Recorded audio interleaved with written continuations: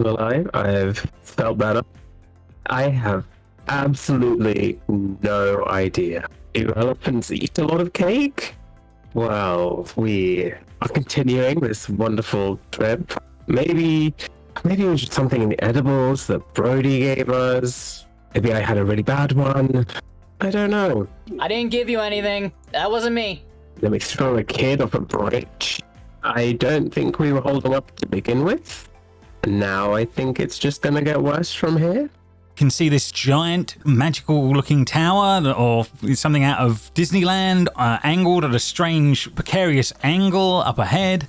And it seems to be covered in like vines and odd bits around its base. There is a door half buried in the vines, but possible to maybe make your way through in this sort of strange, slightly less marshy landscape around you as this is all going on. But do you guys wish to do, I suppose, will be the first question. Let's go and knock. Perhaps like they'll know we're out of here. Yeah, it looks like really safe. Oh my god, Keith can speak. Didn't speak all this last session. Keith spoke a Okay, little last Craig, session. Great. you're the same person. You're related. I'm pretty sure. I'm sorry. I'm sorry I was running away from the murderous child like a normal person. Yeah, that was definitely a very murderous child that wouldn't die until was pushed off of a 100-foot bridge, and you never found a body when you actually got to the bottom either. So yeah, nothing disturbing. I Yeah, thought that like in our seminars, if someone we're in a hostage situation or a terrorist situation, that we were supposed to run away or seek cover, and that's exactly what I did. Craig, no one's taking you hostage. I think he thinks we took him hostage because we made him come to this festival. I mean, you're not wrong. Oh dear. But yeah, as this conversation's going on, the camera pans back to seeing this in the distance away from you. So how do we knock on the door if the door is covered in thorny vines?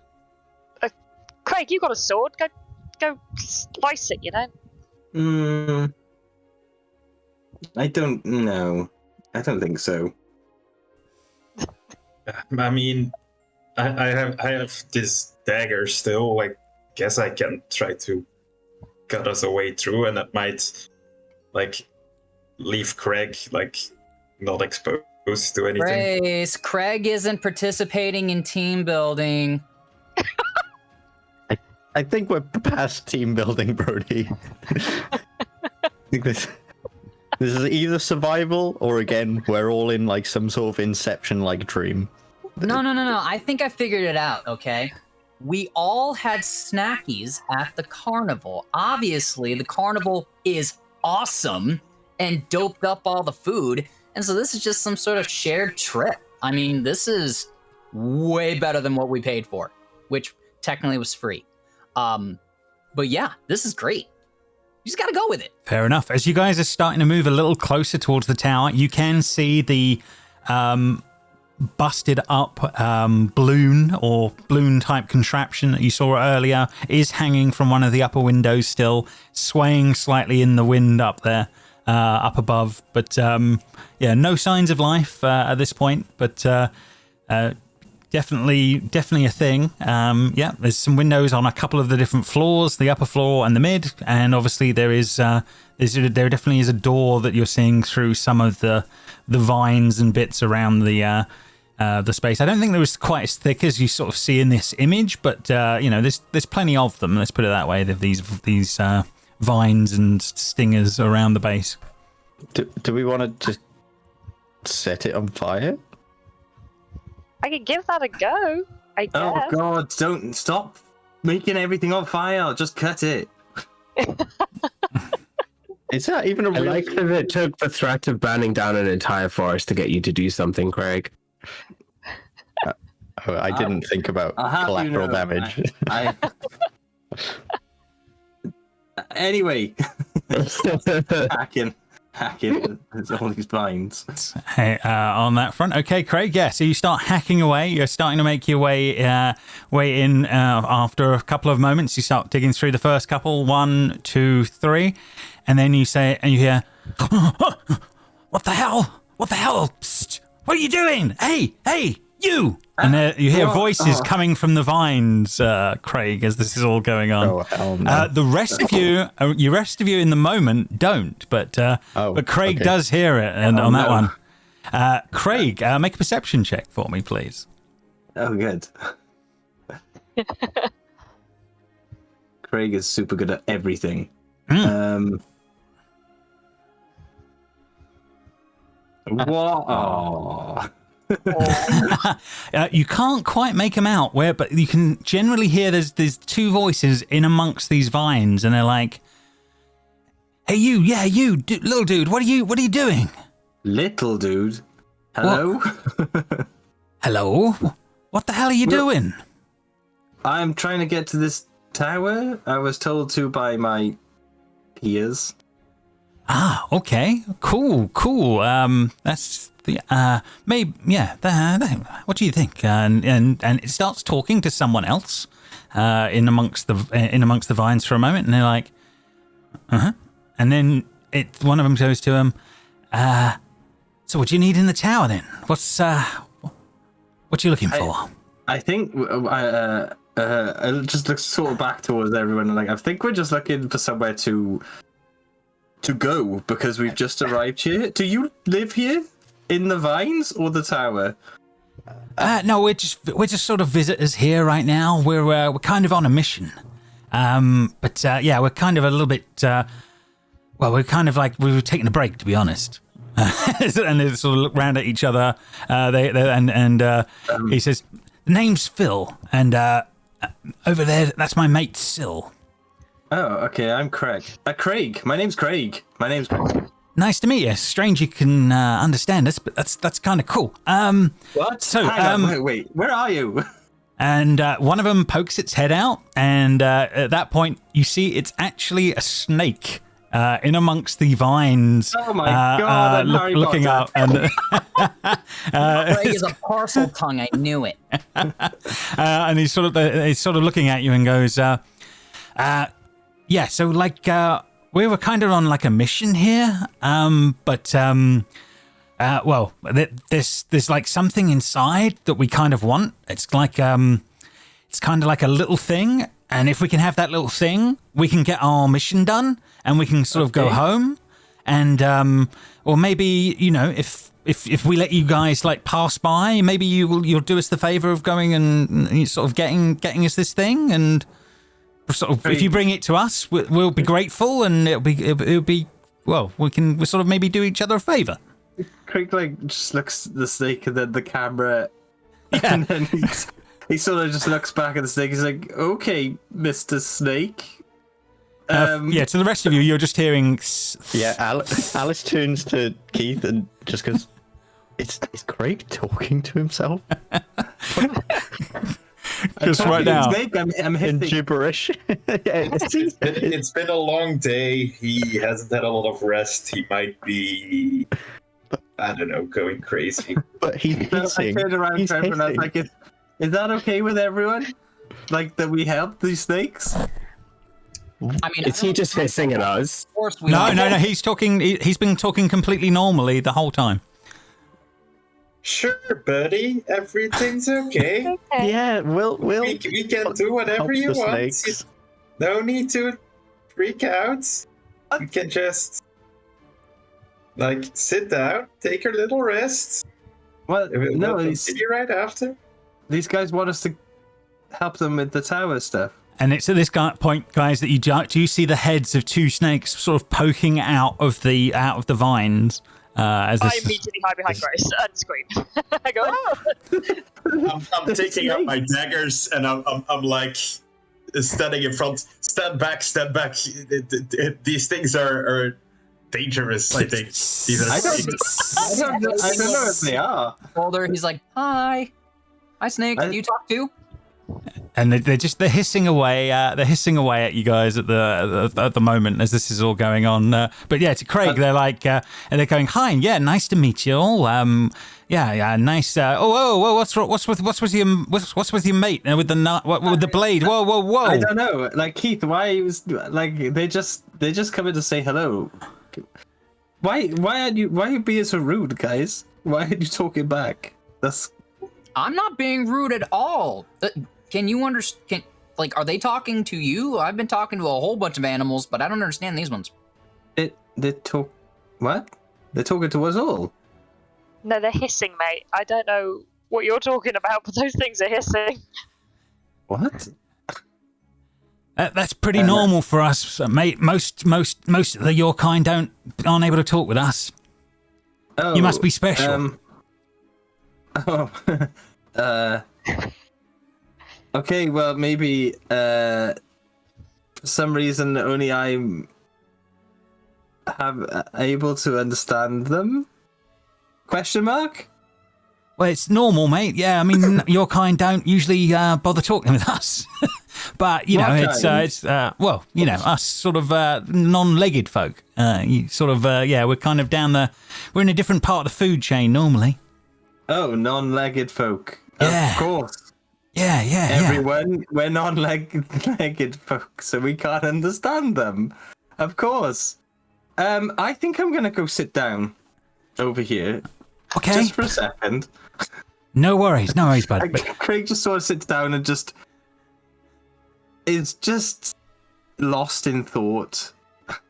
Yeah, as you guys watch as the snakes are sort of trying to hiss at him every so often as this is all going on. And I'm like talking back, but like involuntary, you know, like when someone talks to you, you just talk back, and I'm sort of thinking to myself, like, this isn't helping.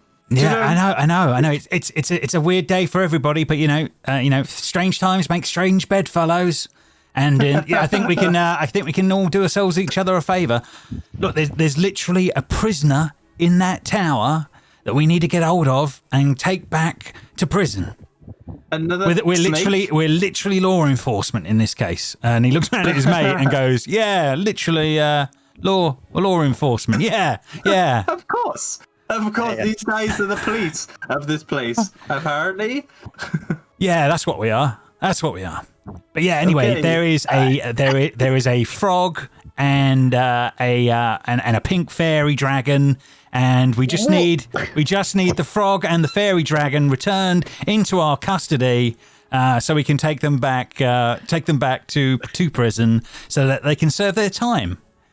Okay, so guys, of course, there's just a frog and a pink fairy dragon we need to get from this tower surrounded by thorns. That's it. That's all we need to do.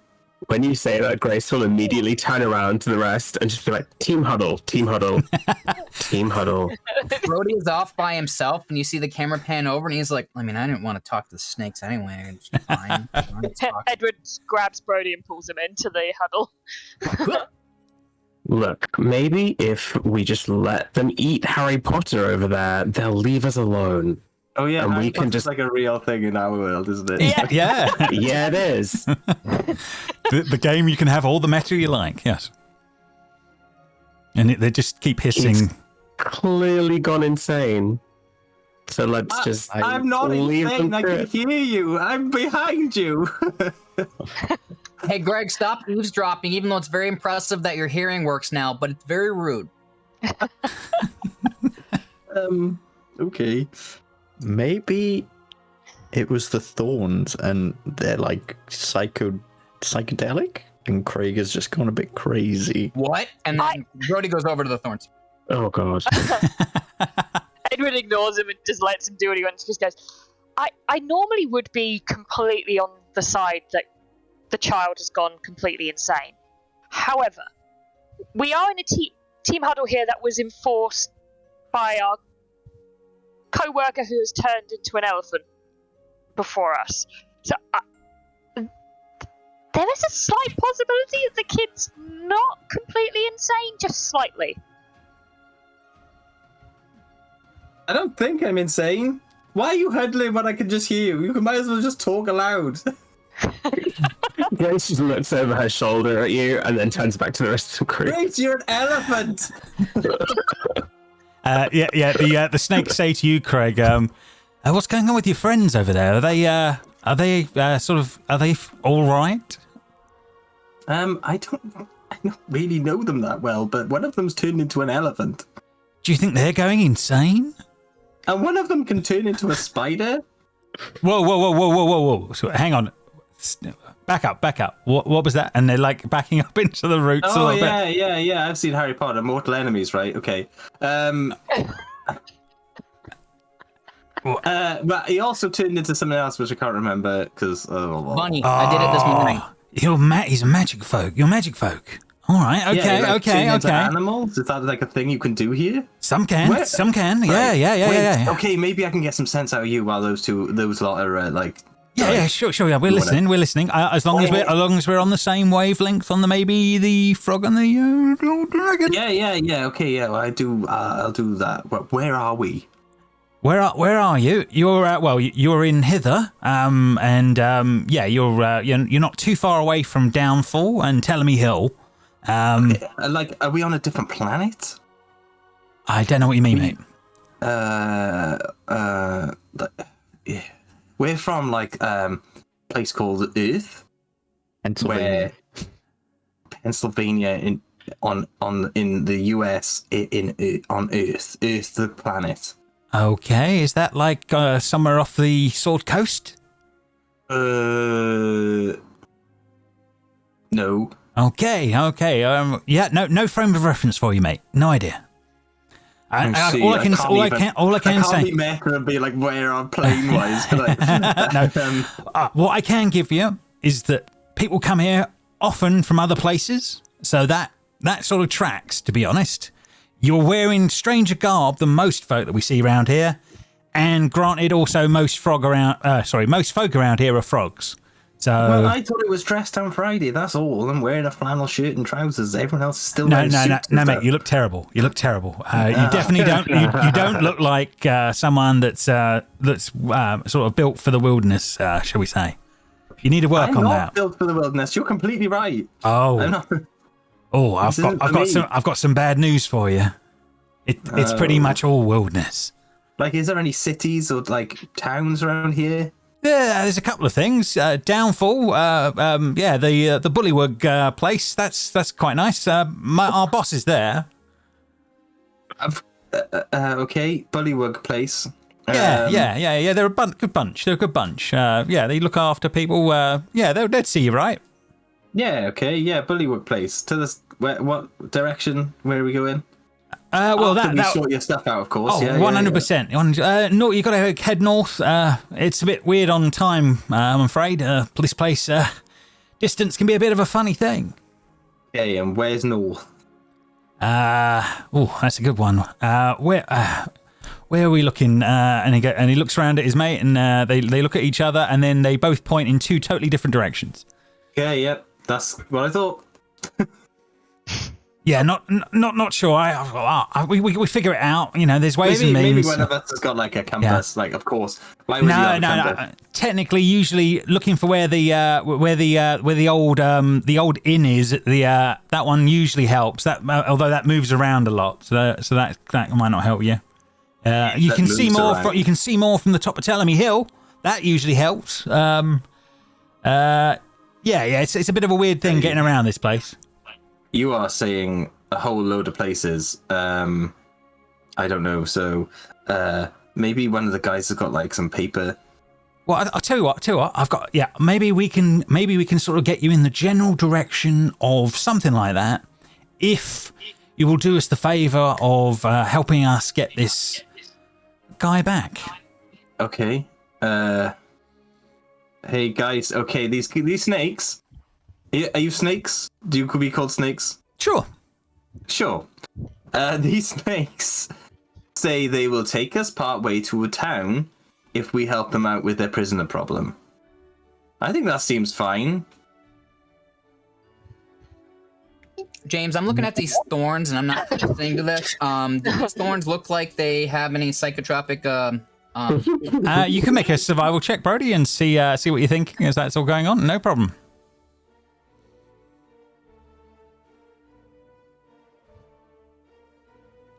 Ooh, is it good, bad, or indifferent? 21. You are incredibly disappointed in them, Brody. It definitely doesn't seem quite right. They are definitely not looking psychedelic. They look slightly sharp and could be painful if you got caught in them. But other than that, no, they don't appear to be as advertised at this point, unfortunately. Visible disappointment. Fair. Craig, just one question. What are you on about? What prisoners and why? I think I've explained. These snakes. There's no such These thing snakes- as pixie pink dragons. Maybe it's like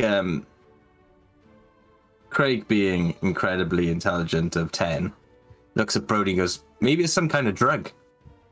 Do you know, like something like that? What drug? Pink, Sorry, I wasn't pink listening. pixie dragon. Yeah, I mean, if we were in Louisiana and it was Mardi Gras, yeah, but I mean, here it wouldn't make any sense. I mean, this place looks crazy, and I wouldn't put anything past anything. But there's a frog. There's a frog in there, which I don't know if that's like a little frog or code for something, but that's what they want.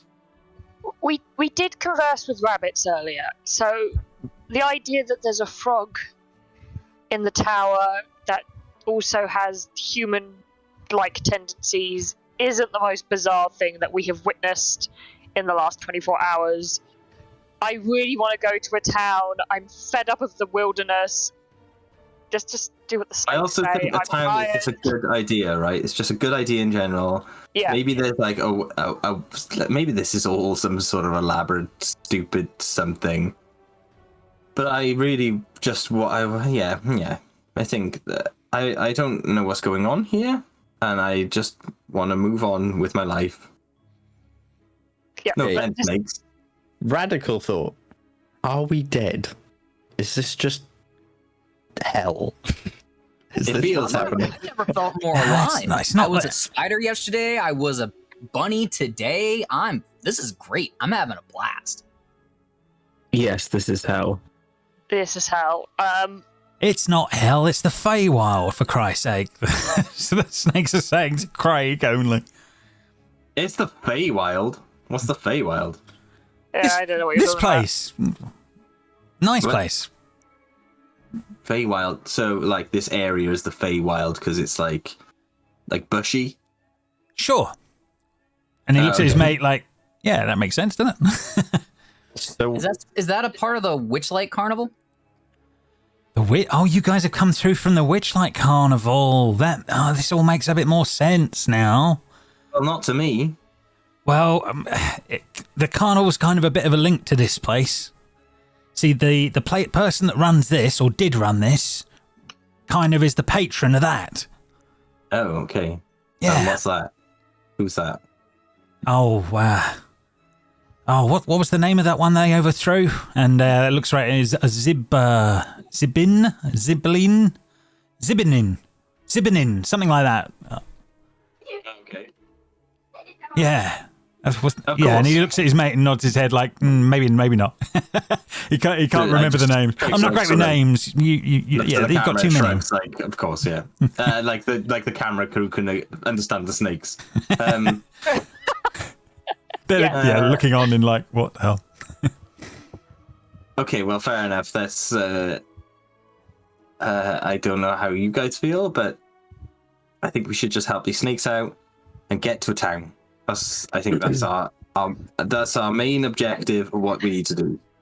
Brilliant. Well, I tell you what we're going to do. I mean, as you guys had already disturbed our nap, we're going to go and finish our nap. And you come out and you wake us up when you're done. Well, just be clear. I probably need to start cutting again. Are you going to be all right? Like, can you go Yeah, somewhere? no. and make sure- We'll go around the back. No problem. And if you guys want to nap later on, we'll cover for you. Yeah. Oh, cool. Okay, Got that it. sounds safe. Yeah. We got this, Phil. We got this. We'll leave them to it. And they sort of they start backing off and making their way to the back. So and then they disappear from sight as this is all going on. This all seems fine. Yep. We're in some undiscovered forests. They drugged us, and this forest is called the Feywild, apparently. Yeah, Greg, they were hitting at you a lot. What were they saying? Oh, we lost him. No, I'm still here. I just closed the door because the kids are having a shower. What? What did you say? You were just talking at them, and they were hissing back. Did they say anything?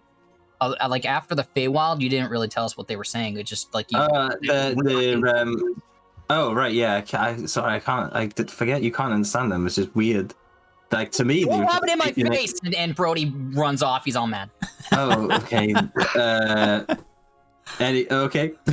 But they said that the carnival was run by like Zimbabwe or something. They couldn't remember. It was run by Zimbabwe, so we're in Zimbabwe. They're gone. Is this political? Is this some weird? I sure hope not. Okay. I don't have the facilities to understand or deal with this, so it's not for me. Okay, use that sword of yours and carry on. That very sharp and quite scary sword that you have. Yeah, this sword is sharp. Like I thought it was just like some play toy sword. It is sharp. Absolutely. Yeah, you can begin cutting away. Easily done, Craig, as you make your way to the door. With very little problem at that point. That brings us to the door. 1 second. I would have brought Brody over, patting his shoulder, being like, "It's okay, buddy. Like you got to speak. You said you spoke to some animals earlier. You can't have them all. I'm just saying, I like snakes too, and I thought they like me, like animals like me, like they can tell that I'm a pure soul, and I just talk to Greg, and I guess it's nice that he can hear them, because his hearing is back, which is good, but it's just strange that they said they didn't like you, which is really odd, but Brody's devastated. Edward's trying not to laugh, and he's doing that thing where he's like, "No, I'm sure they," and he's trying to hide his laughter from Brody because he found it funny. Fair enough. So yeah, you guys have chopped. Sometimes you guys have chopped your way to the door. Fun. Look, this is all very fun. Who do the snakes like and whatnot? But can we maybe go in, see if there's anyone inside that can actually help us instead of talking about freaking talking snakes that don't make any sense? Yeah. Yeah, and Craig looks at Grace. And then with the arms, She looks as confused as everyone else. Sure, talking snakes. That's not the weirdest thing that's happened in the last 24 hours. It's so, yeah, there was that little girl that attacked us. That was pretty weird. Okay, so yeah, you guys, I guess, open the door into the small tower space in front of you. The floor around you tilts at an oddly sharp angle off to one side, and everything inside seems to fall into a heap in the corners. Pipes jut out of the walls and down from the ceiling, and some of these pipes seem to be traveling straight through the floor above. Affixed overhead seems to be some sort of piping system and a spiral staircase that seems to lead off and up some stairs. There are supplies littered all around the room, including what look to be like a pair of long wooden stilts. A few barrels of carrots are stationed predominantly in the middle of the room and tied to one of the pipes to secure them. So it's like a strange arrangement of kind of like slightly cooked carrots on a table. Okay. Who's going in first? Not me. Brody, because he wants to win over those snakes. Fair enough. Yeah, Brody. Yeah, you walk in. You walk in. It looks interesting as you do. Yeah, you can see this giant pipe arrangement off to one side that seems to be sort of pointing into the middle of the room. You can see what looks to be half-cooked carrots, lots of them, and then a lot of gear that seems to have all fallen because of the angle of the room. Because remember, you're quite a strong tilt. It seems to all be off at one side as this is all going on. Yeah, very weird arrangement of stuff. And this is a tower, but there's no way up, right? Yeah, you can see one set of stairs that's leading off and up here. Yes, there is one set of spiral stairs going up. Okay. Tilt's pretty significant, so when you come in here, just make sure you don't slip. If anybody's hungry, there's a lot of carrots. A lot of carrots, like a ridiculous amount of carrots. Maybe they grow in this forest, the Feywild. Oh, I can enter through this. Can I go check out this? You said there's a bunch of knocked over stuff over here. Can I just kind of sift through it, see if there's anything useful in there? Yeah, you can definitely make an investigation check as you're doing. That's no problem at all. Oh, nat 20 for Nat 20 because I have negative wood. Fair enough on that one. There's a lot of tap, but you can definitely tell that there is a pair of stilts, enough for your feet and hands that seem to be well used and well worn, like they're the important thing in the room. Is what you're kind of sensing when you find these things. Barring that, obviously, a bunch of food on that table with a whole bunch of apparatus around it and wires and bits. Oh, really odd in the center of the room. But yeah, as far as actual items and stuff, yeah, you've the one which is the stilt seems to be the most important so far. As for the rest of you, okay, Keith. At that point, you set the trap off as you set to that onto that front. So as Keith steps forward to there. You hear a ting as a sort of a cable wire and clip go off, and then something starts pouring out of that space.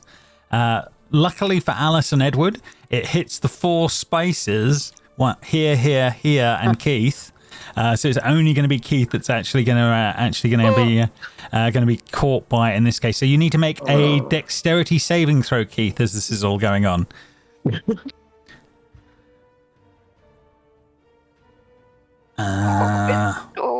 If this doesn't make it, can I succeed at the cost? You absolutely can. The DC was 12, so you were within the thing. So succeeding at a cost, Keith, you dive out of the way of the of this, and what happens is that you just see what you can only describe as what you thought would have been shower equipment, but when it lands in the space where you were, you just suddenly see it sizzling and starting to burn through the wood below where you were. So you would have just been covered in acid 2 seconds before if you'd gotten hit.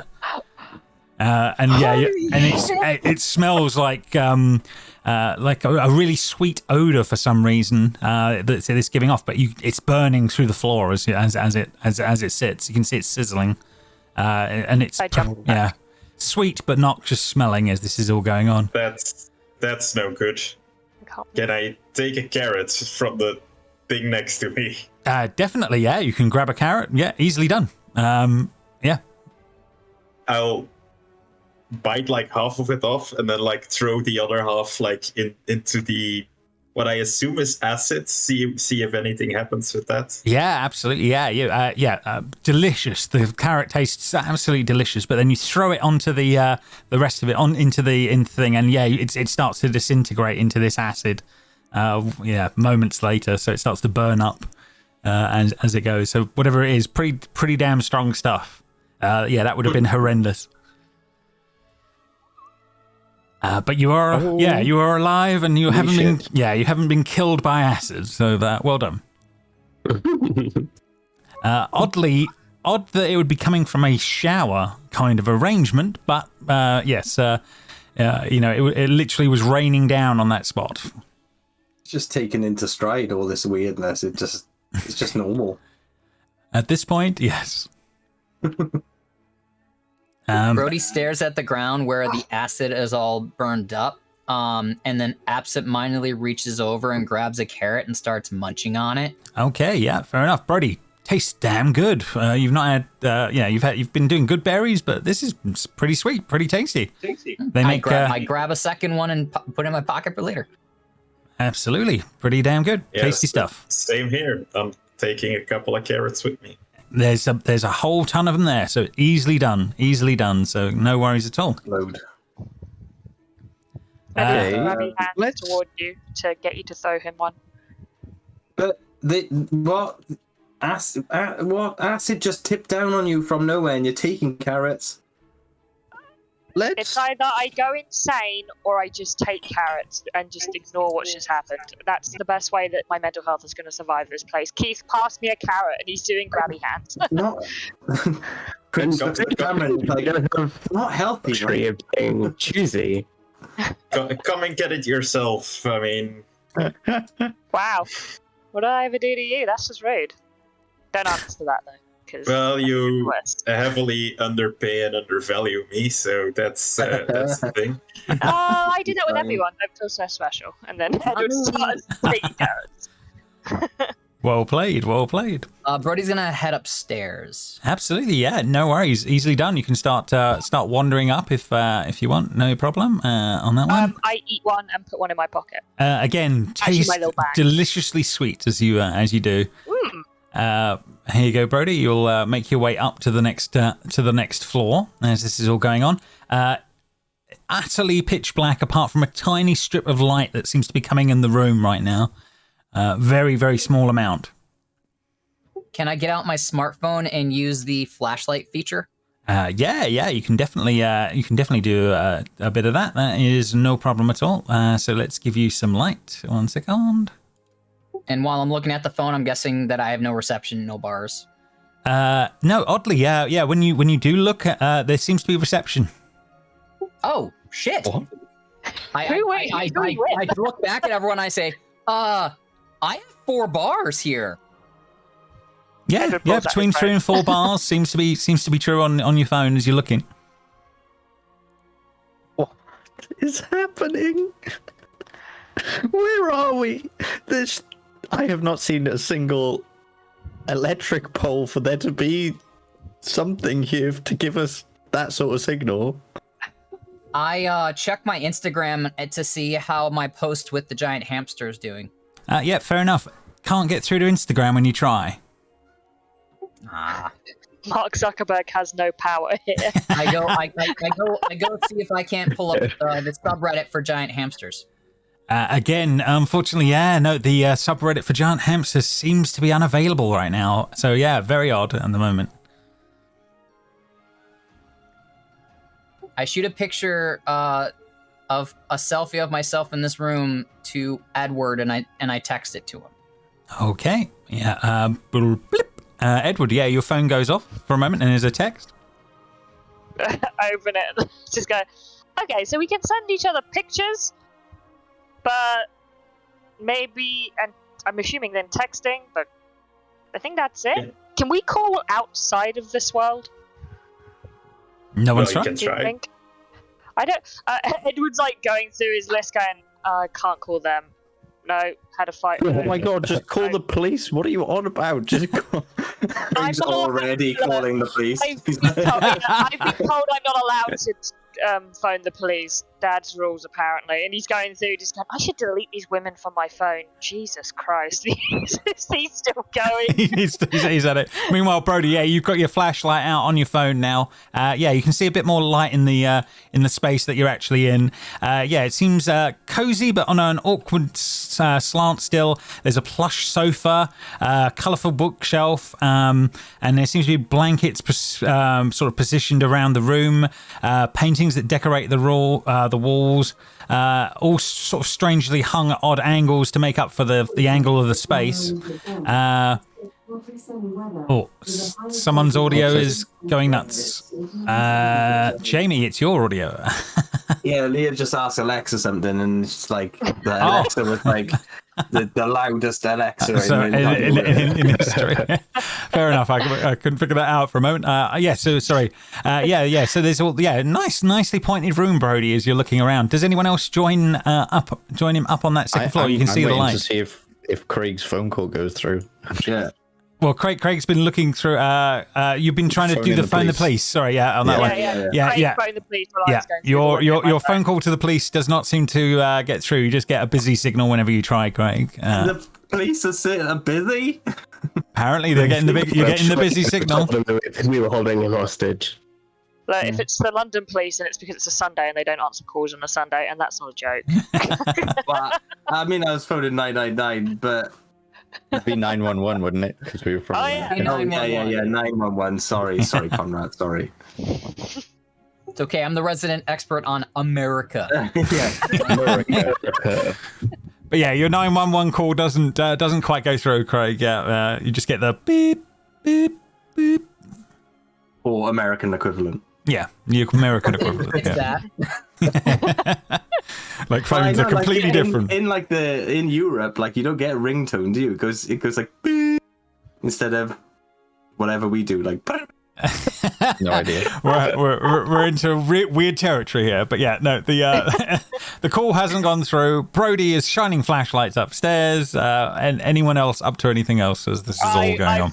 Follow up, and I just go, and I'm going up and go, Brody, why do I keep meeting women called Melissa? I've got Melissa up to number 10 in this phone. What's going on? And I'm going up to their, just talking as I'm going up the stairs. Well, we've had multiple conversations where you couldn't remember a lady's name, and so you just said, I'll just call her Melissa. And it's actually made a couple of them quite mad because you then called them Melissa and it wasn't their name.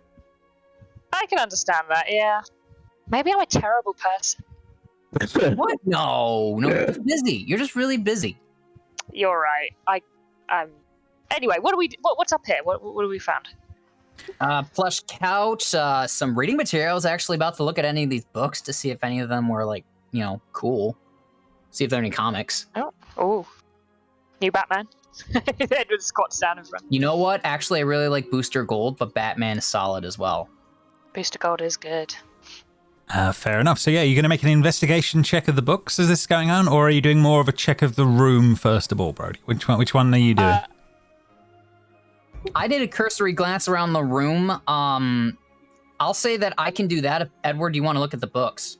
Yeah, I'll do the books. If you divide and conquer. Okay, fair enough. So yeah, a whole bunch of things happen at once as this is going on. No. We'll deal with the easiest one first. Edward, the first book you find is called Hunting Wabbits, A Guide to Dealing with Hostile Hares. Is step one. Brody, is it by Elmer Fudd by any chance? you haven't seen the author quite yet on that one. Brody, as you flash the light around the room, something catches it for a moment and sort of howls and yelps for a moment and sort of and tries to run past you. Is it a rat or is it a? No, it's much larger than a rat. You're talking about something that looks like a black shadow dog, and it seems to be like when you shined a light on it, it was cowering in a corner and now is trying to desperately run past you. Oh, hey, no. Shh. It could be the prisoner. Oh no, I'm downstairs. Sorry. I kind of try to coaxed it over while a cat's butt is directly in my face. Fair enough. You can make an animal handling check. I'm going to say with disadvantage, and we'll see how that goes because you've got a bright light in your hand, which is the problem. We'll take that natural one, baby. Okay, it is diving off past you as it's sort of running off, and it's diving up some stairs away from you as quick as it can. Edward, animals hate me now. But I have such a pure soul. And I go and I flop down on the couch and I'm so sad. Edward is again really badly trying to hide his laughter, but he comes over and just, like squats down next to Brody and gives him like a pat on the back and goes, maybe it's just because they're not earth animals. You're good with earth animals, not strange Feywild? Feywild? Is that what this place is called? Feywild? Feyworld? Feyworld? Feyworld? That sounds right. Feyworld. Yeah, maybe Feyworld animals just are different and they only like bad people and not good people. Maybe. Brody's pouting a little bit. Fair enough. What about the rest of you as all this is going on? Are you joining up the stairs if this is... Unless you're trying to join... Yeah. No problem. By the way, everyone, 911 didn't work. It said it was busy. So perhaps we can try again later. It was busy. Yeah. Like, obviously there's lots of crimes today. I don't know. So we're in... It's the apocalypse. We're just going along with the ride. We've already died. I knew it. Knew we were dead. I think we were transported to another planet. I think that... Then why am I an elephant? Because obviously elephants to us are obviously an alien race on another planet. That's what's got to logically mean, and sort of your maybe your DNA got spliced on as we were transported here. That sounds right. You're using the word obviously and logically very liberally in this situation. I mean, also Brody's crying again. If you think of insert Star Trek episode that makes any relevance here, that's kind of like what happened there, right? Look, we don't know what your Space Trek shows. Space Trek. Craig laughs. That's what Craig says. Brody, muffled from the couch, just says, "Star Wars is better." No, interestingly, no. Star Wars and Star Trek are very different, and I like to think of them like that. Oh my God! Shut him up, please! I beg of you. This place can't get any worse. Fair enough. As only Edward and Brody know of the shadow dog that has run off at this point. But yes, you guys are seeing everything that has been described before. Not a bad looking room, just again an odd angle. Brody, with your investigation check, the only other thing you notice is that the furniture is all kept in place by spiderwebs. That's why it's all hanging where it is, not because it's got glued down or anything magical. It's literally tethered in place with spiderwebs. Oh. All right, Brody sits up, pops a mushroom. All right, I'm feeling better. Yes. I feel like the amount of mushrooms Brody has taken would make him dead by now, surely. We looked it up last session. He can't. The percentage of him dying from mushroom overdose is really low, actually. Oh, and it's really hard. What's the new And day? 8-hour coma is the max that will happen. Oh, right. Okay, that's fine. Yeah, that's fine. That's just a good nap. Exactly. The long rest, you'll be fine. Right. So you're seeing everything it is. There's spiral staircase leading up to the floor above. You've seen one book on a shelf, on a bookshelf, and you've lamented about Brody's animal handling. Yeah, I'll hand Alice the book because Edward would have brought it over when he come to Brody and just goes, I think the guy who lives here might be an enemy of those rabbits we met. Because here, and just wabbits. It says hunting wabbits, a guide to dealing with hostile hares.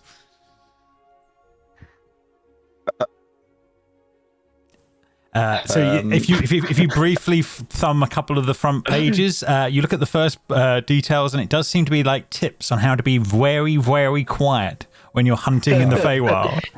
So this is just a book about Bugs Bunny? It seems, yeah. Elmer Fudd himself. Okay. Thanks. Oh, also, Brody scared an animal off. It ran upstairs. We don't know what it is. I Another one. didn't mean to. I was trying to be its friend, and then Brody goes back over to the couch and flops down. He's sad. Brody, I thought you loved animals. What's happening? I do. Okay. You say Wait. so. It was about the size of, well, bigger than a rat, but around the size of a New York rat. You know, like when they're like close to dog sizes, because those kind of things. Oh, lovely. But So it's a mutated rat. Oh, Of course. has there Fantastic. been I just don't know what's happening. Fair enough, as Alice has just got this rabbit book in hand. Yeah. Oh, I hey, guess Brody pops up and he's suddenly fine and says, if we need a place to crash later on, I mean, this place looks pretty nice. Now that we know not to take an acid bath, we can always stay here if we need to. but what if Elmer Fudd comes back? Well, we tell him that Alice threatened to murder the rabbits and doesn't seem to like rabbits, so obviously the enemy of my enemy is the guy who let us crash on his couch. And also tell him it's not One elephant girl. season. Yeah? See, it's duck season. Or rabbit season. But not elephant season. Yeah, it mustn't be elephant season. Yes, sir, that's fine. And not be elephant season. Endangered species, you know. Are there any other books apart from hunting rabbits? Yeah, you can definitely have a look. If you spend a couple of moments having a quick look, you see another one in there, which is something about hydrology in the Feywild. And there seems to be another one labeled up Moose, Snakes, and Me is one of the other books that seems Snakes. interesting. Or Okay. mook, commas, moose, Do we have- comma. I'm assuming we brought bags, Mooses. right? Like a backpack? Some people may. Edward has like a tiny little, like, across the shoulder, cute little bag. I think I brought a backpack to hold my book. That's think true. that's I how- think that sounds right, Alice. Yeah. I'll put. How big are these books? Are they like? If I can fit all three in the bag? Yeah, you can I'll definitely put- fit all three in your bag. That's definitely fine. They're not like tomes. They're like they're reasonable size books. I'll take the books just in case. There's some useful information. Yeah, fair enough. Yeah. You haven't sort of dug through the other two books, but yeah, you're definitely able to take all three. That's no problem. I think the animal is a bit more pressing than the books at the moment. That makes perfect sense to me. Meanwhile, you know that. Padded off upstairs, Brody and Edward. You're the only two Brody that has don't. to my knowledge, he's the only one with a flashlight out, so he's ready to lead everyone upstairs if they want to go.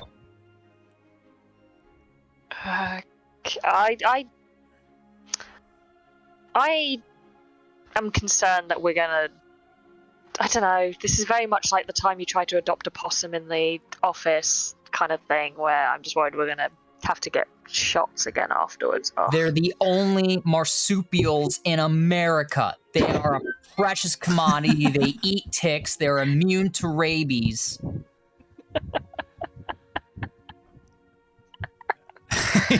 Jess is broken. I just broke Jess. Yeah, it's not Edward you've broken, it's Jess you've broken.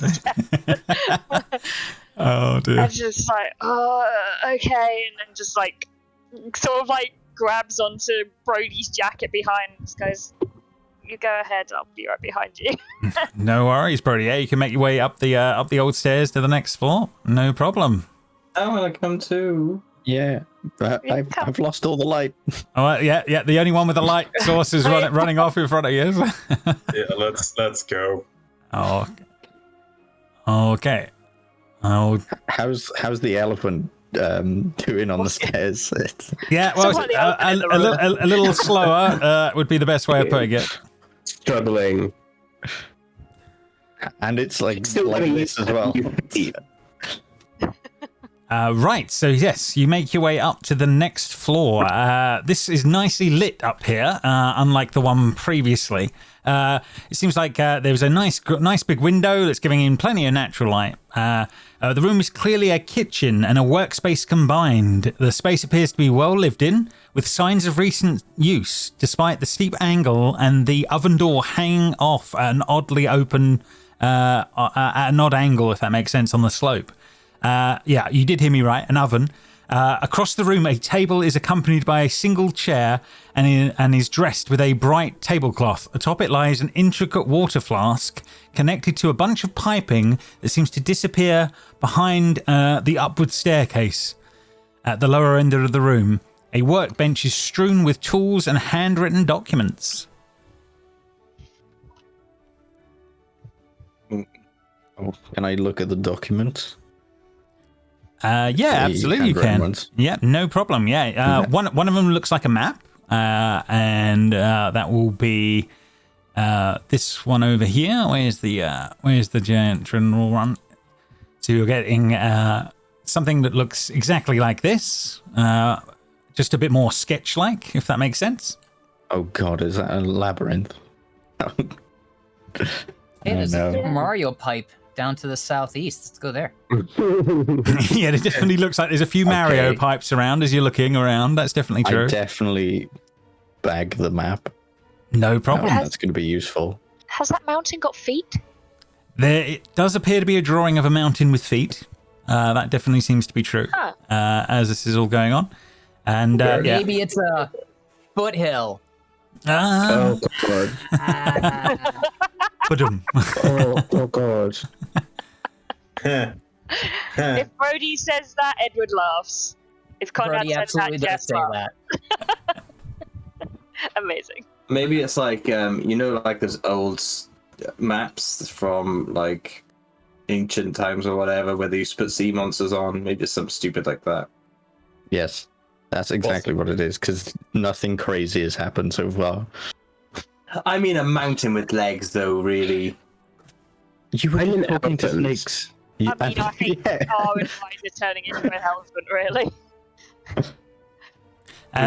Sorry, the other things you're seeing as well, Alice, is you're seeing that it's showing that there is marked up a bunch of different O-wells. There's something about levels fluctuating and some sort of like a maintenance schedule. It's like a list of sort of items and things that are required, and most of them don't make sense. But it seems like it's a list of that. There are also some schematics for what looks to be like some sort of 8-foot square wooden raft. Oh, I mean, just gonna bag everything. It might be useful for us. Yeah, we're absolutely. in the middle of nowhere, and a schematic for a boat. That's always useful, I guess, if we're on a random island. No worries, no worries. Obviously, there's that flask thing that's connected to all the pipes. Are you trying to bag that as well, as in rip it apart, or from the mechanics, or are you Is it just the loose things? The loose things. No problem, no problem. Just making sure we're on the same page as that's all going on. But others, what are the rest of you up to? As Alice has been looking at this stuff. Yeah, it looks more like what you would expect at home. There is literally an oven, and a hot plate on the wall, as far as you can see. This looks more like what you would expect. What's this? Just like a table with stuff on it? Yeah, just a table with bits and bobs on it. Some of the things Alice has grabbed from the work table, and this has got more like kitchen stuff on it. So plates and bits, cutlery, the normal things of home, if that makes sense. Yeah. Is there any food in cupboards or? Yeah, or like drink, Water bottles, water. Absolutely. Or sharp knives. Brody. Yeah, you can make an investigation check on that one, and Keith, you can make an investigation check for knives in the in the drawers. Keith is going full killer. Yeah. Brody. This Yeah. is like the workshop training about keep him away from sharp objects. There is a cutlery drawer, Keith, and inside there are a bunch of knives and forks. Definitely in there. They are pretty damn blunt, but they are knives and forks. If that makes sense. They are made of metal. They are fashioned as you would, normal, like a normal kind of cutlery set that you would see at home. If that makes sense. They look exactly like you would have at home. Yeah, so nothing that would be useful as a weapon. per se? Well, I mean, they aren't sharp, but that doesn't mean they couldn't be sharp, if that makes sense. They are metal-made knives and bits, if that makes sense. Kill people with a spoon. I mean, I'll pocket the silverware. Sure, why not? Let's do that. Fair enough. As you guys just watch as he's pocketing the silverware as this is all sort of going on. Brody, yeah. You're not really picking up much as you're going on. Apart from when you do get to the oven door and it's slightly open, there is some sort of a like a pie in the oven. It's obviously cold, but there is a pie in there. If that makes sense, it's been left to cool. We play Curse of Strahd. Is this going to be people? But yeah, there is a pie in the oven. Anyone Brody for anything will else? Reach over to the oven mitts that are sitting on the counter next to him, and he'll take the pie and put it on top of the oven. Yeah, absolutely. Yeah. Why have you done that? I don't know. I think it's done. It definitely looks like it's cooked and done. Yeah. I got a big feeling we probably shouldn't be here. Should we just get this frog and go? This place seems... And a dragon? occupied. Oh yeah. Dragon. Yeah, but I mean, we need some water, right? I mean, this looks like a kitchen. Is there a faucet or anything anywhere? I'm There's pipes, Brody. You've seen pipes on the wall, and then that strange sort of decanter thing on one end of it, of the pipes. Yeah, well, I mean, the pipes that we saw had acid in them. Do any of them have water, do we think? With a 7, you don't know, but you've seen... Well, no, that was me asking out loud. Out loud, yep, fair enough. Brody. There's a bunch of pipes. There's a odd decanter. I personally wouldn't try, but you can. Try what? Try the pipes. Pipes where? I don't know. He Just said there's pipe. They point up at the decanter and the pipe on the wall, Brody, that was just above your head. You didn't spot. Yeah. I must say, with a 7, I didn't see the decanter. Correct. So That's what I'm getting at. Now Yeah. that you pointed it out, sure, yeah, I'll try the decanter.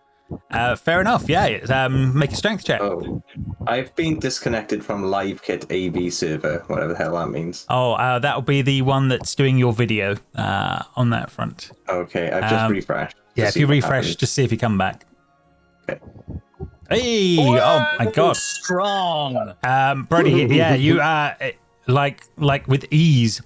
Pop!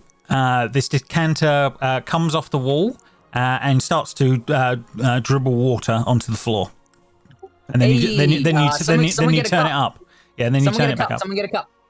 The animals still hate you. Cup. Is there any cups? I've got my water bottle. Yeah, there are a couple of cups around. Yeah, absolutely. There's definitely things you can pick up for that. And your flask is around, Grace. Cup and hold it underneath and try to get a nice glass of water. Yeah, absolutely. Yeah, you pour, and it seems to go well.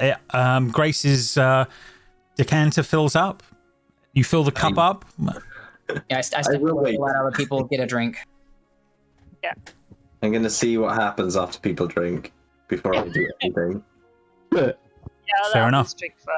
Brody, you realise weight-wise, nothing's changing as you're filling these things up, which is a bit odd. That is So the I don't feel the weight of the water. Yeah, you're not feeling the weight of the decanter change as you're pouring out all this water. The decanter doesn't change, but the cups do. The cups are getting filled up. Yeah, absolutely. Hey, Alice. Yep. You're the brains of this outfit next to Edward. Water weighs. Alice audibly laughs at that. Water has weight, right? Yes. What does it mean when it doesn't? How many mushrooms have you had? Today, 2, 3, 4, Okay. maybe 4. But I mean, I'm not that high. I mean, come look at it for yourself. Okay, I'll grab the decanter while it's filling, I guess. Okay, yeah, fair enough. Yeah, you pour out a bit more water and it pours.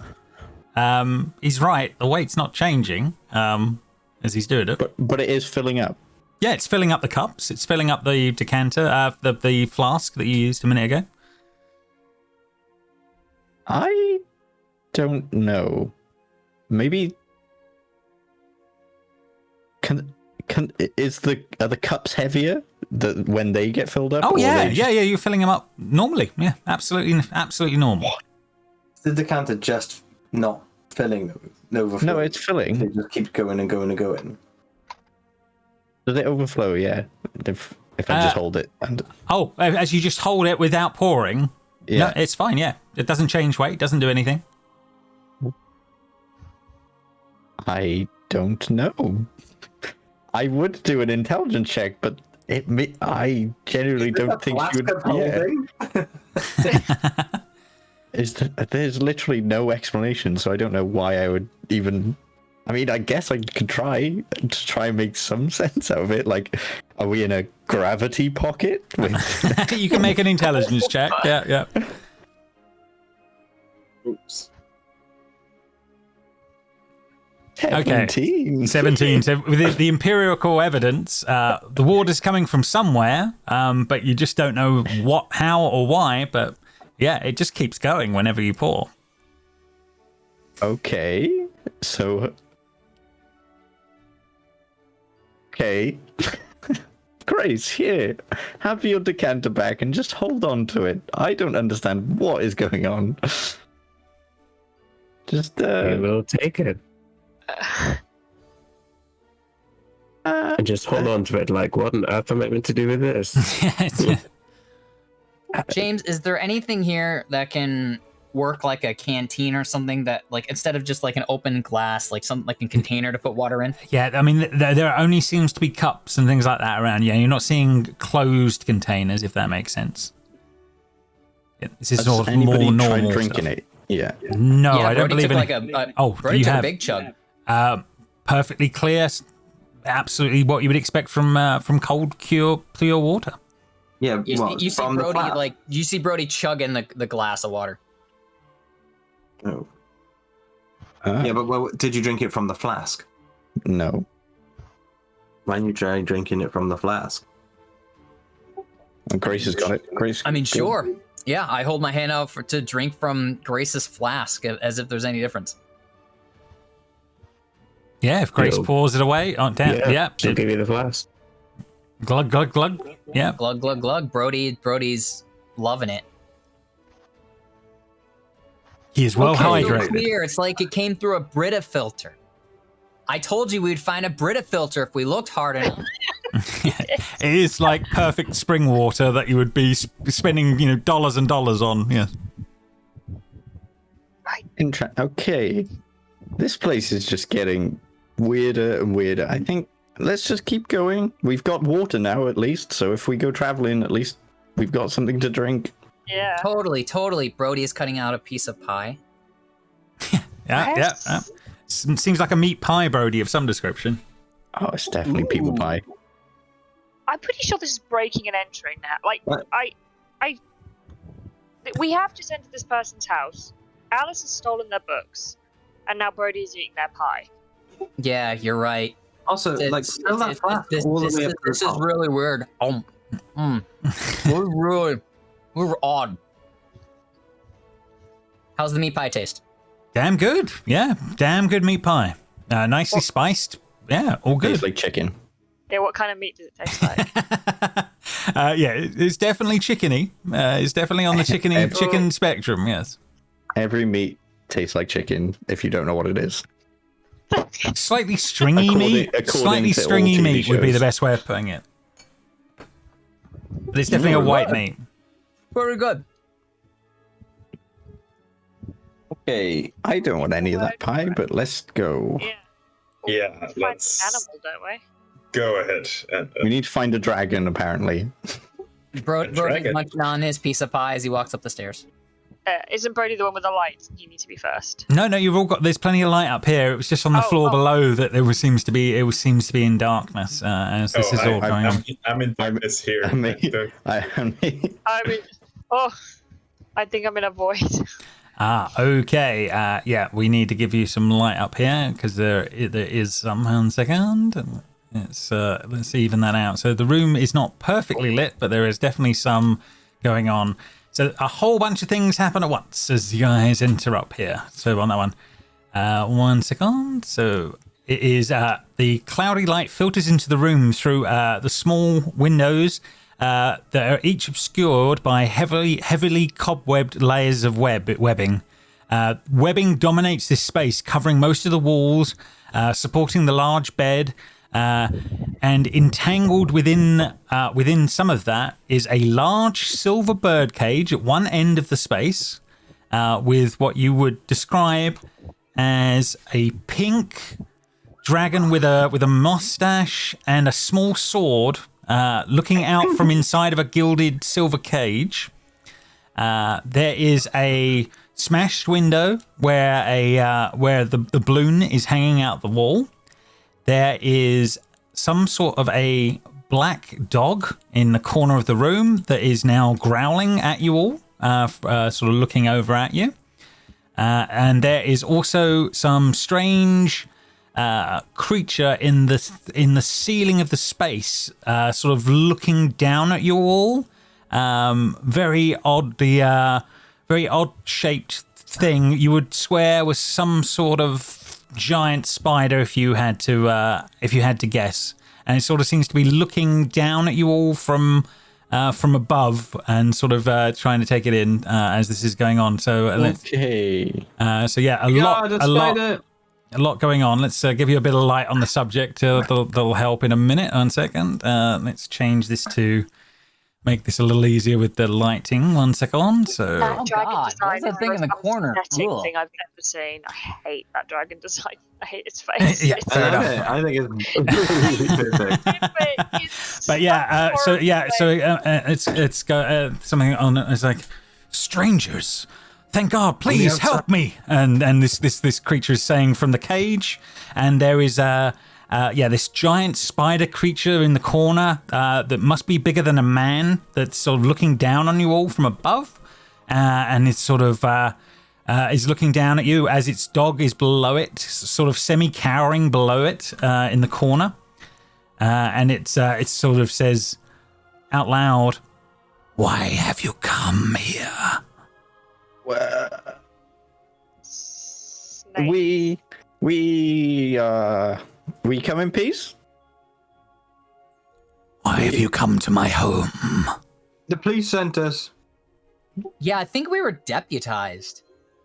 Like, Craig is just backing off and going towards the stairs. Fair enough on that one. The dog is sort of like cowering below it, sort of growling at you all as this is all going on still.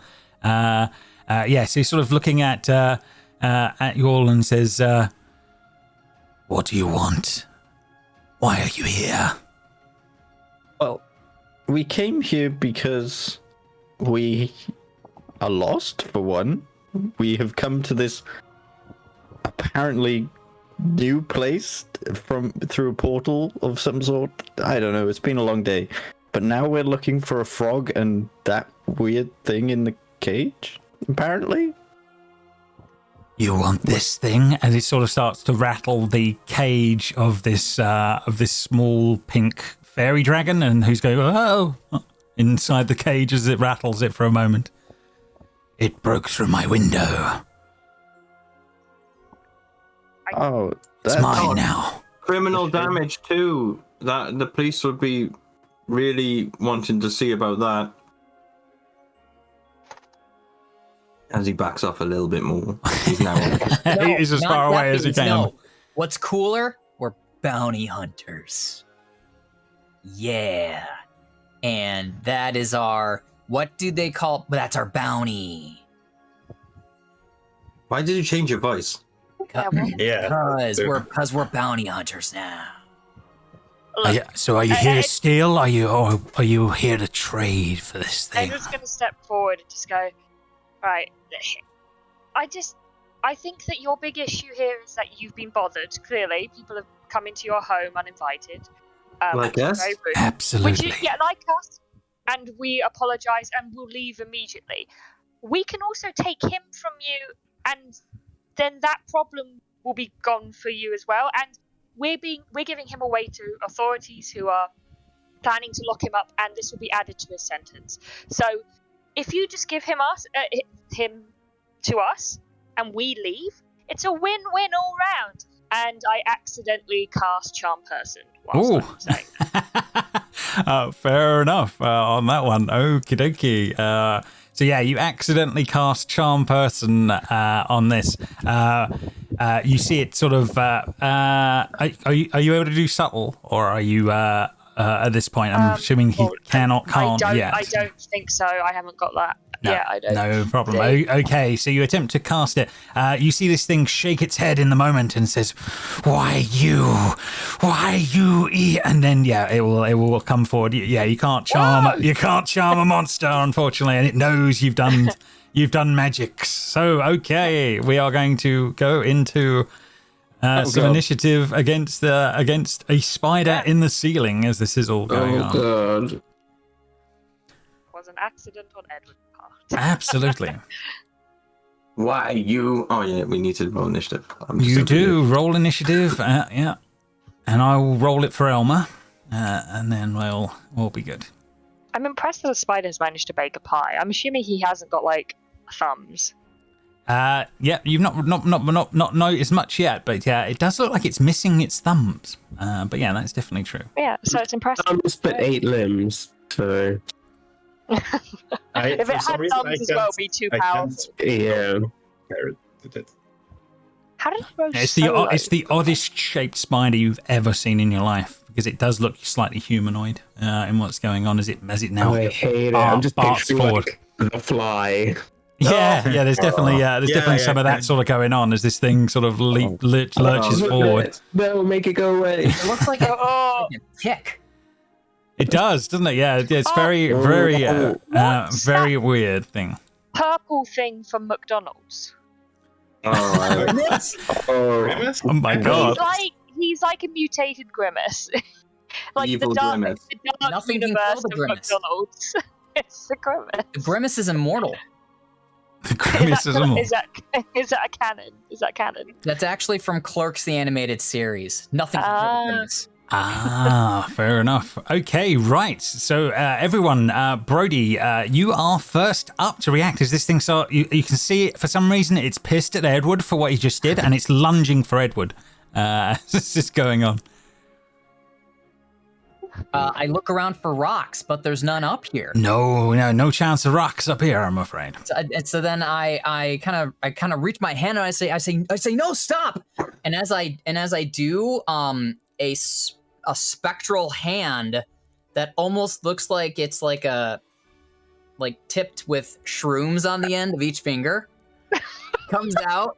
And it comes out to this being, and it goes to push them and grab them harshly, and this is me accidentally casting Chill Touch. Ooh, okay.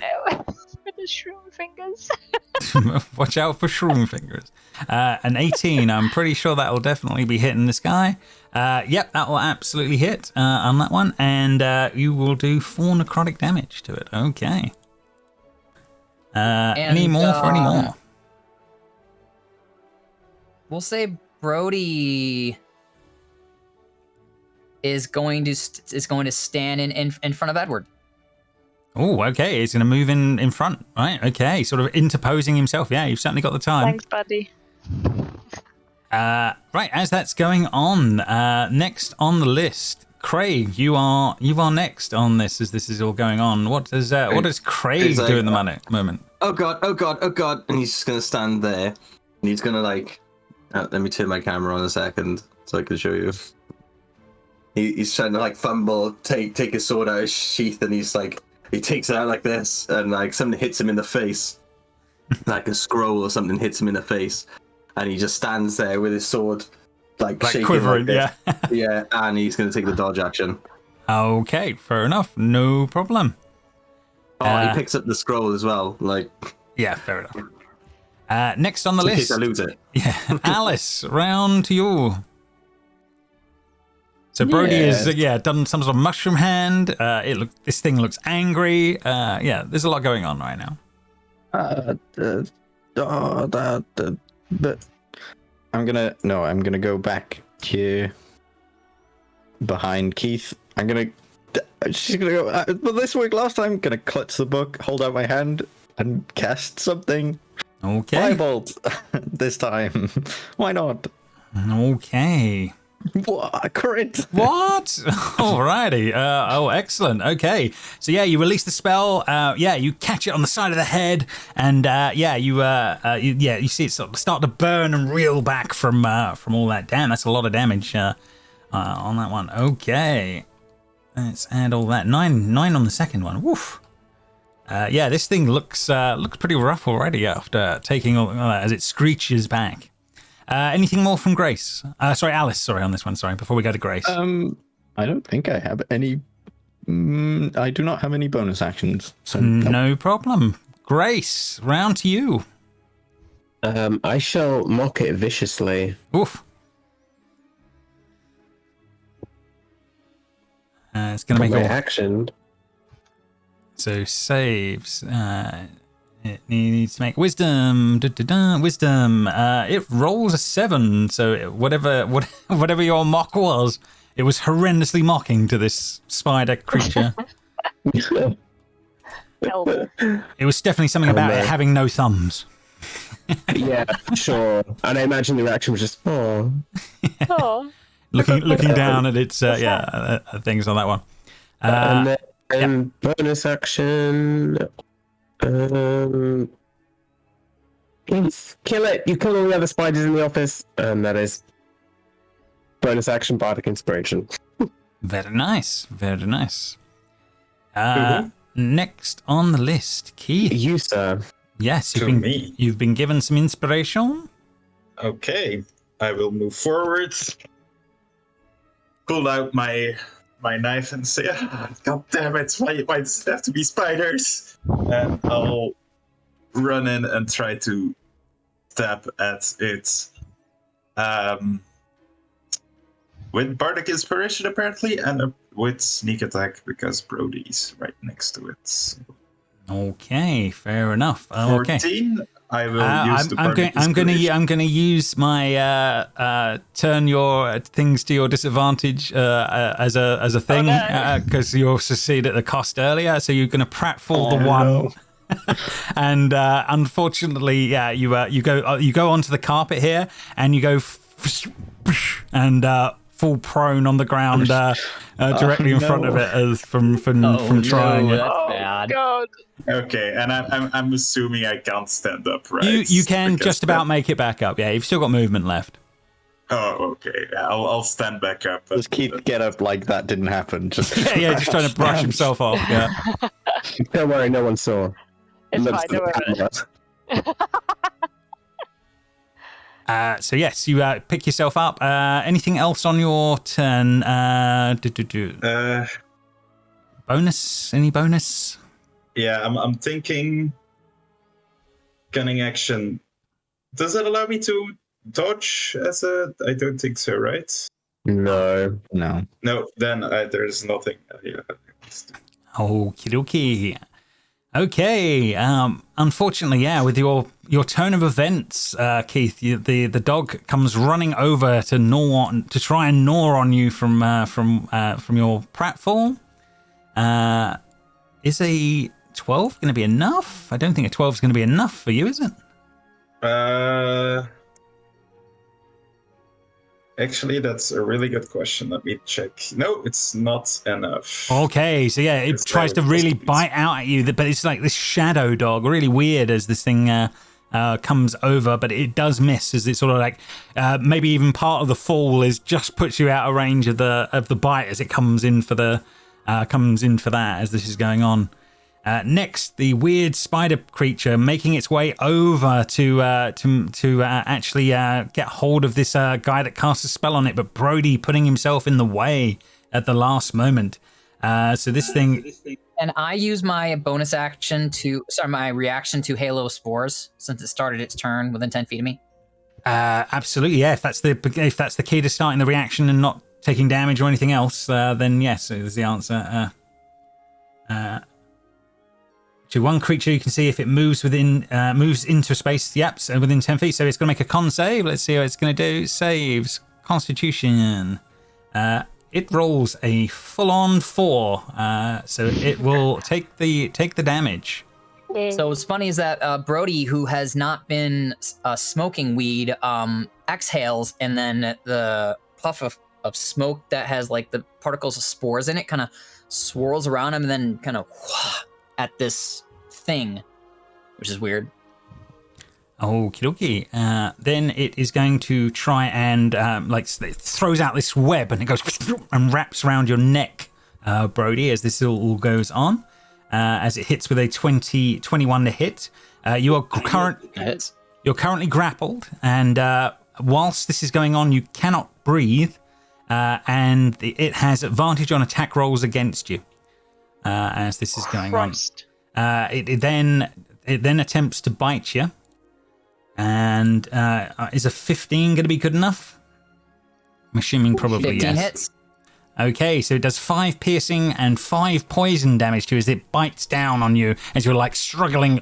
This web around your neck as this is going on. Edward, yeah, you're very aware that he's just literally jumped in front of you. Yeah, it looks like this horrendous creature has done this. Oh my god, wait. I can do stuff. Fuck, I am just what my whole character does, but I've just forgotten. Oh yes, you do have things that can change this dynamic. Yeah, does this happen? As he's about to bite. Yep. You have to re-roll that one dice. That re-roll that one roll. Let's see if time can be reconfigured. Let's see how the bite will replay out. As it turns into a 16, unfortunately. But yes, Brody. Yeah. So yeah, you just have this moment, and then it bites down on you. You feel the poison hit. It's nasty in the moment as this is all going on. Bringing us to Edward's turn. Edward is gonna watch this happen and just go, "Holy shit!" and then just I'm assuming Brody's like in the way for me getting to this guy At the moment, but you can move, and you have got movement. Just for my narrative sense. So he's gonna like come round here and like jump onto the bed so that he can just like throw a bunch of fire at this thing and go, "Get off him!" and then just fireball. Oh, okay. Diving onto the bed, like looking cool, but knows he's got a safe landing. Fair enough on that one. I'm going to assume that you stayed on the bed, but at a slight distance, so you could attack without disadvantage. I'm going to at least give you that. And it would be a 14 to hit. And for 9 fire damage as you burn into this creature on that one. Absolutely, that will definitely searing into the side of this thing's body as this is all going on. Does it have to do a save for whatever weird non-breathing thing it's holding on Brody? Because it's just been... that's a good point. That's a good point. It has been flamed. I'm going to say that it needs to do a dex save to try and move the webbing so it doesn't have a thing. Let's have a see how it will do on that one. Saves dex. It gets a 15. So yeah, it does manage to move out of the way with Brody to avoid the webbing getting burned in the moment as that's going on. Lighting Brody on fire in the process. Catching the side. But it's just a flame. And not quite. Brody. So yeah, you're unable to breathe in the moment right now as this is all going on. But your turn is your own. You can try and break the grapple, or you can do other things. It's absolutely up to you. But yeah, you cannot breathe right now. Well, we can't hear you. Oh no, we definitely can't hear you on that one, Conrad. Brody, eyes wide, looks at Edward, gaping mouth, and then shuts his eyes, opens them, And then they keep opening until there's 8 of them, and he's going to use wild shape to become a wolf spider. Oh, okay, fair enough on that one. Let's see if this is going to work. I forget how I can do that. I'm sorry. That's okay. I can definitely do it for you. We can go for that, and I believe if I do that, we should have a winner. Hey, as you turn into the spider, breaking the web that was around your neck as you change shape on that one. I have the web walker feature as a spider, which means that the webbing would not restrict my movement.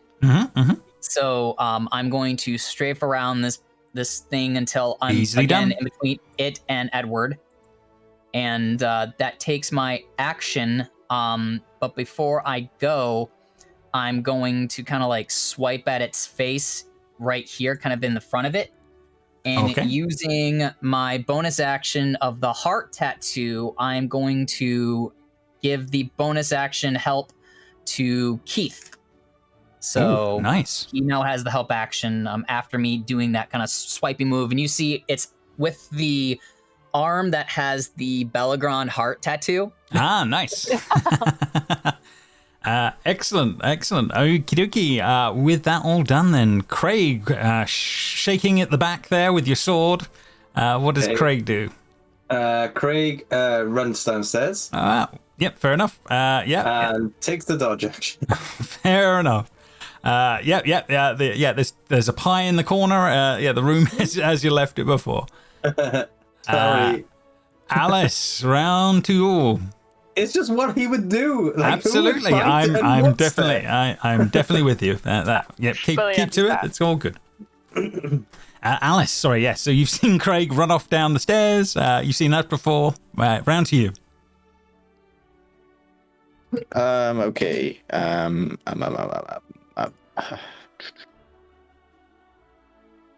Okay. I am going to. I'm assuming I am sweating because I'm scared. Sure. So I'm going to hold out my hand and ice knife because it needs a drop of water. The power of heavy hands compels right you. Here. Fair enough. Oh no. It doesn't hit Keith, I don't think. If it does, it's his own fault for doing it with Juniper to me all the time. Juniper, Revenge. This is Juniper coming to bite me. That most definitely hits Keith and it does. Unfortunate. So it will definitely hit, and you do 6 damage to that, and a dexterity saving throw on the others. So Keith will have to make a dex save, Brody will have to make one, and the dog will have to make one. Alice is also looking at her hand like, what is going on? Is this half damage or no damage on a failed save? I probably should know this. It looks like a suck. Yeah, it's a save will suck. So you only take damage if you fail, but it looks like everybody passes as that's all going on. Alice, you look down, and this ice spell has gone off, and you see this thing takes damage. My fingertips are a bit icy, like oh my! I'm Grace. No, shield me. Fair enough. You dive behind the elephant. Grace, it is now your turn. It gives Alice a bit of a look as if to say, I'm not a fucking shield. You're an elephant. And she'll just shout at Grimace again. And insult it mockingly. No problem. Okay, let's see how it's going to do. Saves. 16 this time. So yes, it does a bit better. So it doesn't look like it's as offended the second time. Grace is. You don't think the same mock doesn't quite land the second time. Yeah. Okay. That's my turn. Okay. Keith, there's a strange shadow dog. This strange spider. There's a lot going on. Okay. So I've recuperated. I'm back on my feet, and I'm going for Grimace. Grimace must die. Now that is a one-shot name. Yeah. 21. Absolutely. So you're going for the spider guy, sorry, yeah. Yeah, plus sneak attack because Brody's right there, right? Okay. So, How do you want to finish this BC off? As you will get the killing blow, Keith. Ooh. Okay, I want this to be unnecessarily brutal. Yep. So I like he lunges for me and I like take one of his legs and I like slice it off and then like I'll like stuff it in between his mandibles like his leg and like he slowly chokes on his own leg. Oh my god. and you see the life draining from it. The dog next to you it starts to whimper in the moment, but looks extremely angry. Keith, as this is all going on, we're going to change to its turn. It is going to attempt to bite you. Let's see how it's going to do. Is a 17 going to catch you, Keith? Yeah, 17 will. Okay, so it'll do 7 piercing damage as this is all going on. And then it is going to try and bound away. And obviously you're going to get an attack of opportunity, Keith, if you so wish. You dare kill that dog. I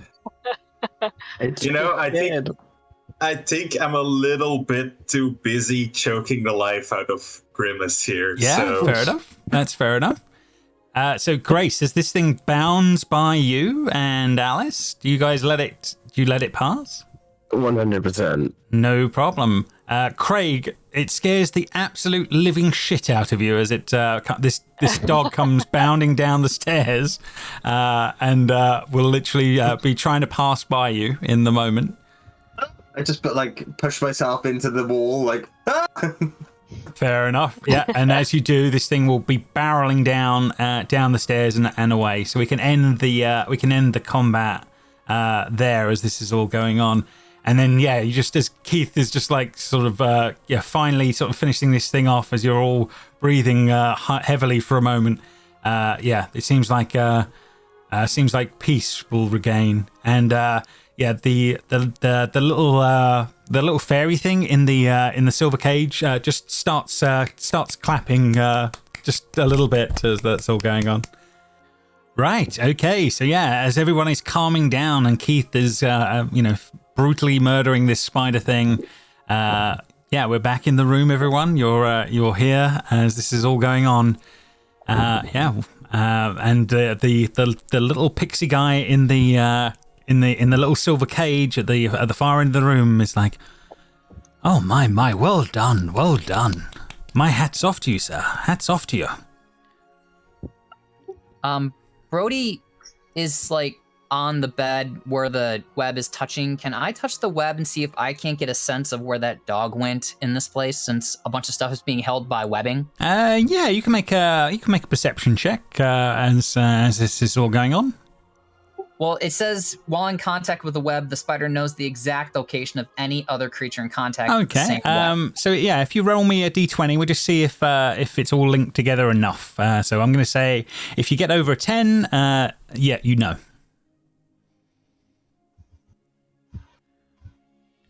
And the answer, you can detect it is now via the webbing that's all over the place. You can detect it is now 3 floors down and seems to be bounding away at pace. Bounding out the door? Yeah, look, it's going down the stairs and then down the next set. This is all happening in moments. Okay, I'm just going to keep in contact. If it leaves, then okay, but if it ever stops or tries to hide somewhere, then I'll do something. Okay, fair enough. I'll fill you in if anything changes, but it seems to be going for the door. Anything else in the moments as this is all going on? Keith, it's dead. Craig, even. I keep mixing your names up. You can come back up now. And then she'll walk forward. Not towards the spider, though. Even though I know it's Brody. Fair enough. Go for like a comforting hand and then pull it away slightly because he's still slightly nervous of the fact it's a spider. It's like, dude, you okay? You see the spider, and it has its one leg on the webbing and it's not moving.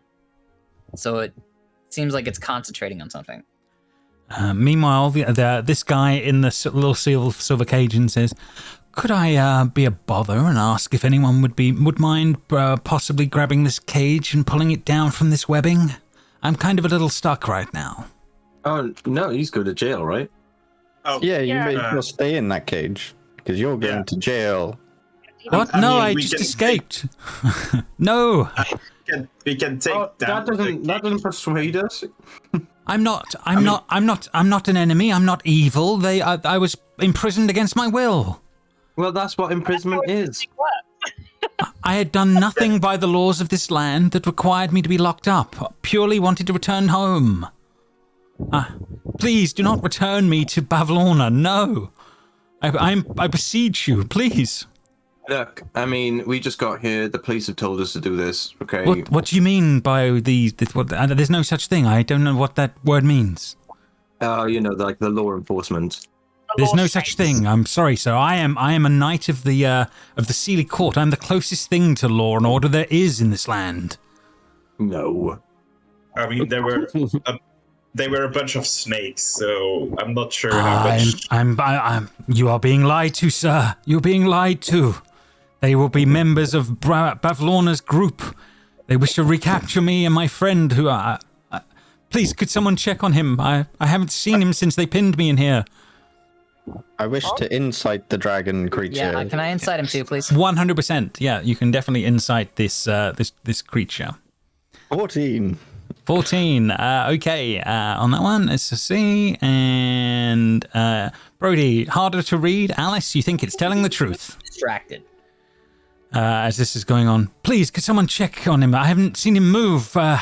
My friend, he helped me escape. He looked like he was being impaled on something as we landed. Yeah. Oh. Is it a frog by any chance? Yes, a green fellow, yes. A bullywug. Oh, there we go. See? They're both in cahoots. And as you go over inside of this thing, you will find one of these. You find him on the Mr. Toad's Wild Ride. And he seems to be impaled on some sort of on a metal barb and is clearly dead. Is clearly dead on the inside of this thing. He was obviously going too fast. That is a problem, right? Can you put that on the Discord? I need to make that my new backpack. I am afraid I will dig it out for you. the frog man is dead, Mr. Dragon. Oh no. Poor Willywog. Damn it. Willywog the bullywog. Edward laughs at Willywog. He goes, "I'm sorry, not a name I've come across before. Sorry, it caught me off guard. Look. I'm sorry for your loss." I know that something is going on for your folks. I'm sorry that you are going through whatever you're going through, and clearly you're in strange worlds with strange things going on. I can understand that. We've probably come through from the carnival, I imagine, but you are being lied to by whatever snakes you've met. I am not your enemy. I am not an enemy of this land. I am someone here trying to help this place. Please, I beseech you to understand that I am not lying to you. Yeah, but they said they weren't lying either. Like, come on. But snakes are famously quite evil That is in true. fiction anyway. Yeah, but this isn't fiction. Voldemort had... Is it not fiction? I mean, Voldemort Grace is an wasn't a snake. elephant. Yeah, but he talked to them. He had a pet snake. So did Harry Potter, the actual hero. Himself is the snake. I don't know this wizard that you talk of, but clearly you understand some of what's going on. Look, snakes generally here work for Bavlorna. Bavlorna is not a good person. She is one of the rulers of this place, but she is in open revolt against the true ruler. You must understand. I need to report what's going on here back to my people and try and help this place. I'm sorry you're in the thick of this. I'm sorry that you're having trouble, but I beseech you to understand and take the word of a knight and his honor in this moment. But How about this? Like, what type of cage is he in? he's in like a gilded silver cage, from what you can see. Like something we can pick up and take with us? 100%. He's not large. He is the size of a pixie, so it's like a lantern size. Okay. I have a proposal. We take you with us, but inside the cage, and you show us the way around to where you need to go and to how we can get the hell out of this place. Well, getting out of here is not easy, but I do know there are places that leave an end to this world. I need to get to one myself, so yes, I could help you with that 100%. I need to find a key. So- I need to find a key for this cage that I'm trapped in, but that should be reasonably doable. I know a few people and a couple of ideas of who can help. Yes, I didn't catch your name, sir. Sorry. It's also a red flag, though, surely, that he knows people to break him out of cages. He escaped from prison. It is the nature of someone to have to, when they are improperly imprisoned, to escape, and I certainly managed to do so, although mainly through the aid of that poor man in there. And he sort of points back towards the frog in the dining suit that seems to be no longer moving. So we take you with us inside the cage. You show us the way out of here, and we will try to free you afterwards. You have my word, sir. You have my word, an honor. I will even give you my weapon on the deal. You do understand what you're. I know you're not from around here, but you do understand what you're saying by doing this. No. Why don't you explain it to me? You are. You are in the land of Prismere, in the Feywild. This place, there are rules of conduct that if you disobey, that you will be cursed. On that one, there is obviously. So this forest has rules of conduct. Absolutely, it does. Yeah, by the snakes. a The list? snakes are policing Yes, it. the obviously. rule of hospitality, the rule of ownership, and the rule of reciprocity. Wait, there's a rule of hospitality. Yes. And we just broke into this guy's house and murdered him. When a friend, an enemy, or a stranger enters your home, you are expected to be gracious and accommodating until such time as they prove by their words or actions to be undeserving of that hospitality. Well, I don't quite want to say that this guy was hospitable to us, right? Well, you weren't attacked until. I mean, you technically, attacked he didn't attack us until Edward decided to try to cast magic at him. So I didn't decide anything. I didn't know I was doing anything. He caught on that I was doing magic before even I did. I didn't even know what I was So doing. our takeaway is Edward is now cursed. Setting up an acid trap is also not kind of friendly, right? Near your front door. I mean, that's just burglary deterrent. I mean, if that's the case, then Kevin McAllister wasn't a good host in Home Alone.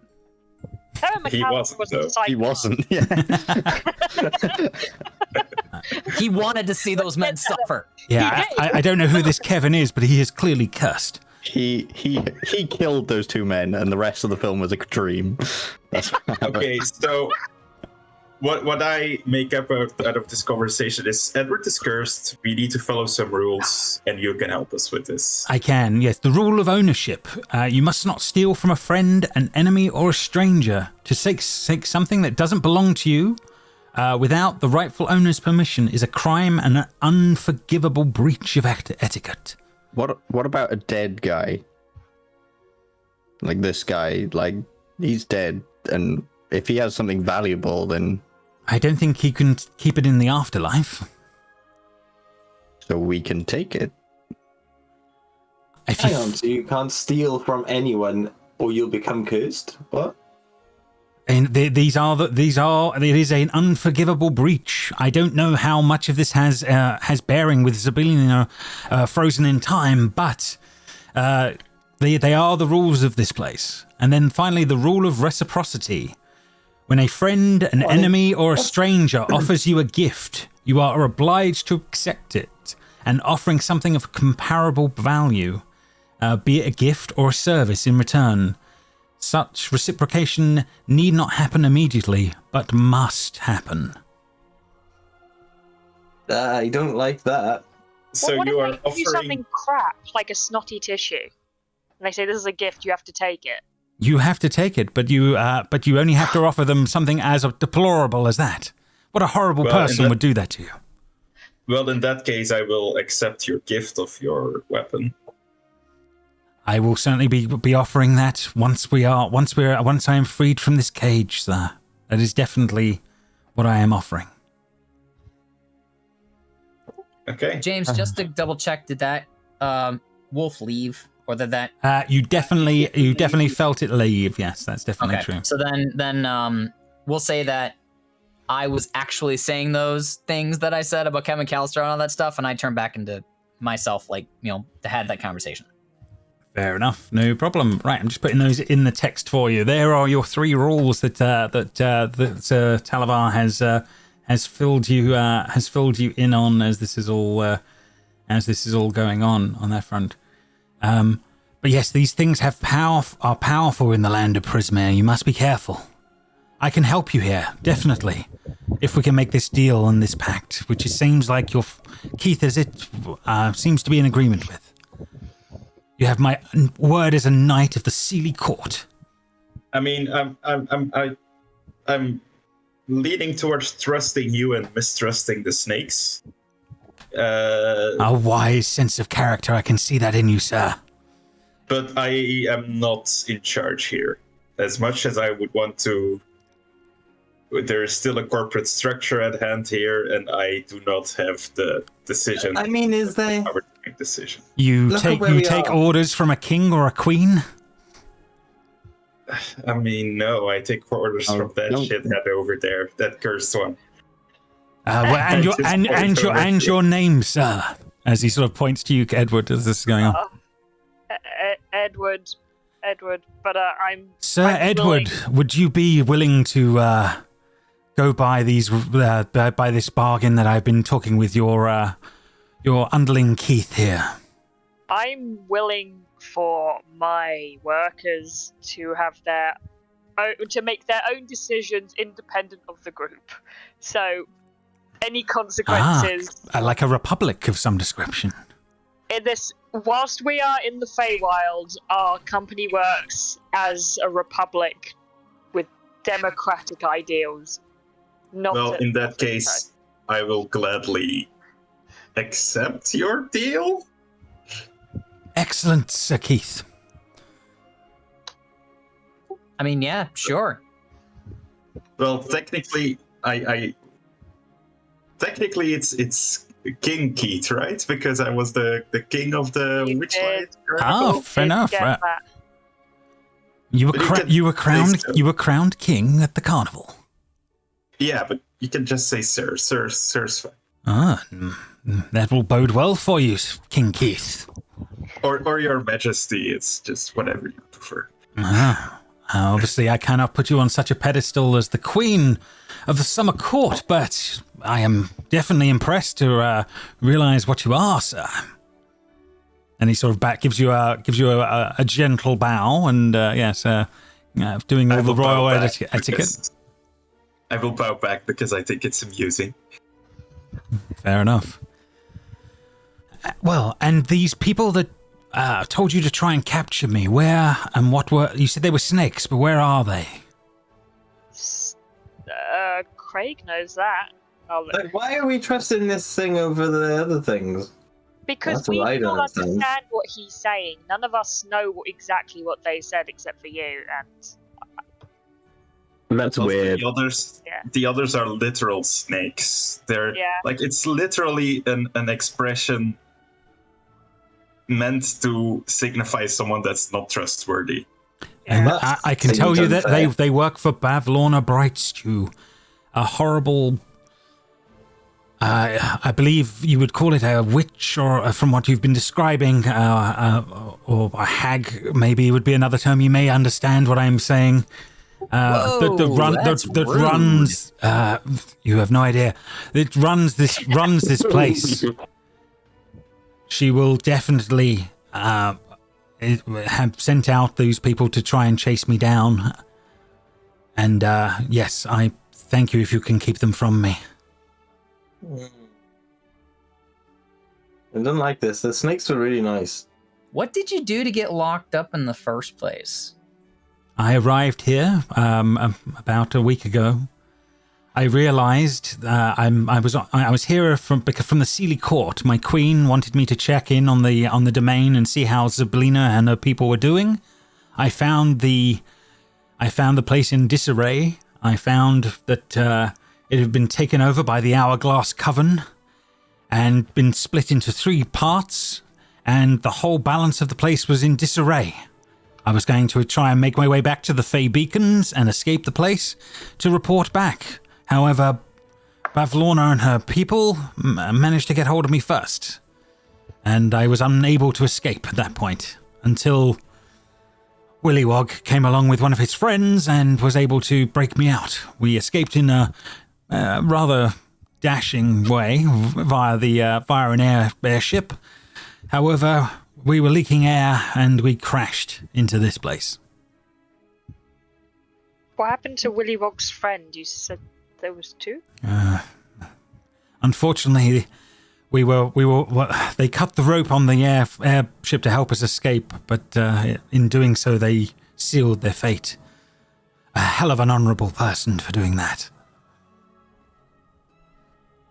They gave up. I didn't see that they were captured, obviously, but I don't know if they're alive or not.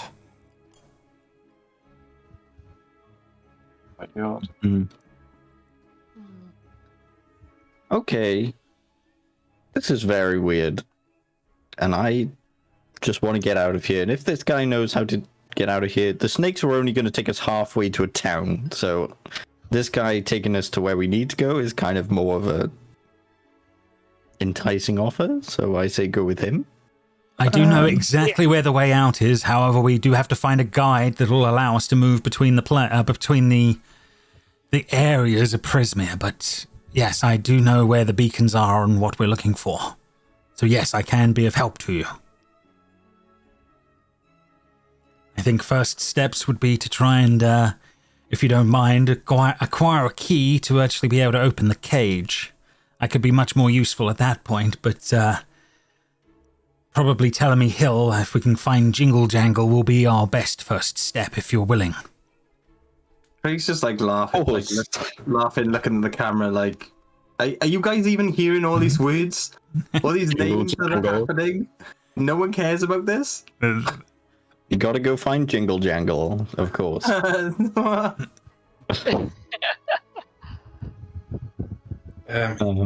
Okay, so yes, you pull down the cage, Keith, and you do anything else you guys are up to in this room as all this is going on? Or? First of all, when we leave, I'm assuming the snakes are going to be waiting for us, and I don't believe they'll be too pleased when we say, "Hey, we've decided to go with this guy instead."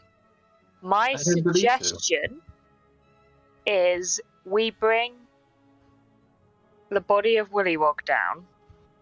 We hide. I forgot your name. I'm very sorry. Sorry, Sir Talavar is my name. Sir Talavar. And how do you spell that? As Grace pulls out a "Hello, my name is." Yes, Talavar.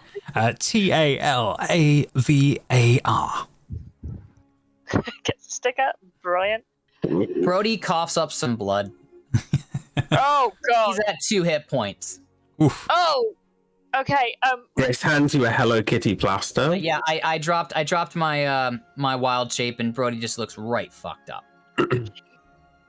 Does anyone have a first aid kit? Because that might be useful. Yeah, Grace said she's got a plaster. Your druid friend over there seems to be looking pretty ill right now. Druid? Druid? Brody looks around at everyone else, wondering who he's talking about. I know Druid from, like, myths, but...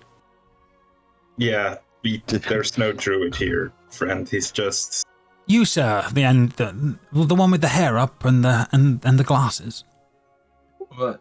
What, me? Yes, Yeah, you, who is- sir. I got glasses. He's got There's glasses. three, yeah, there's three hair glasses. Oh yeah, and Alice's glasses. The one in the blue jacket. Me? Yes, you, sir. How long have you been a druid?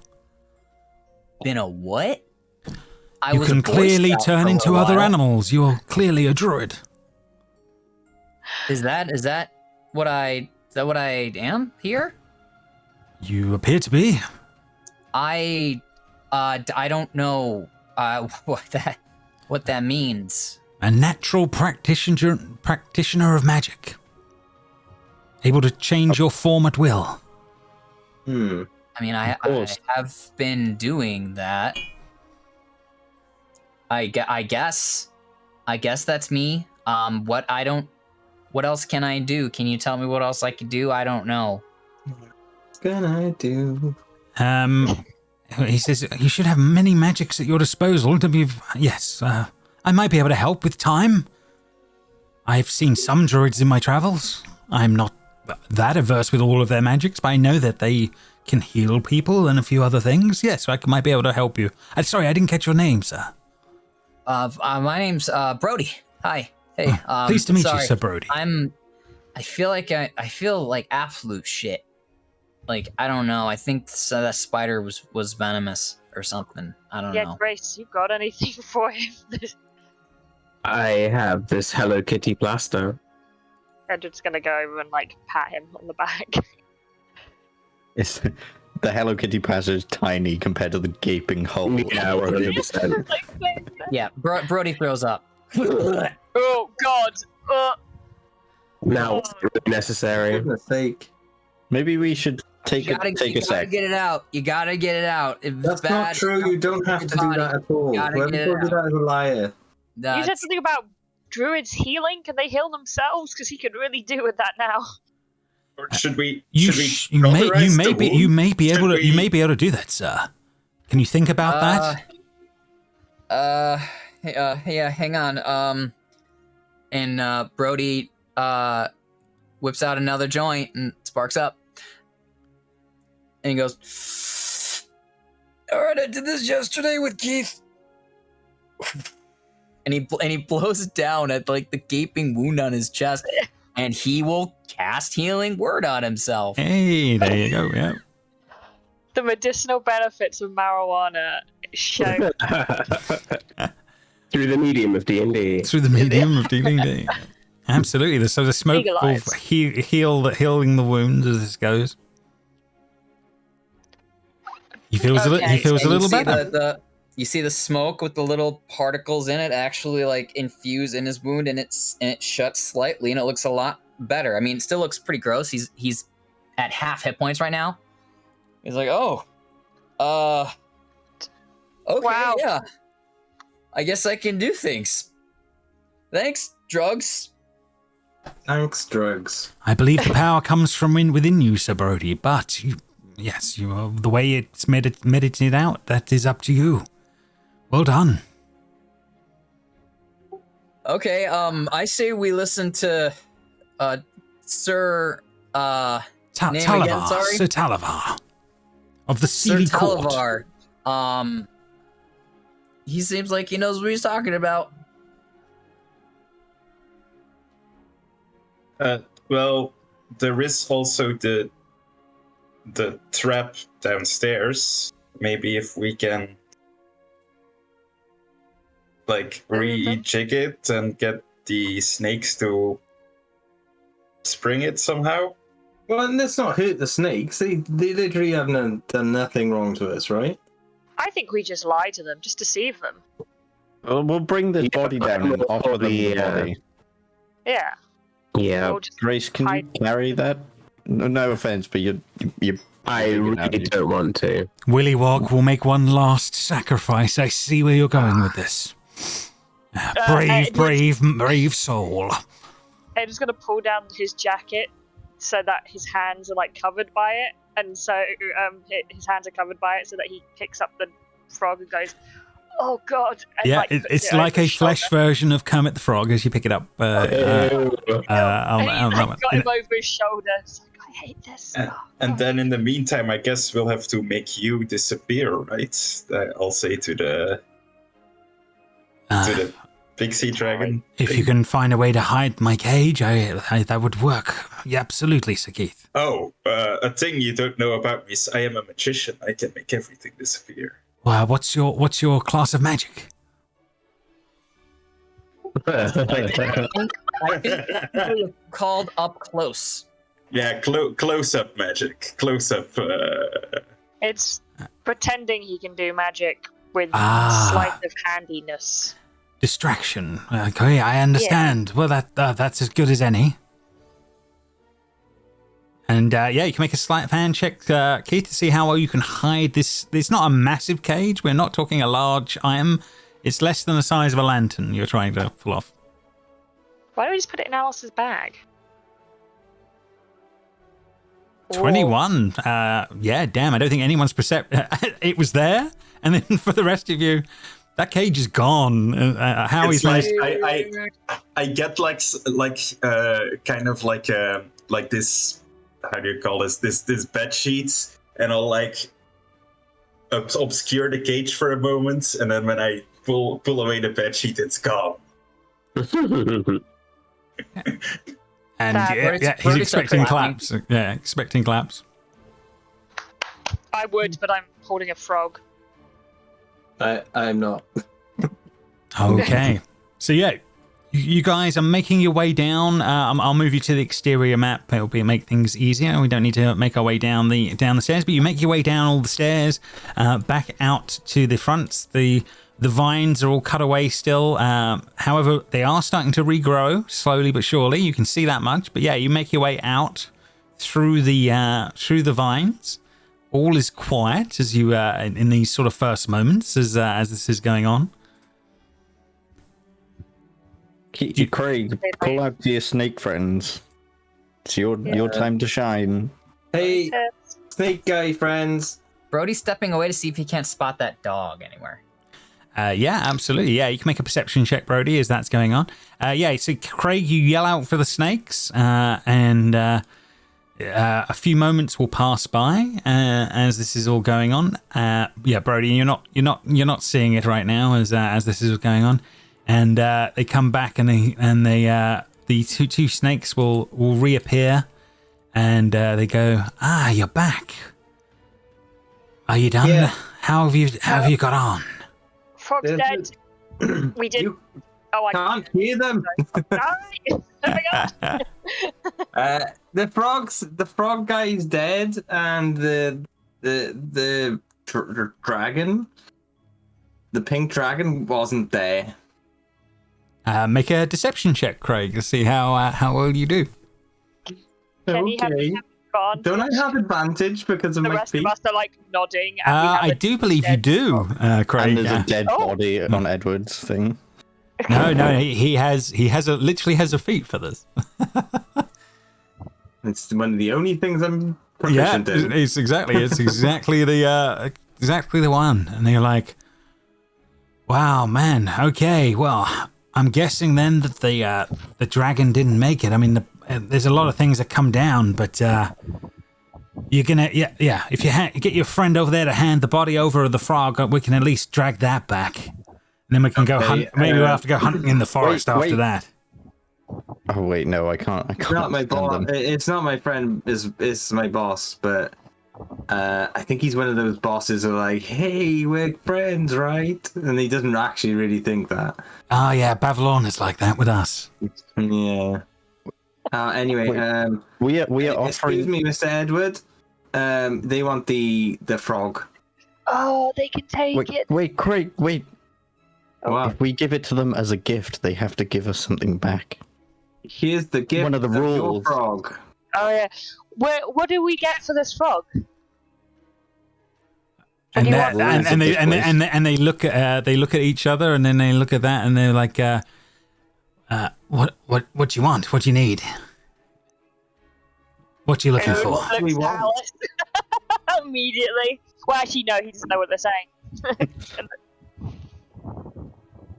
I said, what do we want? Oh, I then look at Alice and go, what do we want?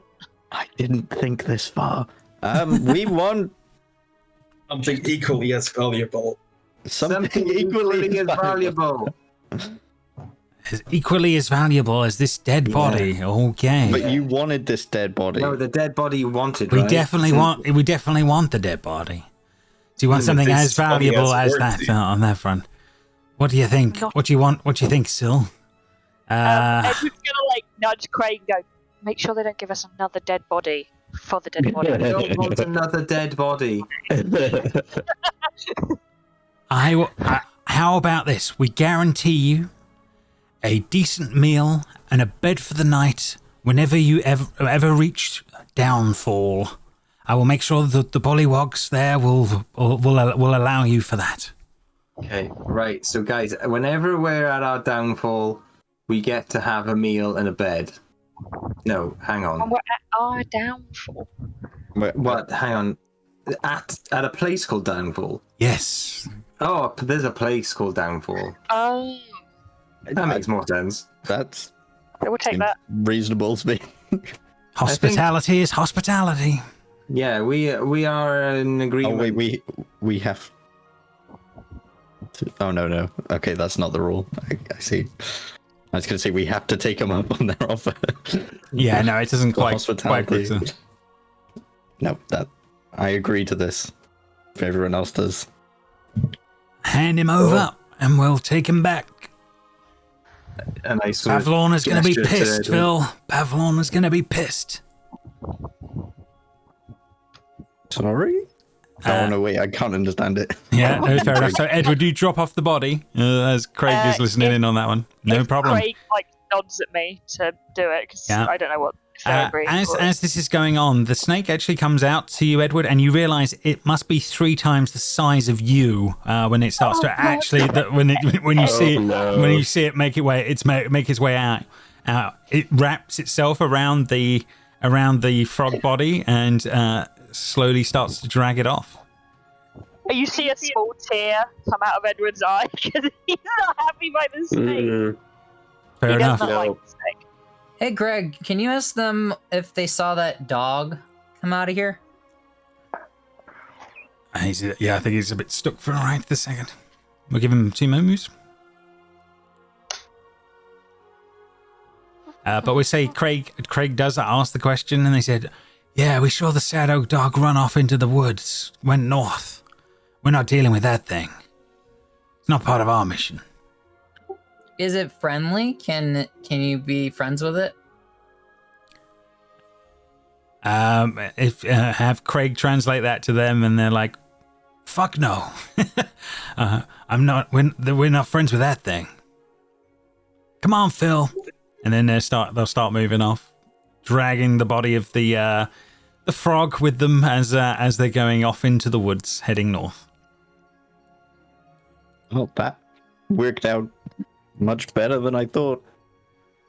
Then suddenly from nowhere, you hear, yes, that definitely did, as it's sort of like this muffled sound of this voice from under the clothing from Keith on that one. Oh, God. Would you please at least pull me out from under here? The heat is stifling. Oh, yeah. So sorry, and I'm also really sorry about the smell. The muck from the spider got on me. I didn't want to say anything. When he starts breathing, and he says, "Oh, okay. I think we need to head towards Tellamy Hill if we can, if you're willing. We'll see if we can find Jingle Jangle, and then go from there. You need to be heading in an easterly direction. We'll find the moving mountain soon enough." I'll pull out the map and ask him to point. Absolutely, easily done on that one. Let's bring. Sorry, everyone. I had to discuss Piper's needs a new cast for her arm. Yeah, so we were just discussing what we should do because her cast for her broken arm is loose, allowing her to do this now. And she just phoned up 111, and they said you need to go down to A&E and get a new cast. And yeah, anyway, Sorry, Yeah. so I couldn't hear anything. Yeah, not a problem. That's okay. Yeah, these things happen. Don't worry. Not a problem.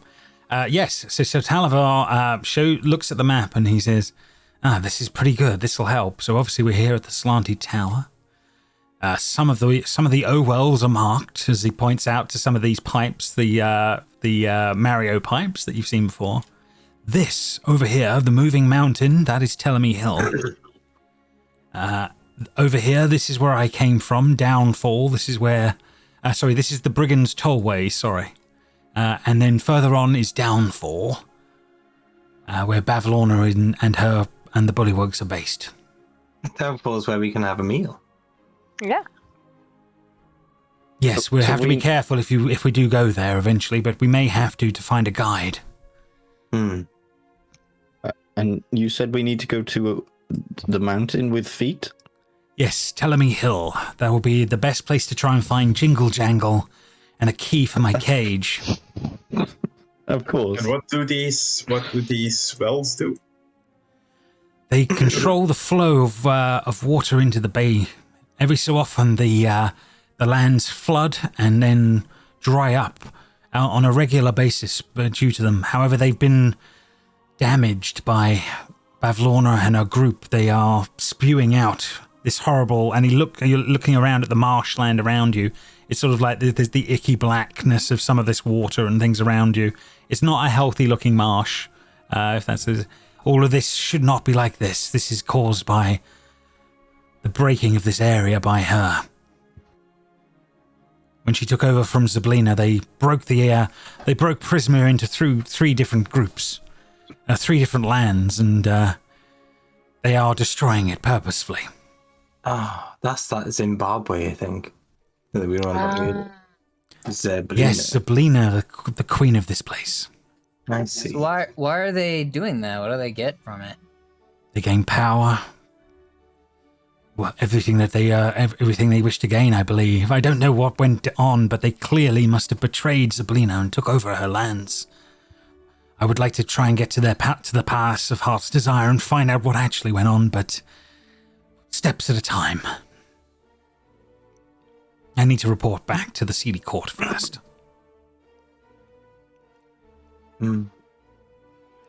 Okay.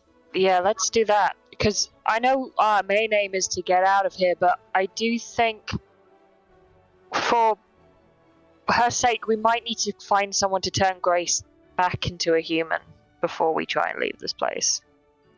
That would be nice, yes. Yeah, that's another thing. I can become animals and stuff, but Grace, I mean, she used to be a blonde lady, and also Keith is a lot shorter than he was yesterday. It seems like while I'm turning into animals, like, willy-nilly, others here are transforming a little more slowly and other things. They may be cursed. In some way, or there are many reasons for being changed into other animal creatures in the Feywild. But yeah, the person that would have the best chance of understanding it would be Zablina, if she was to be freed. But one step at a time. So how big is this forest, the Feywild? Can we just leave it? If we can get to the beacon gates, yes, is the answer to that. However, we would need to get through the lands and make our way to the gates. That would be one thing we can do. From there, I could go to the Feywild proper. From here, we're in a subdomain, a plane of delight called Prismia. This was a land run by Zablina and her kind. It is a sub-place of the Feywild, would be the best way of describing it. I don't know what I mean. I might be slightly delirious from being poisoned, and also it might not be mixing with the weed and the shrooms, but I don't know. I didn't understand any of that. I will try and explain to Brody as much as I Basically, can. this place is like New York. The whole thing is New York, and at the moment we're in Queens. I don't know this then Queen's there's land you Brooklyn speak of, but somewhere else. it sounds similar. That's the best way to describe it, being a subsection, I think. So it's a borough, Yes. the Feywild. Yes. If that's what I've gleaned from that, yes. Yeah, there's a sub-place within the Feywild. Yes, you speak correct. Okay, so I'm a druid, apparently. You appear to be, Can sir. do you know what everyone else is? Is anyone else anything cool like that? Oh, well, some of you clearly are magical from what I've seen so far. Yeah. Edward can shoot fire from his hands. I saw Alice Ice things. yeah, right? did icy stuff and also floated? How did I stop time? A fraction of a second. I don't know what that was about. That is interesting. There is a lot going on in the Feywild or in Prismere with time right now. I don't think that would be a coincidence. Interesting. Yeah, he looks at you. You're clearly a magical practitioner, a wizard or a sorcerer, or possibly bound to some other being. Wait. What's the difference between a wizard and a sorcerer? Because I read Harry Potter and like they kind of use it interchangeably sometimes. Like there's a stone, but then they all go to a school for wizards. And then like I think Hermione was a witch. No, she's still a wizard. She's just a female wizard. What's the difference between a witch and a wizard? So the wizards were What just if- sorcerers what if that people knew made how them to use their powers, right? So, like, Wi- sorcerers... Wizards tend to use books. Is definitely a thing. Oh, that makes Oh. sense. Alice, you got Alice got a book. Yeah. Ah, yes, a wizard then. And odd that you are. You're with Alice. Am I Harry Potter? I don't know what's happening Harry anymore. Potter's like I'm not all quite of them. Harry Potter. I'm Harry Potter. I can talk to snakes. Yeah. Oh, you might be Voldemort, or I mean- Tom Riddle. You might be Tom Riddle. Tom Riddle the Not that sword. bad, I guess. What school did you train at, madam? University of Pennsylvania. I don't know that school, but clearly they must be fairly powerful. I mean, I trained in business. Business something. I can't remember on my CV somewhere. Yeah, I don't know if we mentioned this, but like, if magic is really real here, on our side, it is not. The You most come from one of magical those thing that worlds. happened is like how Keith made you quote unquote disappear. Oh, we Like, use science, right? Yeah. Do you know what science is? Like, we went down that route. Yeah, I don't know what you're talking about. Sounds different. But yeah, I know there are non-magical worlds out there that don't have full links with all the magical realms and worlds. I do know that happens. I know this land is connected to a carnival of sorts, the Witchlight Carnival. I know that much, and they travel all over the metaverse. The We metaverse. were there at the carnival. Like, that's how we came here. Yeah, they gave me a cupcake and I got some tattoos. Ah, this makes sense. You are travelers from another world that is connected via that place. Well, there Okay, are ways then back. wait. There will be ways back to the carnival via the beacons. I'm sure of it. If that is what you need. Okay, then wait, Alice. How come your friend made us step through that mirror if we were not leaving to go home? We're coming here. Why did they make us come here? If I knew, do you really think I'd step into the mirror? She also said something really weird to me as we went in. She said, let me get it up. Mind the rule of 3. Future, present, past. Find the alicorn and free the dormant queen at last. Everything doesn't make sense, and I genuinely just want to go home now. That sounds like the rule of that sounds 3. like prophecy. Wait, the rule of 3 is the ones we just learned. So that makes sense. That one part makes sense so far. Well, we also just learned there's a queen here. Yeah. That needs to be helped, right? Free the dormant queen? Yeah. It sounds like prophecy to me. Oh. Maybe you are destined to be in the So now right we're place at the right prophets. time. Oh no. This is Okay. interesting. Okay. Okay. Can we say we were talking about this as we were walking to? Yeah. Yeah, you can definitely Yeah. be talking and walking towards the east as you make your way towards Tedlemy Hill. Yeah, that's easily done as this is going on.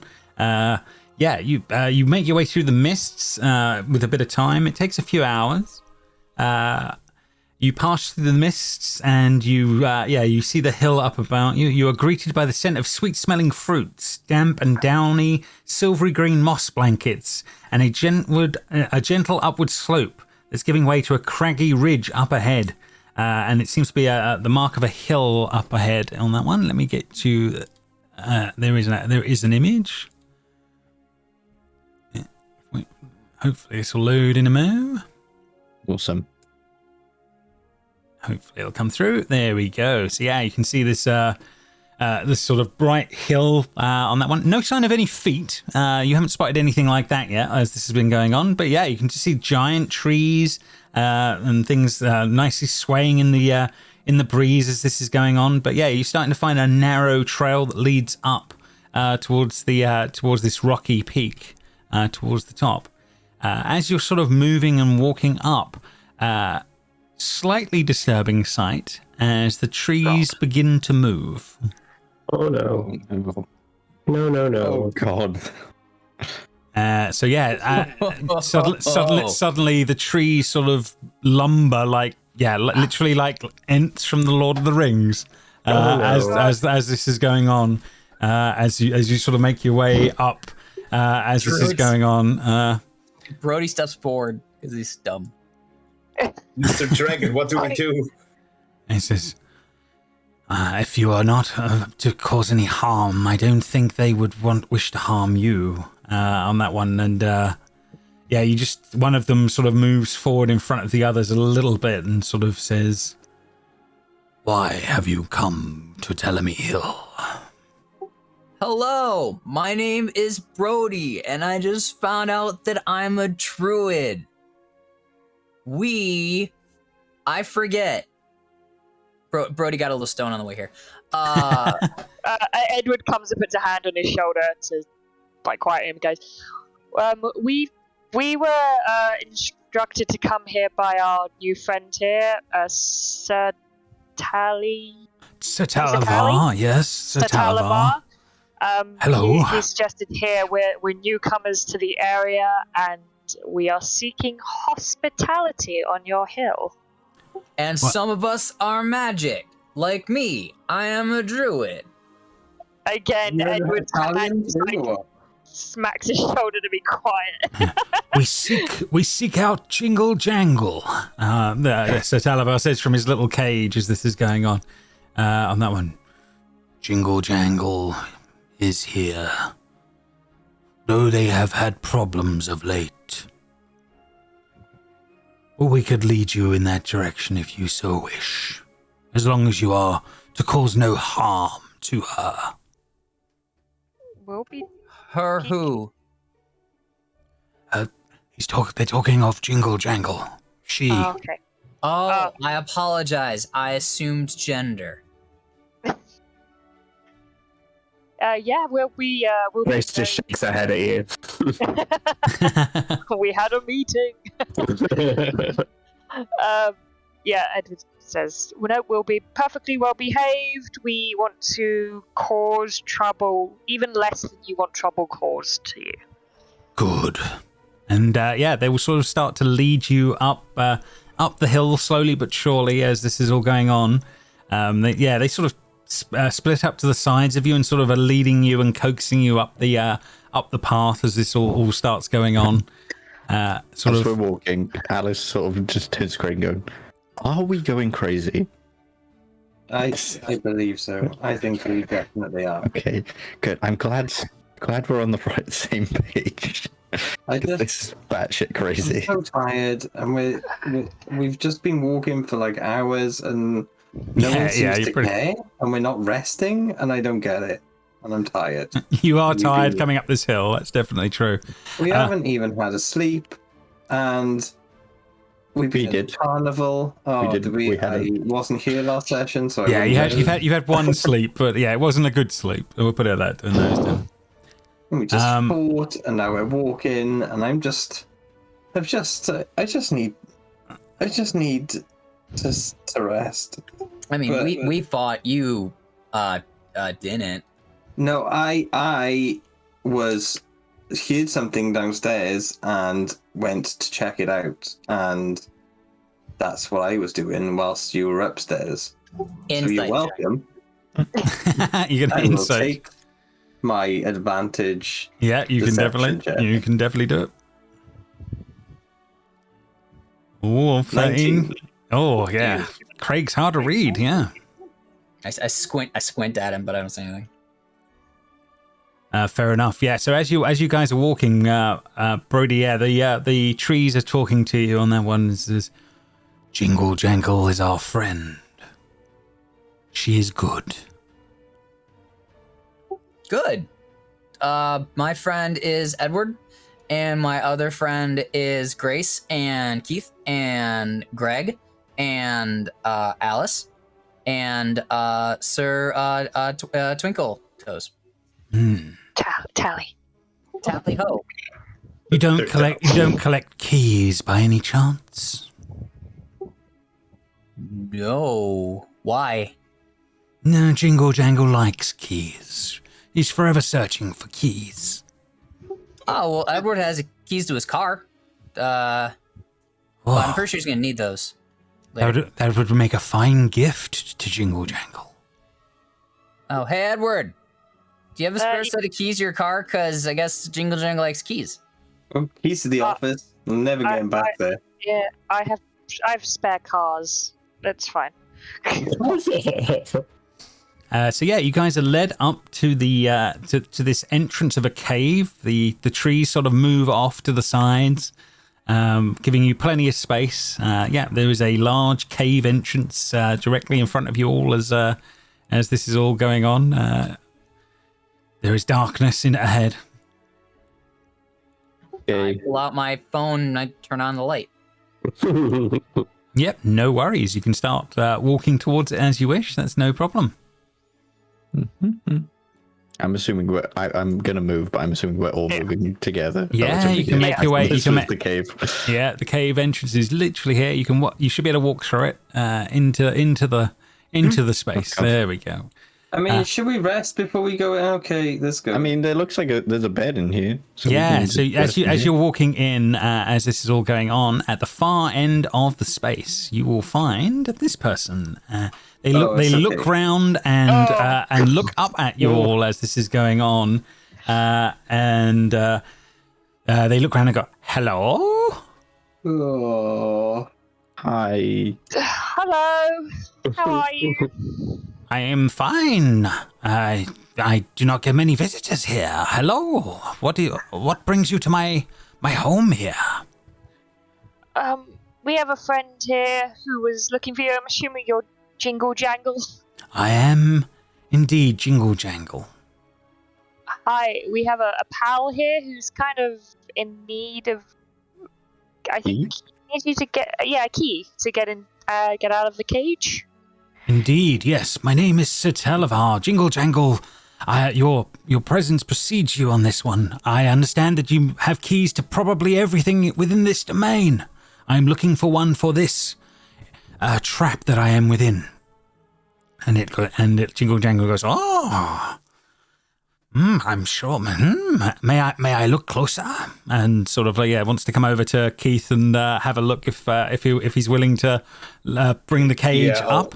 Oh, I'll bring the cage up with Sir Telly inside. James, what else is like in here? Is it kind of sparse? it's pretty sparse. But there is a rough bed at the far end of the room. There are a few small tools that look like needle files and things like that. Probably for dealing with keys. There is a small chest of drawers at the far end. With a firelight, with a candle on top at the moment, as this is going on. But she says, "Oh, interesting. Yes, I could probably help with this. I'm sure I would have a key that would fit. I'm sure we could come to some bargain, maybe something in offer over for helping with this problem. I'm sure it can be done."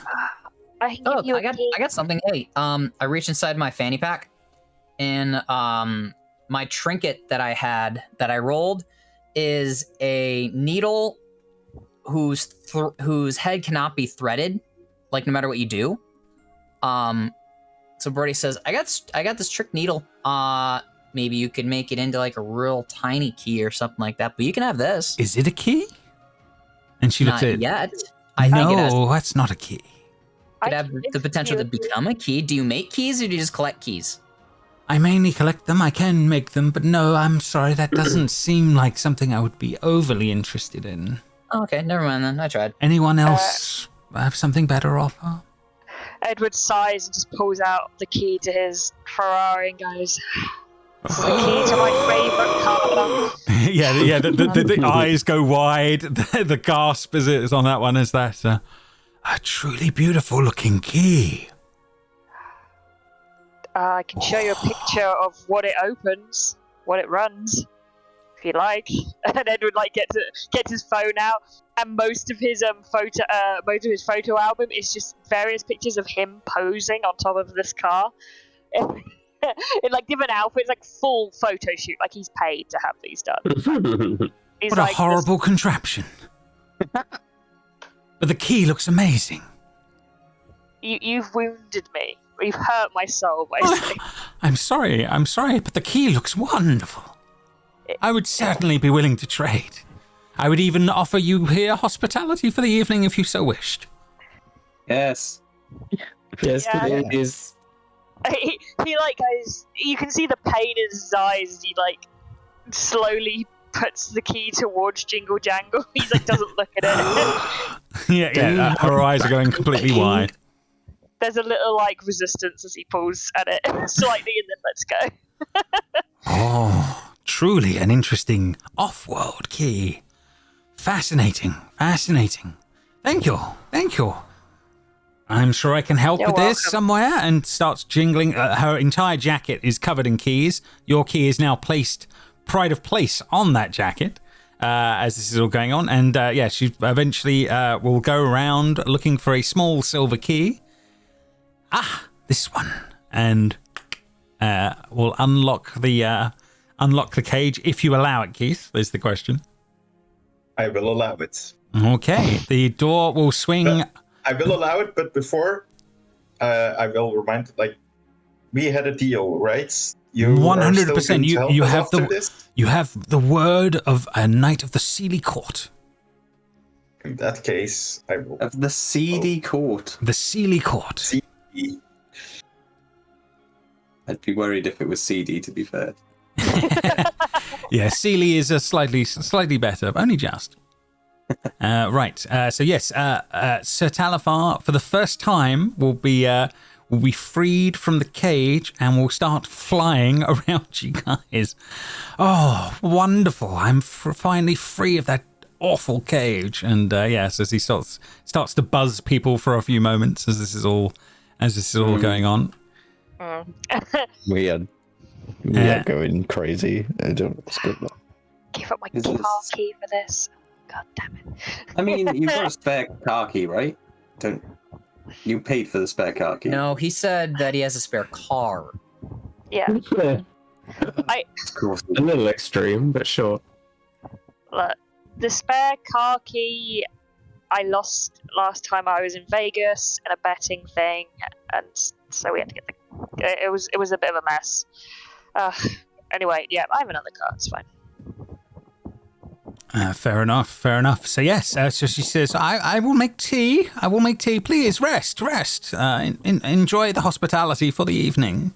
And you have you're all eventually given what looks like slightly boiled black water in cups. So camping tea. Basically camping tea as this is going on that one. Brody says, actually, I have some tea for that that some goblins gave me. No. Scat tea. You could you can definitely brew it up, Brody. She's definitely offering you use of a kettle, and it's heating on the fire as this has all been going on. This goes on for the afternoon, for the evening. They said that this would make you feel really nice for like an hour, like 10 minutes or something like that. Yeah, they said you get a brief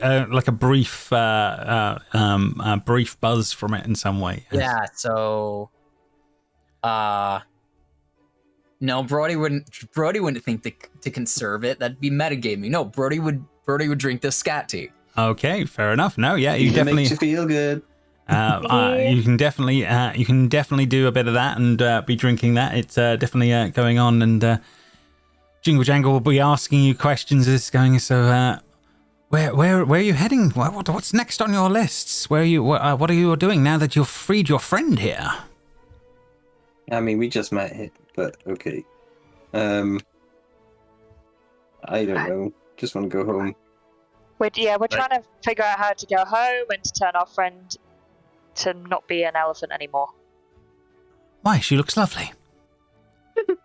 Yeah, Thanks. it doesn't really fit the aesthetic of the world we're from. I'm pretty sure people would be incredibly horrible to her for the way she looks. Yeah, but should you let people like that dictate your lives? I don't think so. Well, it sounds like you need a guide then. A guide to get you through. Probably the best person for that is Clapperclaw. He would be your best bet. Clapperclaw. Alex.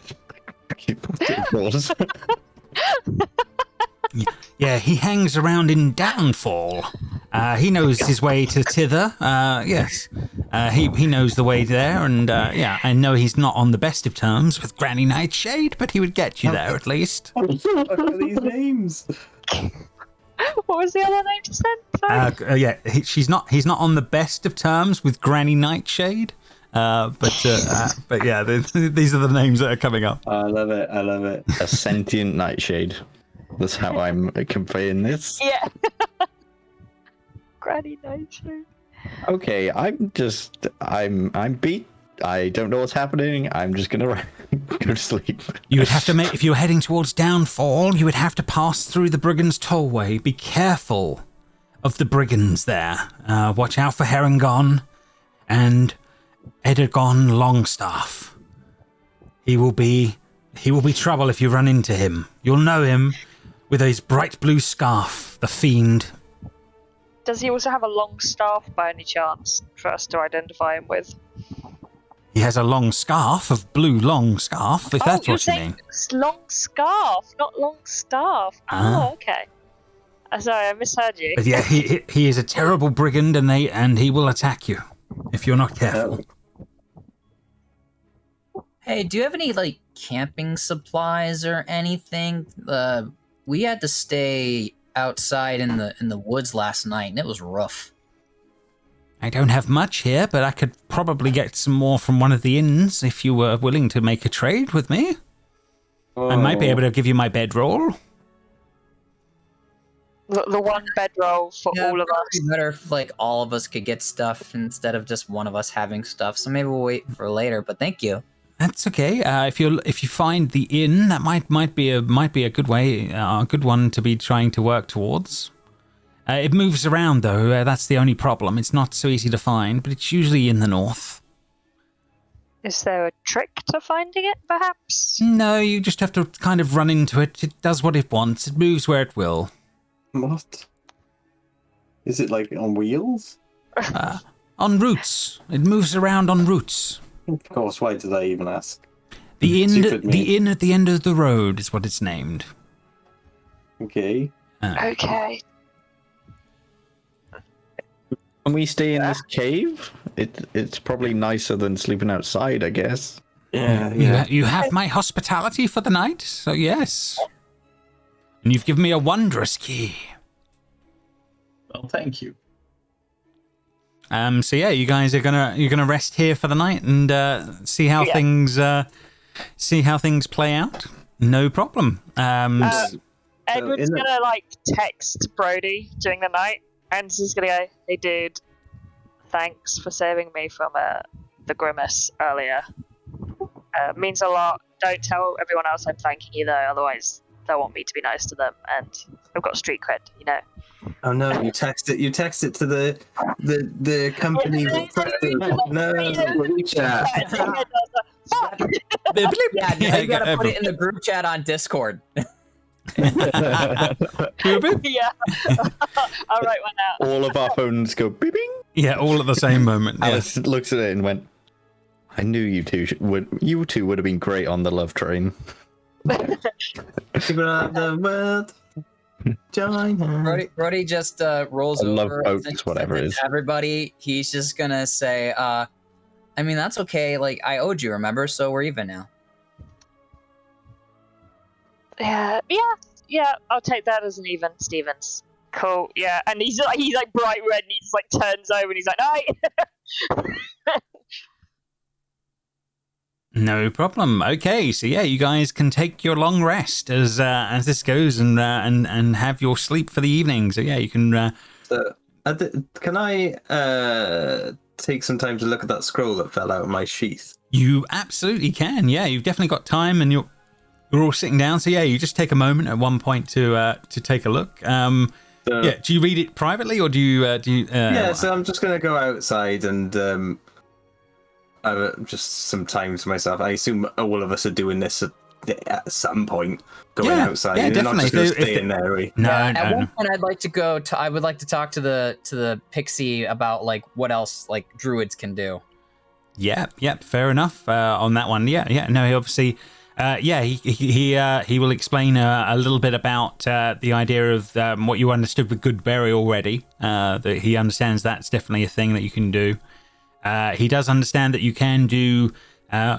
You will be able to do some sort of magical spells that should be able to be some sort of offensive thing. You may have to figure out if they are nature-based or ice-based or something along those lines, but he implores you to try out different things.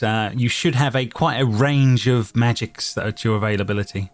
And he definitely knows shapes-wise, you should be able to take many, many forms.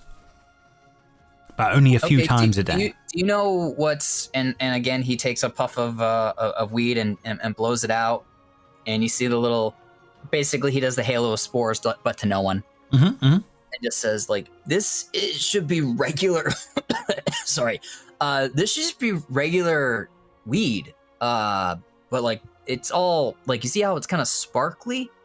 I believe you're infusing it with something that's coming from you. This is part of your magics. Oh, cool. Brody, we're in an enclosed space. I'm blowing Take it it outside. I'm blowing it outside. See, it's fine. You catch the pixie, the fairy dragon, and he takes it full blast in the mouth. Whoops. Oh my. Oh my. Nice. Powerful stuff. I gotta go to sleep. No, I got more. Sorry, I didn't mean to hijack Craig looking at his scroll. That's okay. Yeah. So you're outside. You're reading through it. Obviously, as we've discussed, you have seen it on that front. So Craig unscrolls this scroll, and he looks at it quizzically a little bit and takes out his sword, and he points it to the ground. Confusedly, he says, "By the glory of Zablina," and then sweeps it up to the sky. And then all you hear is this absolutely loud echoing sound of him going, "I have the power!" and it, like, it's come from nowhere, like all this, it's a huge, like, echoing, like, booming voice. Yeah. So from everyone else's perspective on the inside, outside there is a clap of thunder and blinding light. As this is all going on, and then does anyone make their way outside to find out what's going on? And then I mean, Brody's been up with the pixie. He's gonna run outside, sure. Okay, so Craig, yeah. I'll. So yeah, as they run out, and Jamie has not seen this either, but I think know anything about this at all. So I have to go as well. What would he see? 1 second, I will. So he will transform, but so let me see if I can get this right. Let's make sure we. pull this off in the right. Hira?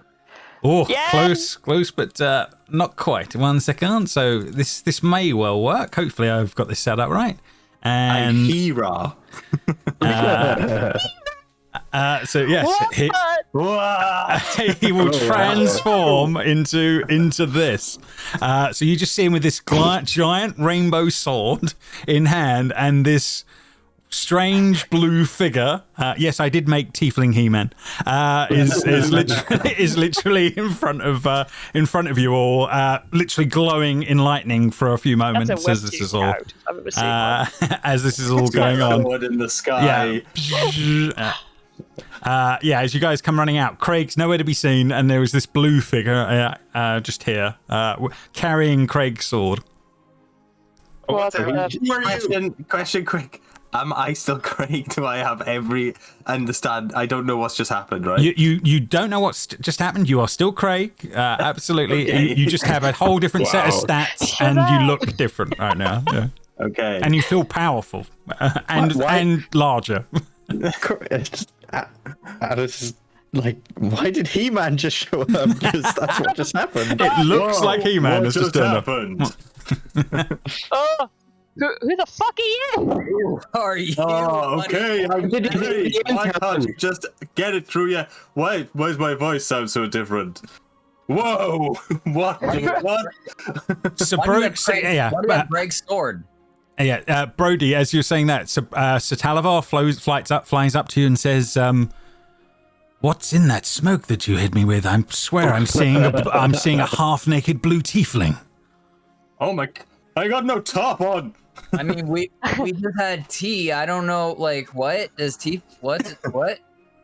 Whoa! Yeah, you are at least almost 7 foot So I'm gonna tall. do this and I like touch my head like, oh my god, what? They got horns. Is this what puberty is in this world? Did he suddenly go through puberty? What's happening?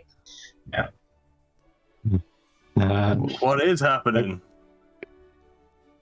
Why do you have Greg's sword? What? I have my sword that I got in the carnival. You went to Okay. the carnival too? What? What? Can someone of intelligence please speak to me? I think that's Craig. And I Yeah. think Grace just got mugged off because she got turned into a giant elephant and he got turned into a hot demon. Hot demon! That's Craig's new You do nickname. look like a Hi, blue Craig. tiefling, sir. You still haven't explained why you have Greg's sword, but Craig, it's really nice to meet you. I am Craig, the tiefling hunk. Okay, now that we know Let's try my who's behind sword. this hut, we go to sleep. As he's waving it around. This goes on for a few minutes, and then as time will run out, and he will turn back into Craig. It only lasts a few minutes. Yep. How How long does it last? It lasts for about 5 minutes Okay. at this point. Oh, man. Holy shit, it's Greg. And my sword has shrunk as well.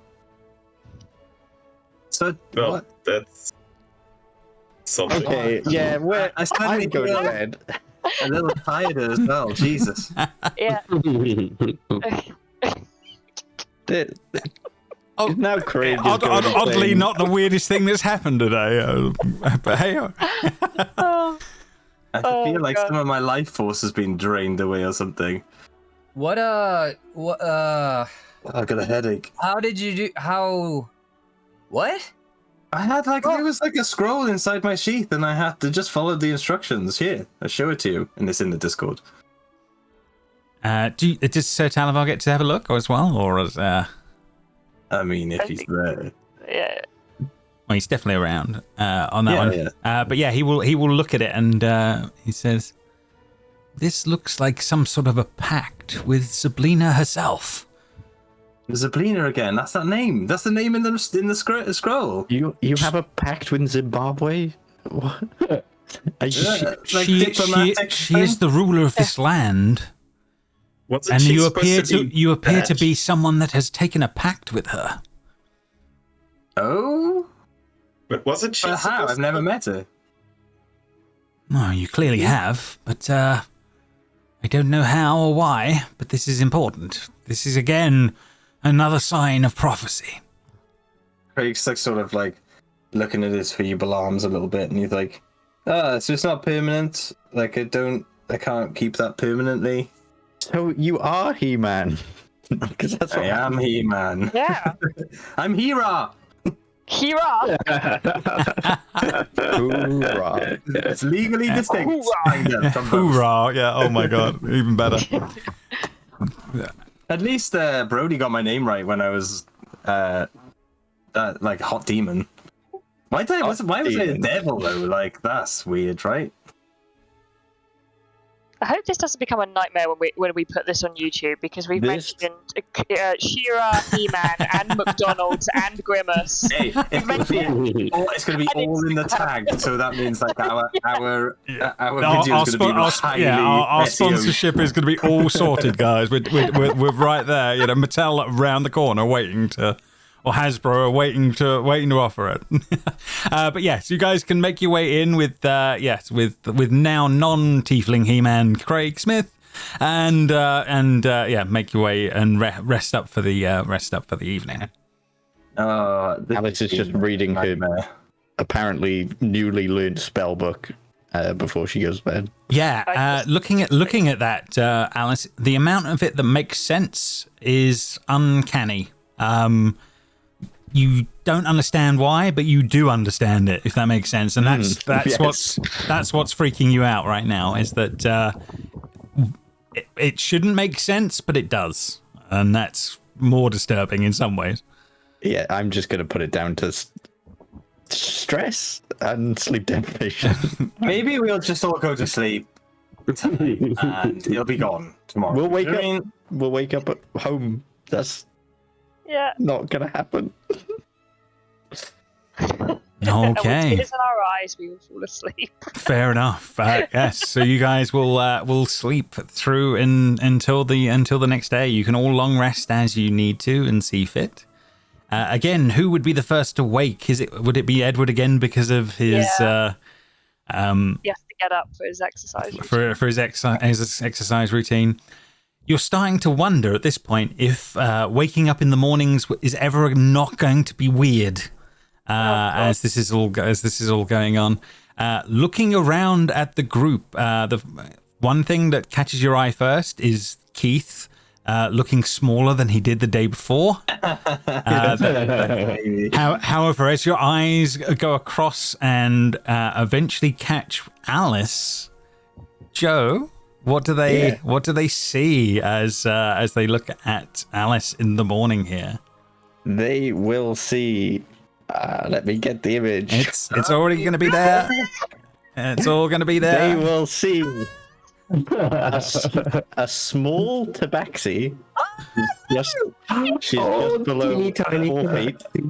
So she is counted as small because it can be small in monsters. And Absolutely, yeah, absolutely. Eyes are different colors. Yep, she has. Well, you won't be able to see yet because she's sleeping. She'll be curled up in a ball like what cats do. She'll have this red robe on, and her backpack will look totally different. It'll look way, way more like adventure-y, I guess. It'll look more torn up and everything. She's still got her book. Her book's exactly the same. She's curled up in a ball with a book in the middle of it, and she's actually a ginger cat now. So yeah, a bit of a weird morning, Edward. Edward wakes up, he like stretches, looks over, and he sees that Keith's getting smaller, and he's like, "That'll be a problem later. I can't be asked to deal with that now." And he turns to see Alice as a cat, and just goes, "Oh, it's a kitty!" And he doesn't like process that it's Alice, and he'll run over and just immediately like go in for like. Oh, she would wake up like the typical wake up and headbutt him by accident. But it'll be so soft and adorable. I mean, a skull is a skull at the end of the day. A headbutt's gonna hurt. Yeah. So yeah, Edward, yeah. why are you stroking me? You okay. Sorry, I didn't realise that it was you. I thought it was a cat because you're What do you mean a cat? What? Look at your tiny little paws. You have toe beans, and they're very cute. What the?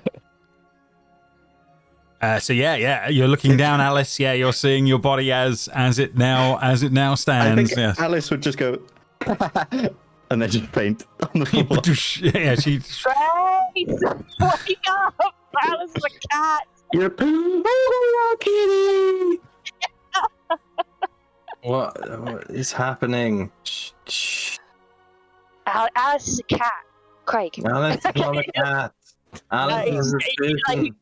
He'll kick you in the side to wake you up. He's like, What's she's a cat. She's a cat. Oh, what's going on? Alice. What? Alice is a cat, and in less interesting news, Keith is even smaller. What? Keith, you're getting really small. Keith! Your token has gone smaller. I know. Ow! What have you done? What? You Jingle headbutted jangle, what did you do? Why this? Oh my god! Why this? Why this? Why? You're really Brody's cute. kneeling next to Alice, and his hands are flexing and unflexing because he so wants to pet Alice, but he needs permission. But he just wants to do it so badly. No, Do it. get away from me, Brody. Oh, damn it! Yeah. I Grace will have an issue, HR wise. Yeah. Grace is like, no. Mm-mm. No.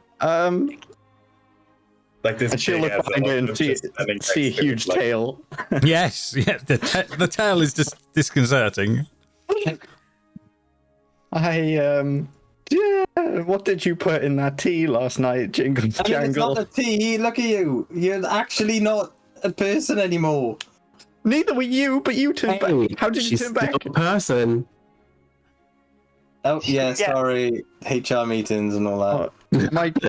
Am I gonna be like Grace now and can't turn back? But can I be like Craig and turn back? There's nothing wrong with Grace. Why would you want to turn back? You are like the perfect blend of person and cat. Like you, if you were bigger, you would be like an apex predator.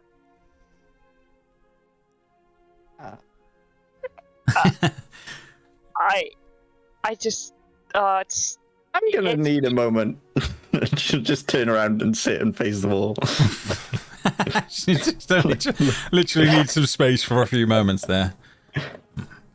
So Talavar says, did any of you end up getting cursed some point in life? It's very strange. Not everyone turns into something odd when they come here. Were you from another plane at some point in your travels? What? I mean, no. No. I mean, I was born in Ohio, but like, I could, yeah, do on planes on like The curse, the most a holiday. Is that what you mean? Going on holiday on the plane? I don't know of this term that you speak of, but were you ever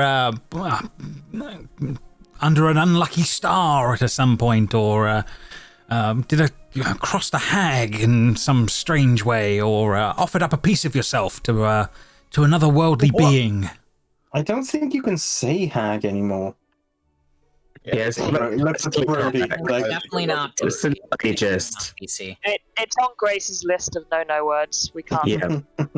I don't know what you mean by that, but clearly some of you have made pacts or have been involved with magics more than you realize, I'm guessing. look, some woman just gave me this sword, and also you that book, right? Isn't that what happened? Yeah. Mr. Pixie Man, can I change back? Or am I like this forever? Wait, those people in the festival said that they couldn't change back. Does that mean me and Grace are stuck like this forever, even if we go back to the... Oh man, and I can't even change into the cool dude. Can I become a horse person? No one wants to be a horse person. No. Yes, that's Yes. the main Conrad knowledge there. Yeah. Hey, horse people are cool, okay? Yeah, Yes, sure. they just- And what they does just throw you Conrad into a think of horse people? Conrad fucking hates centaurs, but Brody doesn't, okay? I like They're to the think most that it's. majestic blend of person and horse. I like to think it's more like BoJack Horseman than. I'm a reverse centaur. I have the head of a horse. Fucking terrible. Oh my god. The worst. Worst of the worst. Clearly, Okay. there is more going on here. This, again, signs of prophecy if you're have dealt in more magics than you realize. I definitely Well, think you're in the right place. Oh my god, yeah, Brody looks at himself and Brody looks at Edward. Do we have like any changes or anything? Not that you can see right now. You seem fine. Make a perception check. I'll perceive it myself as well immediately. No. No, all good. Nope. Yeah, all look the same. Brody touches his bun. Yep, still a Looks bun. up his glasses. Looks at those. Looks at Edward. I mean, yeah. Still. Yeah. Yeah. You. Yeah. I'm Yeah. good. Yeah. Okay. I mean, honestly, a little bummed. It'd be kind of cool, but I guess better than be. Edward opens his hand on his shoulder and goes, "Why mess with perfection?" And it's like, Oh. hey, All right. Yeah. Cool. And like the hands clap, and you hear a boom. It's like a little louder than usual. I'm like, oh. Okay. All right. That's cool. As the camera goes past you guys, going, saying, why mess with perfection? As Keith is now a good foot shorter in the background of the camera shot. This guy. We see him through the gap, so like Yes. we're with our hands, they're just like underneath. There is the shot of Keith. Yeah. No, what I don't understand is why everyone No. like Yes. nice, like cool animal people, and I'm just like getting shorter and shorter. Like, why the fuck is this happening? I don't get it. What do you mean? I'm also shorter too. I'm a good. No, What no the one heck noticed. is the shorter? No one say anything about Seb's accent. No. I'm gonna give Seb an out. As someone who had to have Aggie for as long as I did, is this the voice you want to keep? I'm giving you an out. Oh no, Seb owns. Yeah, Seb own it. Okay. Oh god. You keep it, Seb. I Great. believe in you. How did you handle the transformation, or are you still having sort of a mental breakdown inside? Oh, I think we've all committed several murders and felonies in the last few days. This is all one long, really bad trip. Yeah. Okay, Craig, can you do that again, or are you just a human now? Why is it only us that transform it? And Yeah. Keith, Let's apparently. see if I can do it again. Hang on, but I don't want to waste. I can only do it so many times. Well, what would Craig do? Don't you dare metagame. You waste it. I'm going to waste it. Okay, yeah, let's see if I can do it again. I hold my sword to the floor. By the glory of the bleeder, swipe it up. I have the power! Okay. Sorry, James. That's all right. Easily done. As he turns back into him. Brody takes out his phone really fast and he turns on the stopwatch feature, and he's just watching you. So Edward takes out his phone at the same time, but turns it so Tiny Keith and all of them are in it, as well as Edward and Brody, and just immediately takes a selfie. Like, Craig is a lot more confident in this form as well. Like, you could probably tell. And Yeah. he's like got his arm up. He's taking photos. He like picks Keith up like in his hand. This tiny Keith. You have to give it to him. It is quite impressive, to be honest. Oh, God. This is amazing. The heat has gotten to us all. I wonder Yeah. if I do it that much, Guys. I'll just stay like this forever. And about 5 minutes later, yeah, the I'm effect roll. holding Keith at that time. Okay, that was 4 minutes and 57 seconds. Probably round up to 5 since it took me a minute to grab my phone. Aww. I mean, I'm grateful I'm obviously still human, but... Oh well, never mind. I mean, can I try? No. Offer the sword up and yeah. Like, I know it wouldn't work, but I also know that, like, Craig would be like, no, but what if this is like my This is my toy. Are we not worried about never being able to change back even in Earth? We're on Earth anyway, but you know what I mean. Like when we're back home. I don't believe we're on Earth. I think we're on says a random like Star space. Trek planet. Yeah, like Star Trek planet. I should probably research these things before I do these stupid characters. Yeah, watch all of the I Star will. I'm Trek going to watch planet. all of Star Trek by next episode. Earth-like cunning plan. planets. Okay. But yes, he says a planet that's like Kepler 20e. There we go. Yeah, Done. there we go. Oh, Is that like the plane of fire, like, sir? So Talavar's trying to work out what you're saying in relation to planes, but yes, he tries to help. Yes, maybe. Sure. Well, then you're some sort of on the right lines then. No. okay. We need to find a way out of Prismium. Across the Brigand's Tollway, find our way to Downfall, find this Clapper Claw person, and make our way onwards to the Fey Beacons. Rapperclaw. Well, Jingle jangle. thank you, Jingle Jangle, for allowing us in your home. We're very sorry for this incredibly awful morning situation. No, it's all good. It's all good. You gave me a very fantastic key, so you're more than welcome. More than welcome. Treasure it well. I will. In regards to Keith and Jingle Jangle, size-wise, are they very similar? Keith and Jingle Jack. Yeah, getting on. Yeah, getting on for about the same size now. Edward looks at Keith's ears and then looks at Jingle Jangle's just to see if there's a possibility that that's what Keith's going to turn into. Not seeing any signs of anything odd on his ears, shape-wise, Okay. but so far. Okay, just being small. Fair enough. Surrogates! Is it because I'm small? I'm just seeing if there's any other changes, you know, because I don't know if you're just going to be a tiny Keith or if you're going to get, like, wings, ears, I don't know. I feel like that's a really personal question, and I don't know if that's I don't know if it's in the company handbook to ask questions like that. I didn't ask a question, I just was looking. I was observing to see if there was any. You look at Grace, the HR professional, and she just laughed every single time Keith has opened his mouth. Yeah, but also I think because it's Keith.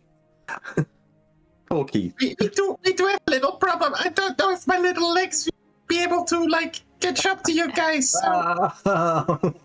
She's like holding her sides at this point, visible tears. Little problem. Did you do that on purpose? Yes.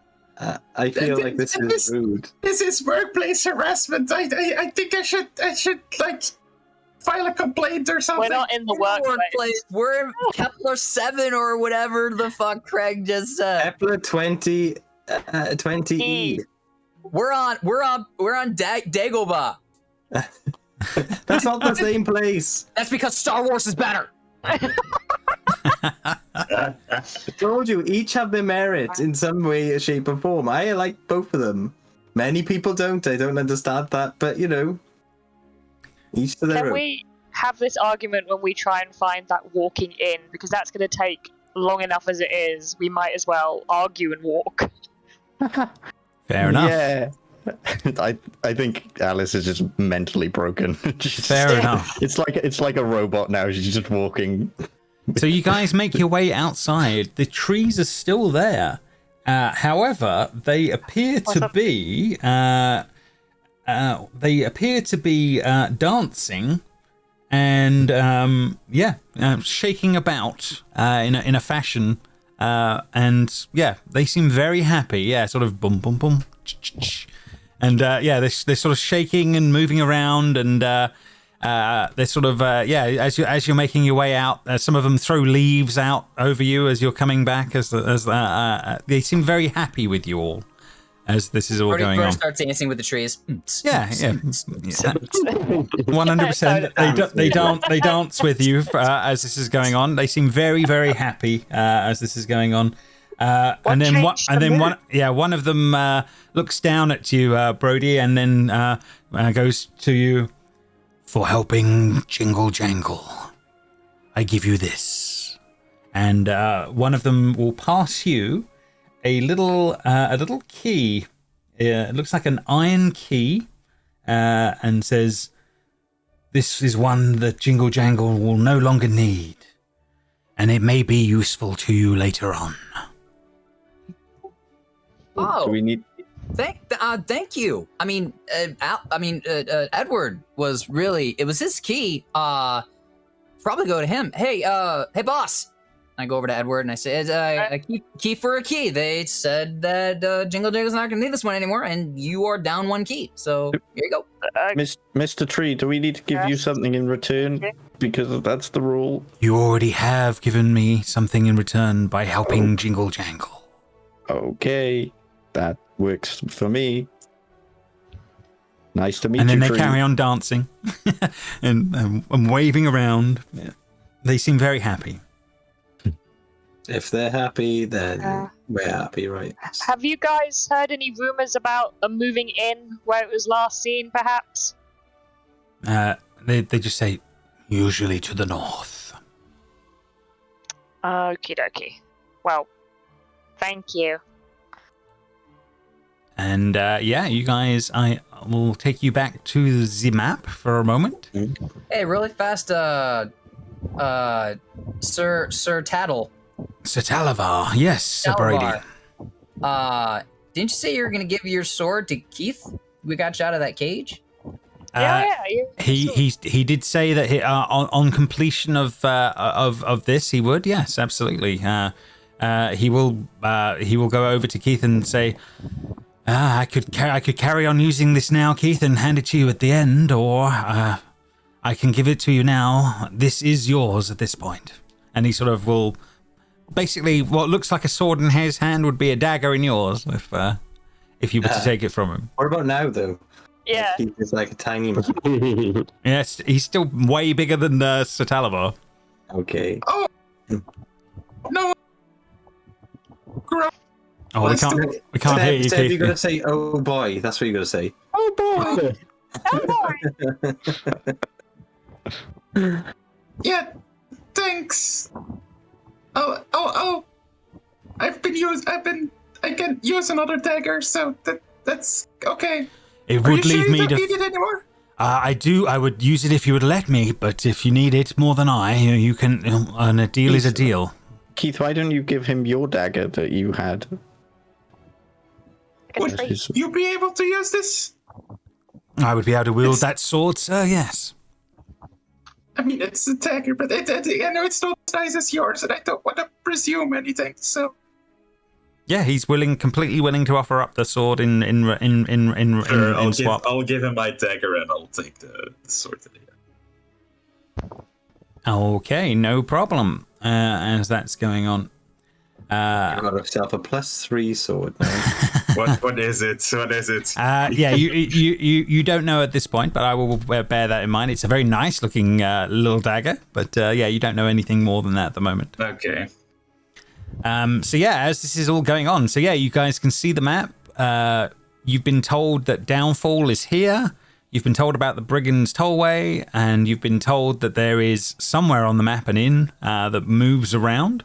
There's something shown here that looks like a house of some description, but it doesn't necessarily mean it's there. But where are you heading next? North, and at least we seem to have like a picture of what the inn might look like. Just in case we see some other moving buildings, you never know. Yeah, like how flat is the like the landscape? Like, can we see for a long while, or is it like now that the fog seems to have lifted? Yeah, you can see a fair old distance. You can see the rivers here and here. You can definitely follow those if you wished and things like that. It's certainly much better now than it was on the first day when you arrived. There was a lot of fog that day. Okay. Brody jumps in the air a couple times, flapping his arms, and says, "I can't do a bird." Maybe one day, buddy. You never know. Oh, you're right, Grace. It's like walking in a different body. I can't get used to these still not used to these feet. And you see, like, she has proper elephant feet, just like the weird toothy things. Does that mean you have Wait for me! I can't catch up. I'd like to think that Alice is doing, with like cats when you stick sticky notes to the bottom of their paws, like kind of like Oh, you put them in little shoes. yeah, they do that. Yeah. Yeah. That is Well, I torturous. do have sandals on, so I guess it would be like Yeah, that. like, why don't you just try taking your shoes off? Like, I've never seen a cat with shoes on. I mean, only in videos, obviously. I'm not a cat. I'm a person. I mean, you're clearly a cat. The voice even cracks in the same way. Yeah. So. Meow. She's licking her paw as she says that. Tail Cle- wagging. cleaning her ear. Her tail's You just can switching pretend back all and you forth, like, but- really annoying. So On we go. let's go. Oh, could you- kidding. I do Gonna be feel alright. I'm way more nimble, though. I feel like I could jump and run everywhere. Way better than I used to. I mean, I Do you think used you to have suck 9 that. lives? Prove it. Yes, 9 lives. Let me prove it. Oh my god. Yeah. Instant death. Insta death. Yeah, fair enough.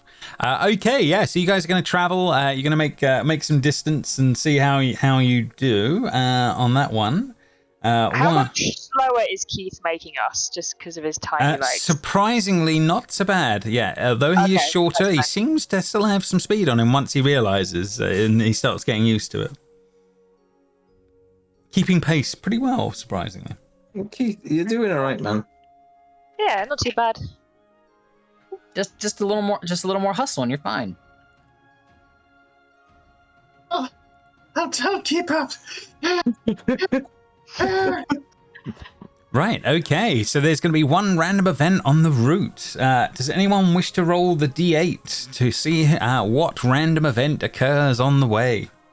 And nothing's happened to Jess and Conrad yet, I think. Oh no, Jess. Nothing's happened to you. You should roll it. No, what's happened to me? You turned into a druid? Turned into Fair. a spider. Well played, sir. Well played. Okay. What was it, a D8? A d8, yeah. Go for it, Jess. Yeah, roll the die. 8. Oh Yes. Oh, yes. Okay, okie dokie. Oh my god. Okay, all right. Jeez. Oh my god, that's not what you want to hear, is it? 1 second. You all turn into cats. We're all cats. And I'll just I grab have some tokens. 1 second. James, can I import Alice as a tabaxi now? You 'Cause I've got it absolutely ready. can. You are definitely set for that now. So I assume I don't change at all. you are exactly as you are. Yeah, absolutely. You're set up in a different way. Right. So 1 second. I just got to get your tokens, guys. Sorry, the map's set up, but I didn't have your tokens on here. So let me bring some of those across, and then things will start making more sense in a moment. And we are not going to be in the darkness, so let's change that division. Right, okie dokie. Here we go. Let me find the number 8. I don't like how James this is. The characters come across a bog, which seems to be a strange sight as this is going. It seems to be littered with rusted and broken weapons, armor, and bones of the dead are all strewn across this space as you're looking at it. There are clearly suits of armor laying in amongst all of this junk that's on this battlefield as this going on. The helmets are stylized in the shape of owl heads. And then you see what happens is 1 second, is this guy. You see two of these suits of armor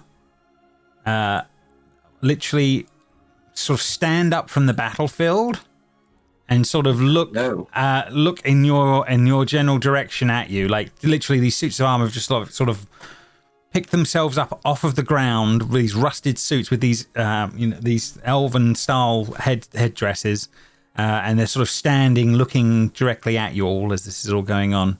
I can't see anything. You can't see anything. You may have to refresh. No, you haven't got a token, that's why. That'll be why. 1 second, Alice. That's probably exactly why. So let me grab you your tabaxi. 1 second. We now know who James's least favourite is. Oh no, he gains a new token because of he's turned into a cat woman. A small little cat. Hell yeah. Transformation complete. Right, Alice, your token will bring you in a moment. You should get some vision. I do. I can see now. Excellent. Yeah. So you guys you basically stop as these two suits of armor out of this, loads of different broken bits of armor around, sort of stand up, facing towards you all as it sort of gunk, and you guys stop in the moment. But what do you guys do? Hello. Hi. Hello. Darling, what is this place? I don't know, but the armors seem to be of elven origin. Clearly, some battle was fought in the past. Okay, thank for the information. Why are they animated? There must be some residual magic still at play here. Be careful; they may be dangerous. Alice, do you move like that? Yeah. Okay. Yeah, the one of them moves forward slightly. Brody's gonna pick up some stones and cast magic stone on him. Yep. Okay. Fair enough. No problem. What? You're attacking them? No, he's just holding the stones, I think. Oh, okay. I thought you meant you were going to... I move again. Yeah. To the side. The armor seems to match. Okay, I move back. It moves back. Okay, I don't know what's happening, but they're kind of mimicking what I'm doing. Maybe we could just leave, and they'd be fine. Fall over on the ground, see if it lays down. Okay, I lie on the ground. That one lies on the ground exactly the same as you. Brody waves at the other one. Nothing happens, Brody. Doesn't work for me. I wave? Craig, yeah, it waves back. Oh, look, this one's me. I'll get them to fight each other. Okay, well, that would mean me and Alex have to fight each other, right? Quick, Alice, punch Greg. I think I have claws now. I don't think I could. You retract them, retract. Do you think I know how to do that? Instinct. Just believe in yourself. But yeah, the Alice and Craig, they seem to be latched onto you two as this is going on. So they seem to be mimicking you. Hello? Nothing. Can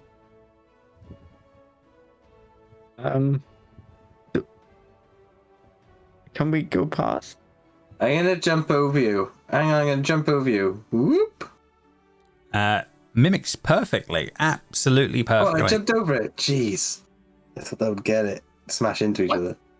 What's that thing there? Looks like a well. like a well of some description, yeah. Oh, can I walk to here? Yeah, get him to jump in the well. Yeah. Yes. I'm gonna walk backwards. Yeah. And We've all played Zelda. it disappears from view down a well, Alice. Yeah. Yeah, I'm gonna do the same. Well, that went well. I do this. Ah. Same applies. Both disappear down the well. Yay! Crisis averted. Let's go. Well, that was easy. That was. Wait, are there other things in this swamp that we might be able to use? Like, we need I am to really fight, right? struggling with you right now. There are pieces of armor. There are rusty weapons. There's all manner of stuff in amongst here. Can I look down the well? What's Yeah, that? absolutely. There are at the bottom. There seems to be two pieces of armor, and they seem to be floating on the top of some sort of black ooze, or one of them is, as this is sort of going on. And it seems to be sinking into this black ooze. Is it's still moving when we move and stuff? A little bit, but not dramatically. It does. It look like oil. This is not gonna go well. It looks very oil-like, yeah. Yeah, set him on fire. You like that, right? You and Edward. Yeah, but I don't know how to. I just point and a spell happens. Edward seems to be able to do firebolt on command. Are you like the Human Torch in the Fantastic? Yeah. Keith, are you making an investigation check of this personality other stuff around at the moment while they're doing that? Sorry, Keith, you're investigating everything else? Yeah, I kind of want to like look for like, I don't know, anything that could be useful. Like Yeah, make an investigation check for me. Yeah. Yeah, we're all like wearing just like shirts and jeans and stuff. With a 10, you can find one melee weapon from the Adventurer's Handbook of any description that you would feel that would be useful, but they are of poor core quality, if that makes sense. You don't think they would last more than 1 or 2 hits? Okay, let's go with another dagger. Easily done. You find a rusty dagger in amongst stuff, no problem. So now I can dual wield.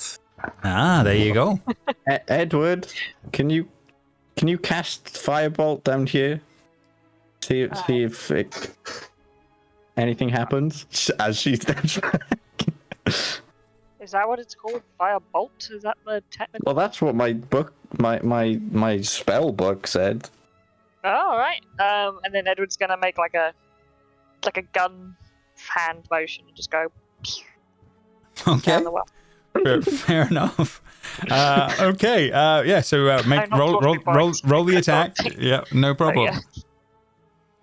Okay. You missed the well. Yeah. Well, it harmlessly ricochets off some of the rocks lower down. Ah, shit! I can't get a good angle here. 1 second. And then it was just like it'll readjust and try again. Fair enough. No worries. 18. 18. Okay. As you do that, it is like the well explodes as this is going. That's I why I need moved back. Craig and Edward. I need you to both make a dexterity saving throw, please. Okie Okie dokie. You hit my dice away. No. Yay! Wait, no, Craig. Okay. So Stop time. Edward, you can halve the 9 damage, and Craig I get to hopefully reroll. will get to reroll. Yes. No. Okay. Oh, man. You stopped time and I just turned around like, what? As you get blasted for 9 fire damage from the exploding well behind you as this is going I on. fucking roll. I'm glad we leveled up because like I'd be dead. Oh yeah. What the? This is why we don't set things on fire. I should have paid attention in science. I just like that stop, hurt. drop, and roll. Right, yeah, I've been rolling, sausage rolling immediately. Okay, so yeah, you're a bit worse for wear, but alive nevertheless. As this is all going on, you guys make your way back onto the map, and I'm assuming you continue heading north unless you short rest. I was gonna see if I couldn't find like maybe some armor or something. Yeah, you can make an investigation check and see how you do on that one. That's no problem. I am not picking up armor off the floor. Natural 20, Natural 20. which becomes a 19. Fair enough. On that one, you think that the odds of finding anything that would be working in this armor wise would be incredibly low. However, you do spot some armor that you think will be workable. So you can pick from the Adventurer's Handbook any of the standard armor types. There is a working set of them. You don't know how long they will last, but they do seem to at least be in a usable state. James, can I get breastplate? Yeah. Hey, I nice. thought you couldn't wear metal. I'm a druid, but I'm like a druid. I guess I'll leave it to James. James. That's a really good point. They can't cast. Can I find like wooden breastplate or something? Probably better to you're probably easier for leather or something leathery than well, no, leather wouldn't have lasted on that front. A shield. I'm going to You say can find me breastplate.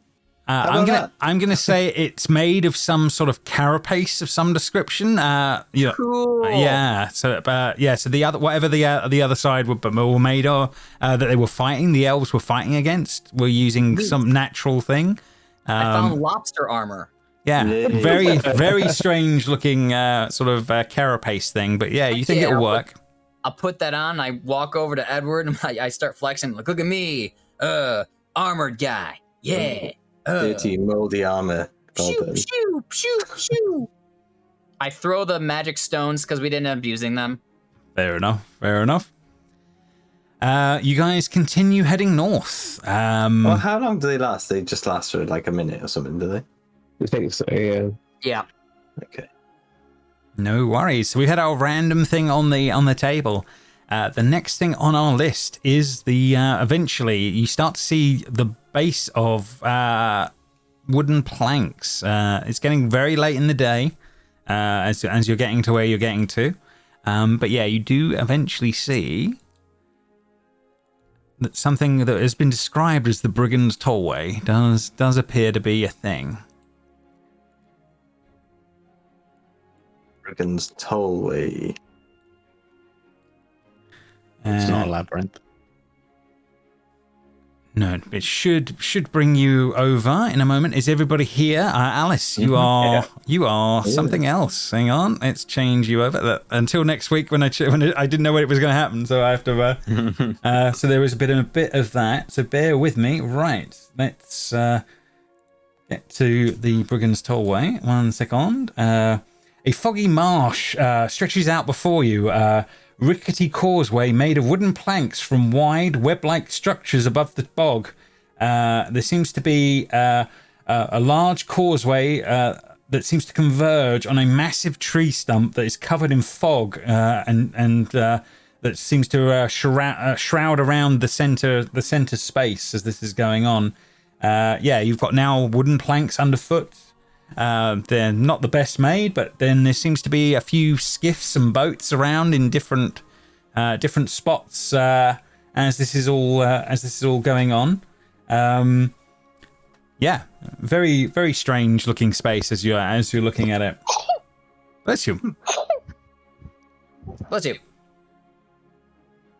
Do we just head towards the center, I guess? Yeah, I mean, where else would we go? Yeah. Right? Yeah, I mean, we need to make our way through this somehow, so let's do it. Make sure you don't fall through any of the gaps, Keith. They're quite big.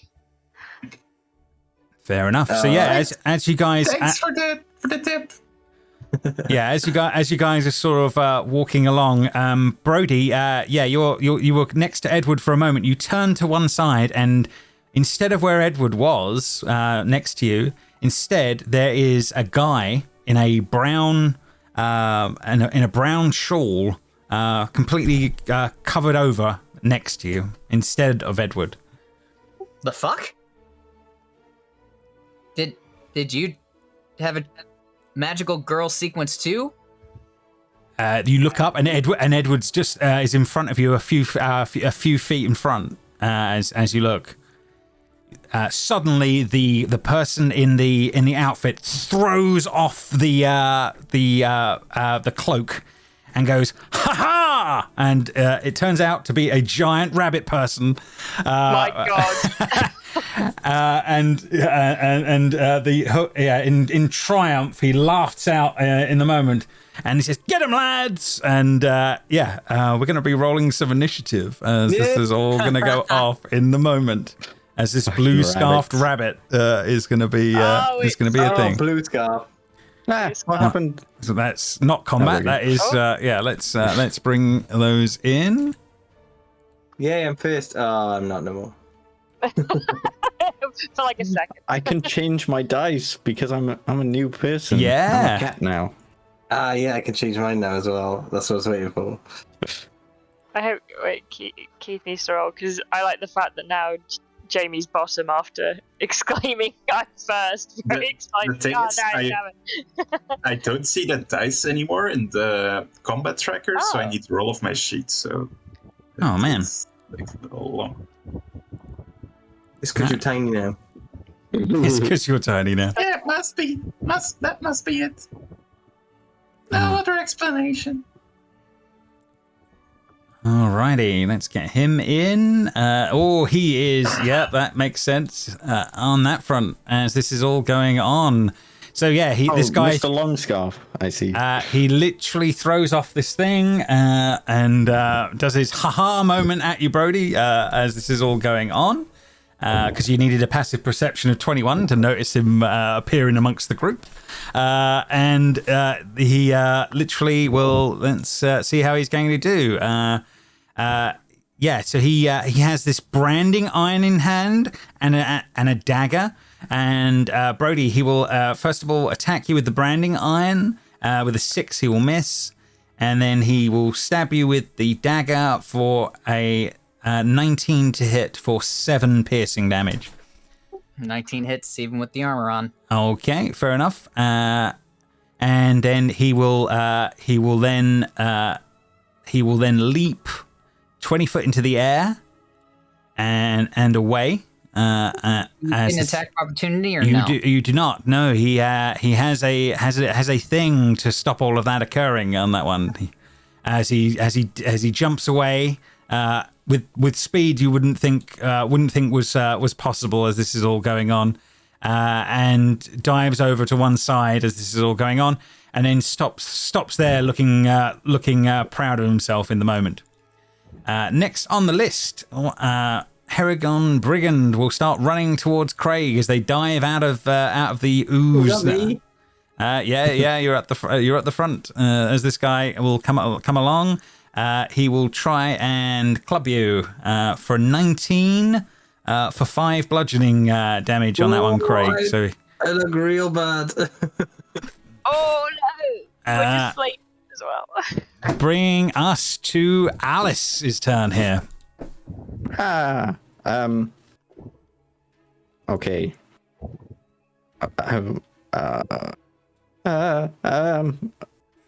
There's a lot going on.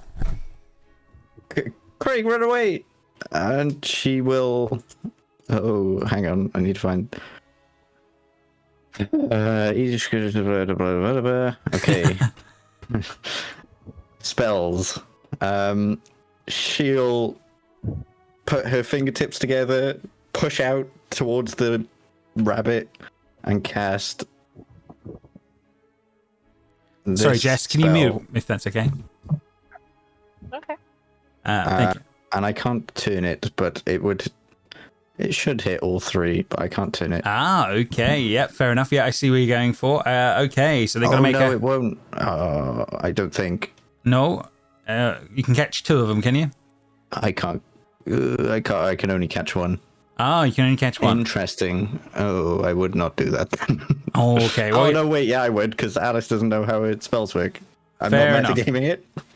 So doesn't know how far it goes. Saves Constitution, rolls an 11, so it will fail. So it will take 10 cold damage on that one.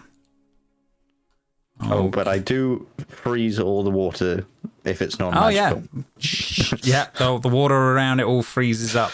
No problem. That all is of this water in done. front of them is frozen.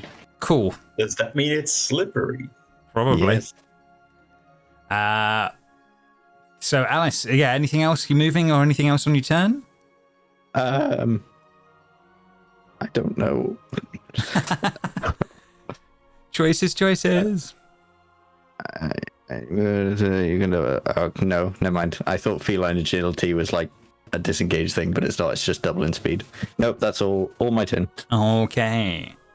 The Herringon is going to jump up onto here and is going to run over to Alice, and let's see how this guy is going to do. He's going to attempt to club you. 16 to hit. I'm assuming that's probably got a chance, Alice. Yeah. And for 3 bludgeoning, unless you're changing the dynamic. I am going to change. I will. Silvery Bobs. Okay, so it needs to re-roll. Okie dokie. And re-roll is a 22. Okay, so I take the first damage, right? Yeah. Well, it's always the first damage. Okay. So that one and is then I done. will give Keith advantage. No problem. Brody, round to you. Brody gets like he puts up an arm with his new carapace armor and knocks away the branding iron, but as he does, it leaves his stomach exposed and he gets stabbed and like oh, oh. And then as he jumps away, he goes to reach for the scarf to stop him and he misses, but an extension of his hand keeps going and goes up and down, and this is me casting Chill Touch. Oh, nice.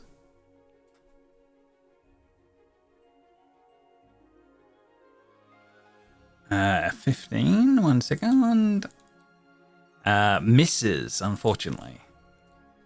Okay, so that misses, and I pat Edward on the shoulder and I say, "All right, I distracted him. You got him." And that's me using my heart tattoo to give him the help action as a bonus action.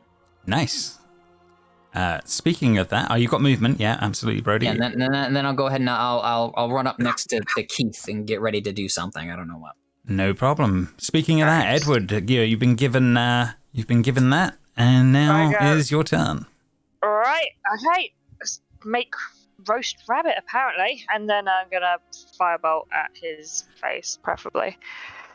A 23 will definitely hit, doing 3 damage to him. As you burn, singe some of the fur on the left Like, side. I got the ears. Yeah, you catch one of the ears a little bit. Yes, so the singeing the fur on one of the ears. Yeah, it's not happy with you on that one, Edward. You're next on my list. No, please, actually, no, take me off your list, please, as soon as possible. And Edward is then going to kind of start backing up and probably accidentally walk into Grace, like not realizing she's there, kind of just like, oh shit, sorry. Fair enough. Bringing us to Grace. Grace, we haven't long rested, have we?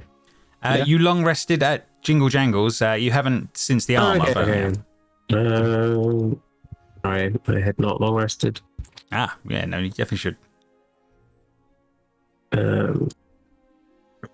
I shall.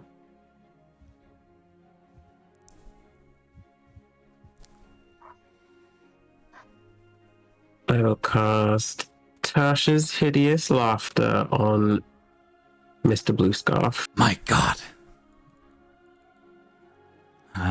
Let's see how he's going to do. He's going to make a wisdom save. Here's his saves.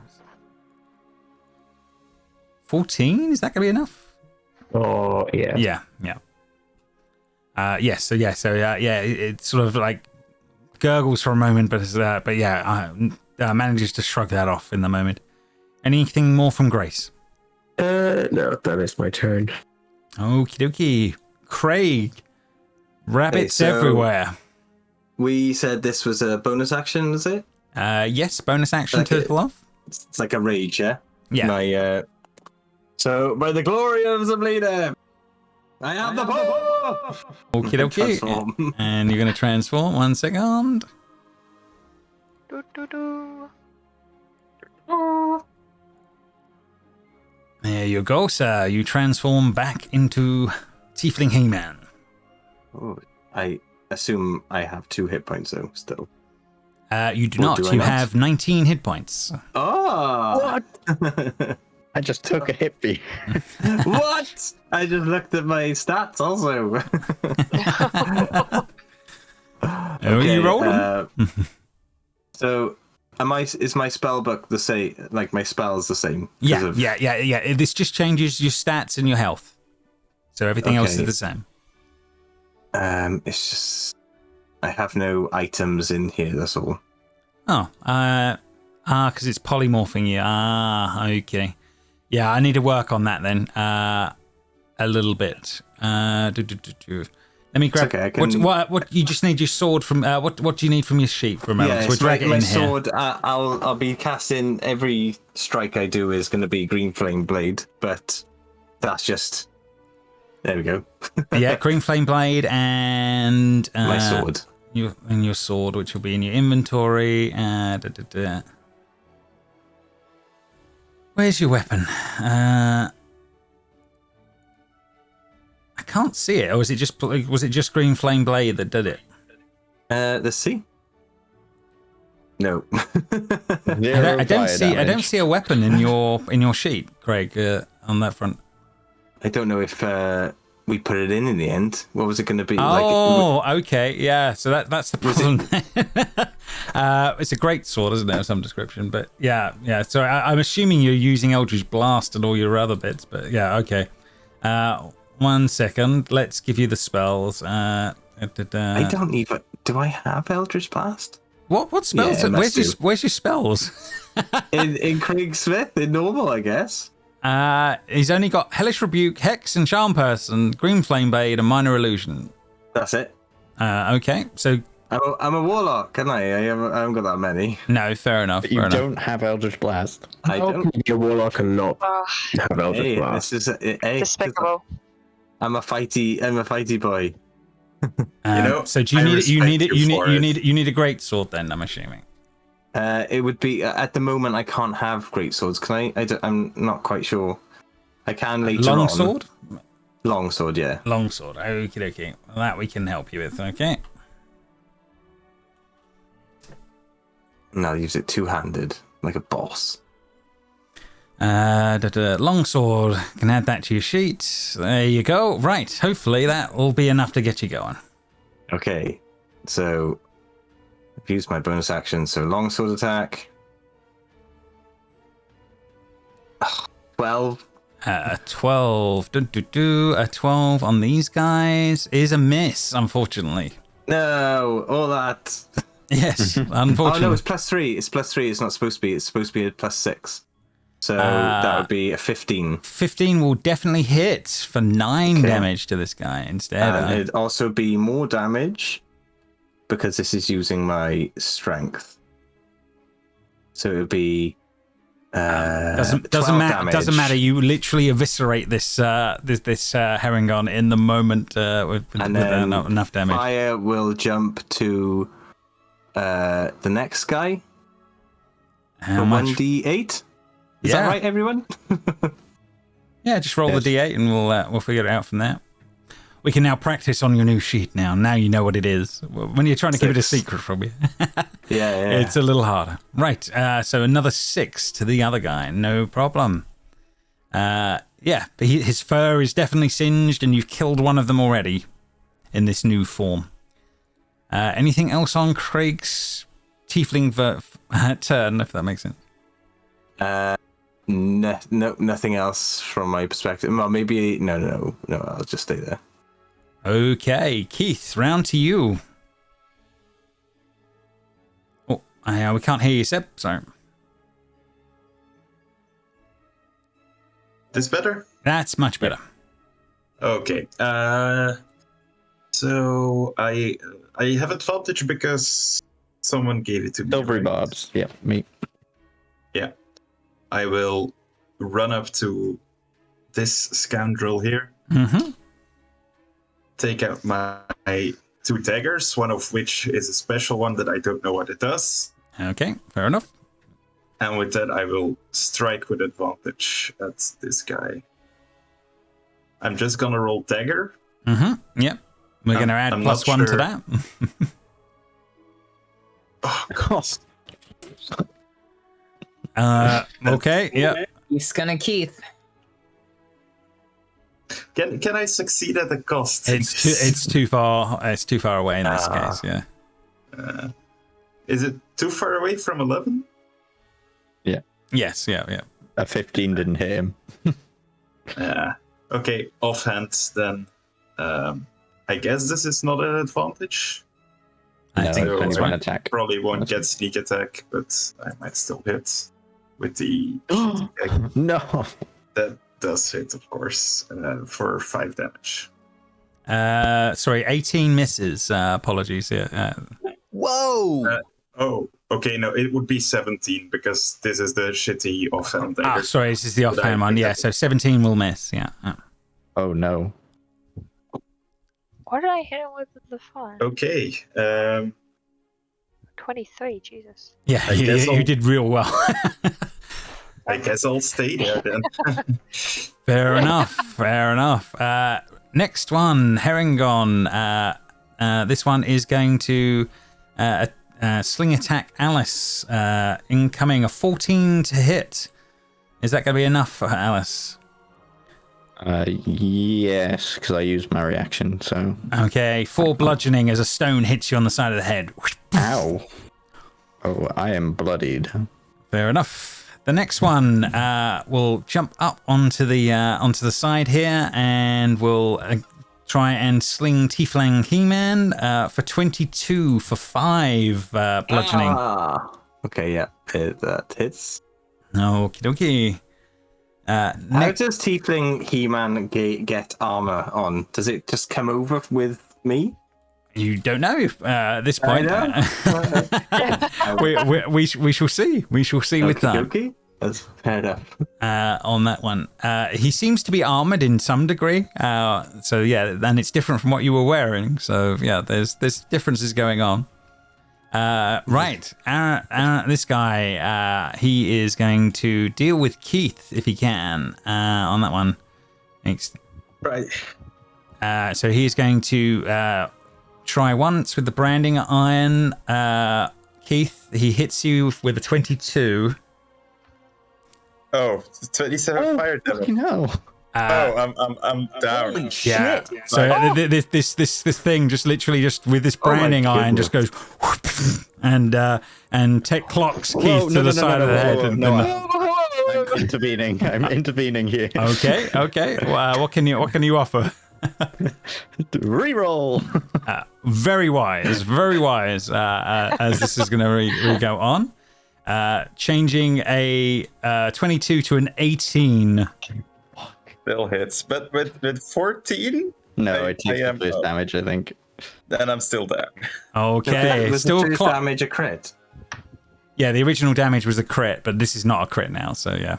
Yeah, so it's not the first damage. Then. Oh, it would be so the how- first damage minus the crit damage then. Yeah, so sorry, it's 12. You're absolutely right. Yeah, it would be 12, Keith, if that's enough to keep you up. I'm not down then. Okay. Oh! My Teamwork to overthrow the DM. cat instincts like saw that Yeah, something bad was well, about to happen. definitely worth it as that's all going on. This branding iron, what kind of brand is it, and where does it hit me? That is a very, very good point on that front. I think it clocks you on the shoulder, so yeah, it's branding some sort of mark in your side. You haven't got time to work out what it is yet, but you've Okay. definitely been burnt on the shoulder right now. It's definitely marked you, and then it just goes ha ha, and then it will literally try and stab you, and It has another attack. With a 10, I'm assuming that will miss you, Keith. That misses. Yeah. And then he will do a flying leap into the air and move away from you, Keith. That one is done. Alice, you are next on the list. Oh God. Okay. Okay. I'll turn to this one and be like, "Hey, don't hit me. That's not very nice." And she'll put her hand on his shoulder and cast Shocking Grasp. Hopefully, 20 full damage. Okay, 20 for 4 will definitely hit. And I will move away since it cannot hit me. Yeah, as the lightning sparks through it, as it gets hit by hit and takes that. And she runs away like a cat, not on two legs. Yes, and away she goes. No problem. That is all done. This second Herringon is... it's not going to chase after you. It's going to try and attack Tiefling He-Man for 10 for 4. So that's not going to be... Hey, 10 doesn't hit me. So that is done. Bringing us to Brody's turn. Oh, well, you can't hear me. Brody sees that Keith got messed up like he did. He's gonna go up to Keith and with a bonus action just say, "Remember, you're small but mighty." And that's me giving you the help action against this fuck. And Sure, then yeah. I'm gonna say, "You know what else is small but mighty? Velociraptors, Jurassic Park, bitch!" And I'm gonna become a Velociraptor. My God. Okay, Jurassic Park time for him. One I second. thought that was going to be a penis joke, but I was turned out expecting that. Incoming Velociraptor time. Oh, I can do it. I just it wouldn't let me scroll on my extra. I know how to do it. I was watching the video. I saw, James. I saw. That's fair enough. Anyway, Yeah. so I get to here, and I'm just like, rah! Like I'm bouncing back and forth because I know this thing's gonna jump somewhere. So wherever it jumps, I just want to be ready to jump to it too. Fair enough. So you're holding your action to jump to a space, also. Well, my action was to wild to change, shape. but so yeah. now I'm just I'm ready to intercept wherever this guy goes. Gotcha. Okie dokie. Edward, round to you. I've seen this thing like wallop the shit out of Keith, 100%. and I'll just yell out, "No! If he dies, my company falls apart. God!" And we'll just throw a firebolt at this. Oh, Damn it! no. Damn it! Yeah, that didn't work. Yeah, no, unfortunately, misses as this thing is just laugh like, ha ha! Anything else on Edward's turn? Yes. Whilst it didn't hit him, did it hit the bridge he was on by any chance? I'm with an 11. No, I'm sorry. It's not a winner, Just unfortunately. went straight into the water. Yeah, it went Yeah. high, not low. I've got no depth perception. Oh no, my weakness. Yeah, that's literally all I can do in that capacity. I will remain back here with Grace. Okay. Speaking of Grace, round to her turn. She will fumble through her fanny pack and try and find some more garish Hello Kitty stickers. And she'll run over. Oh no, does she have enough movement? Yes, just about. And she will cast Cure Wounds on Keith. Thank you. I have so little spell slots. Yeah, it's healing. early days. Oh, Brings me up to nice. 14. And while doing that, she'll just tap you on the shoulder and just say, "You got this. Come on, you not taking shit from this rabbit." We'll give you bardic inspiration. Okay. Right, Grace done. Bringing us to Craig's turn. Okay, so I will cast Hexblade's Curse on this guy here, Nice. and then I shall attack it with 22 for 5. 22 for 5. How much health has this thing got? It has 4 hit points. So yeah, how do you finish this guy off? I just cleave it in twain, right down the middle. Oof. Okay, it is officially cleaved. What do I get back from Hexblade's Curse? It's 3 hit points, yeah? Nice. Yeah, it's not temporary hit points. That's what I was trying to figure out. Plus 3. You've still got movement and bits if you need it. What do I do that for? No, I don't want to do that. Okay, I will move straight up next to this one here. No problem. Right, Keith, round to your turn, sir. Yeah, okay. I'm going after this.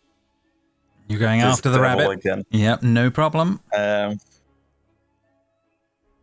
So he marked me. I'm quite curious what the mark will be, whether or not it will be a cool scar to take home. But that aside, I'll take the fancy dagger I got from Sertali, Sertalis, whatever. So Talavar, yep, no problem. Yeah, Sertali, and I'll attack, I guess. Okay. At advantage because of At Brody. advantage. Let's see what. Okay, 13. I'll Bardic Inspiration. D6. D6. Ooh. 14, right? So 14, 16. If that doesn't hit, can I succeed at a cost? You could just succeed at a cost to get you to the AC of 19. Oh, you're going after the big boy. That's what I was so confused about earlier. So yes, you can succeed at a cost. Doing the 6 damage. Yeah, 6 plus the 1 from sneak attack.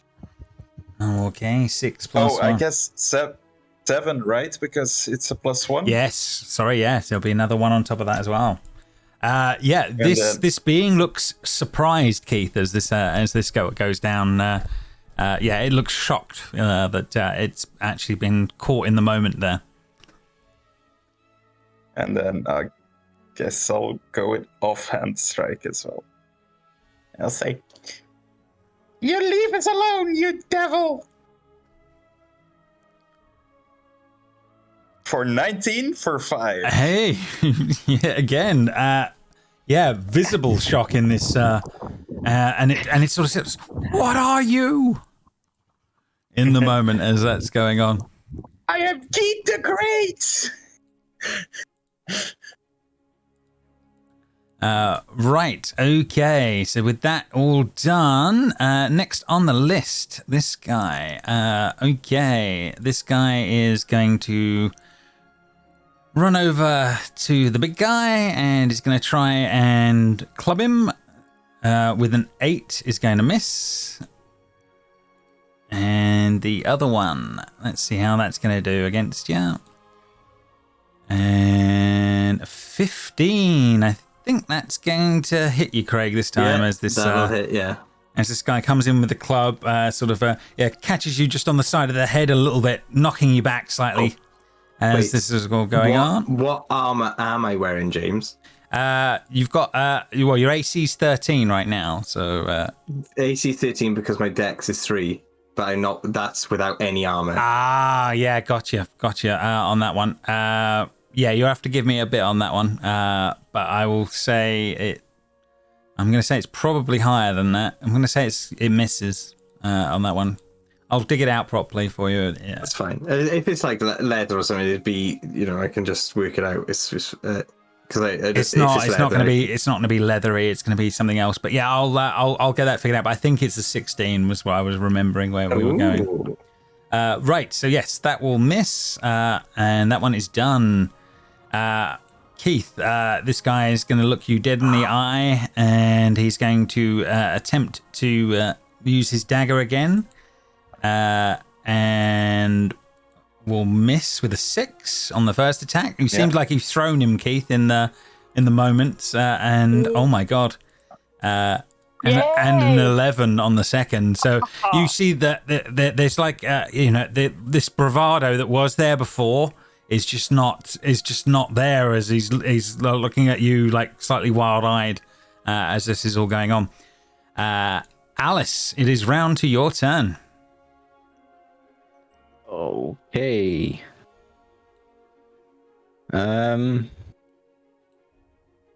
Sure. I'm going to. Yes. Okay. I'm going to grasp my book, point my finger towards the main guy, and cast magic missile. Ooh. Okay. Well, that's gonna work. Three times. Yes. I cannot. Okay, I can do it. I just don't consume spell slot each time. Mm-hmm. Okay, so 10 damage. Force damage. Okay, you will take all of that. Oof. He's looking rougher now. There is a wild look in this rabbit's eyes. This is all going on. She'll shout, "Why are you fighting us? We did nothing. Please stop before there's more people die." Fair enough. Alice's turn is done. A velociraptor on the battlefield. Is Grace standing on me? Yes. Literally, pretty much, but she's just literally off to one side. There you go. I didn't even see your token. He is tiny like a turkey right now. So I go and I run over there. Did you turn into a microraptor instead by accident? It's a small turkey. No, it's a turkey. It's a turkey raptor. Small. Yeah, it's a turkey raptor. So I weave around Keith and I come at this guy and I attack him. I have multi-attack, so I'm gonna bite him at advantage because of pack tactics. Very nice.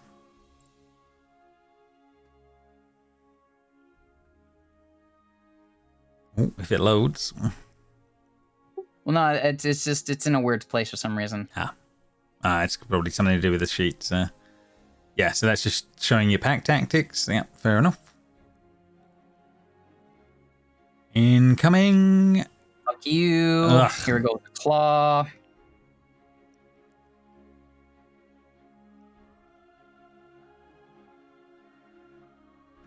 $21. That's more like it. Weird question. Isn't our friend here to help us as well? He is. I just forgot him in the turn order, but we'll keep him out of it for this one. But He also doesn't have a weapon, so. Well, he does. He has a little dagger from Keith, so there is something. And then But his sheet's not set up correctly. So. Because I don't think the fact that I'm a raptor does anything to this. I'll look up at Keith and I'll go rah, rah, rah. Since you're within 5 feet of me, that's giving you the help bonus action. So. Okay. That being done, Edward, round to you. Okay, there's a lot of people now kind of in the way of who I was aiming at, so I'm just gonna have a little jog up here. I think I can go a little bit further. I got to 20 feet. So why is it doing that? I'll go to where the dead ones are, and then I will fire at this guy because I just want to take him out specifically. Okay. Cool. I've got only one. God. Yeah, well, you definitely hit. At least you're hitting. Yeah, I like burn his whiskers off. Yeah, you singe another couple of whiskers. Fair.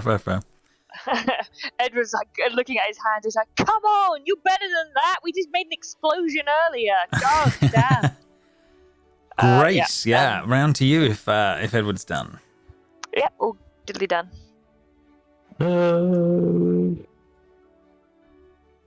How hurt is Keith still looking? He's not looking too bad right now. Okay. He didn't hit me last turn, so I'm still at 14 out of 18. I will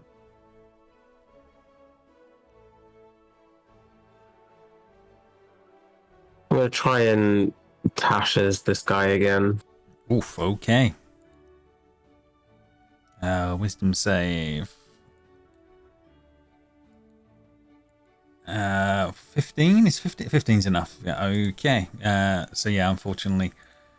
It is indeed. However, I will use my reaction to silvery barbs and make him reroll. Fair enough. Okay. He re-rolls. And it goes up. 16. Not having much luck on the re-rolls right now. But I will give Keith advantage. Oh, he's already got advantage. I'll give advantage. I'll give it to our blue tiefling friend. Woohoo! I mean, haha! Speaking of that, Craig, it's round to you. Okay, I will. You put them. Right, I'll move my Hexblade's Curse onto this one as a bonus action. Mm-hmm. And I see. will... Yeah, you wanted them next to each other. Yeah, not on that one, unfortunately. They're too clever. It is 5 feet. Is it 5 feet of each other or 5 feet of me? Oh, that's a very valid point. No, 5 feet of it. Yeah, okay. So of the actual. Oh, thing. good So, to know. but Good to know. Every time I attack, it's going to be a green flame blade. Okay, Yeah, I understand. Just for reference. Okay, I'll because you got to use the attack action. See, so there you go. Attack at advantage. 25. 25 for 7. That will definitely hit. And oops. And Yeah, that's you it, I catch think. it nicely across the ribs, doing some nasty 19 wounds. is a crit. 19's a crit. 19's a crit. Yeah, with Hexblade's Curse. So I'll roll another d10, is it? Hexblade Curse gives crit on a 19 or 20. Hey, So extra 4. there you go. Enough to kill it. Nice. Yeah, I'll give myself some health as well. Changed it from that to dead. Well done. And that's everything. Okay. Keith, the wild-eyed rabbit in front of you. Yeah, What do you do? So, You got the help action from a tiny raptor. yeah. I'll attack with the thing that misses. Yeah, unfortunately, that'll definitely miss. Okay, offhand with the shitty dagger. That probably hits. 21 for 7. That absolutely does hit. And I do get sneak attack because the little raptor's next to me. okay, roll the sneak. For 6 extra damage. Keith, you've done it. How do you finish this? How do you finish this rabbit off? Ooh. Oh god. Take his lucky rabbit foot. I'm gonna be brutal.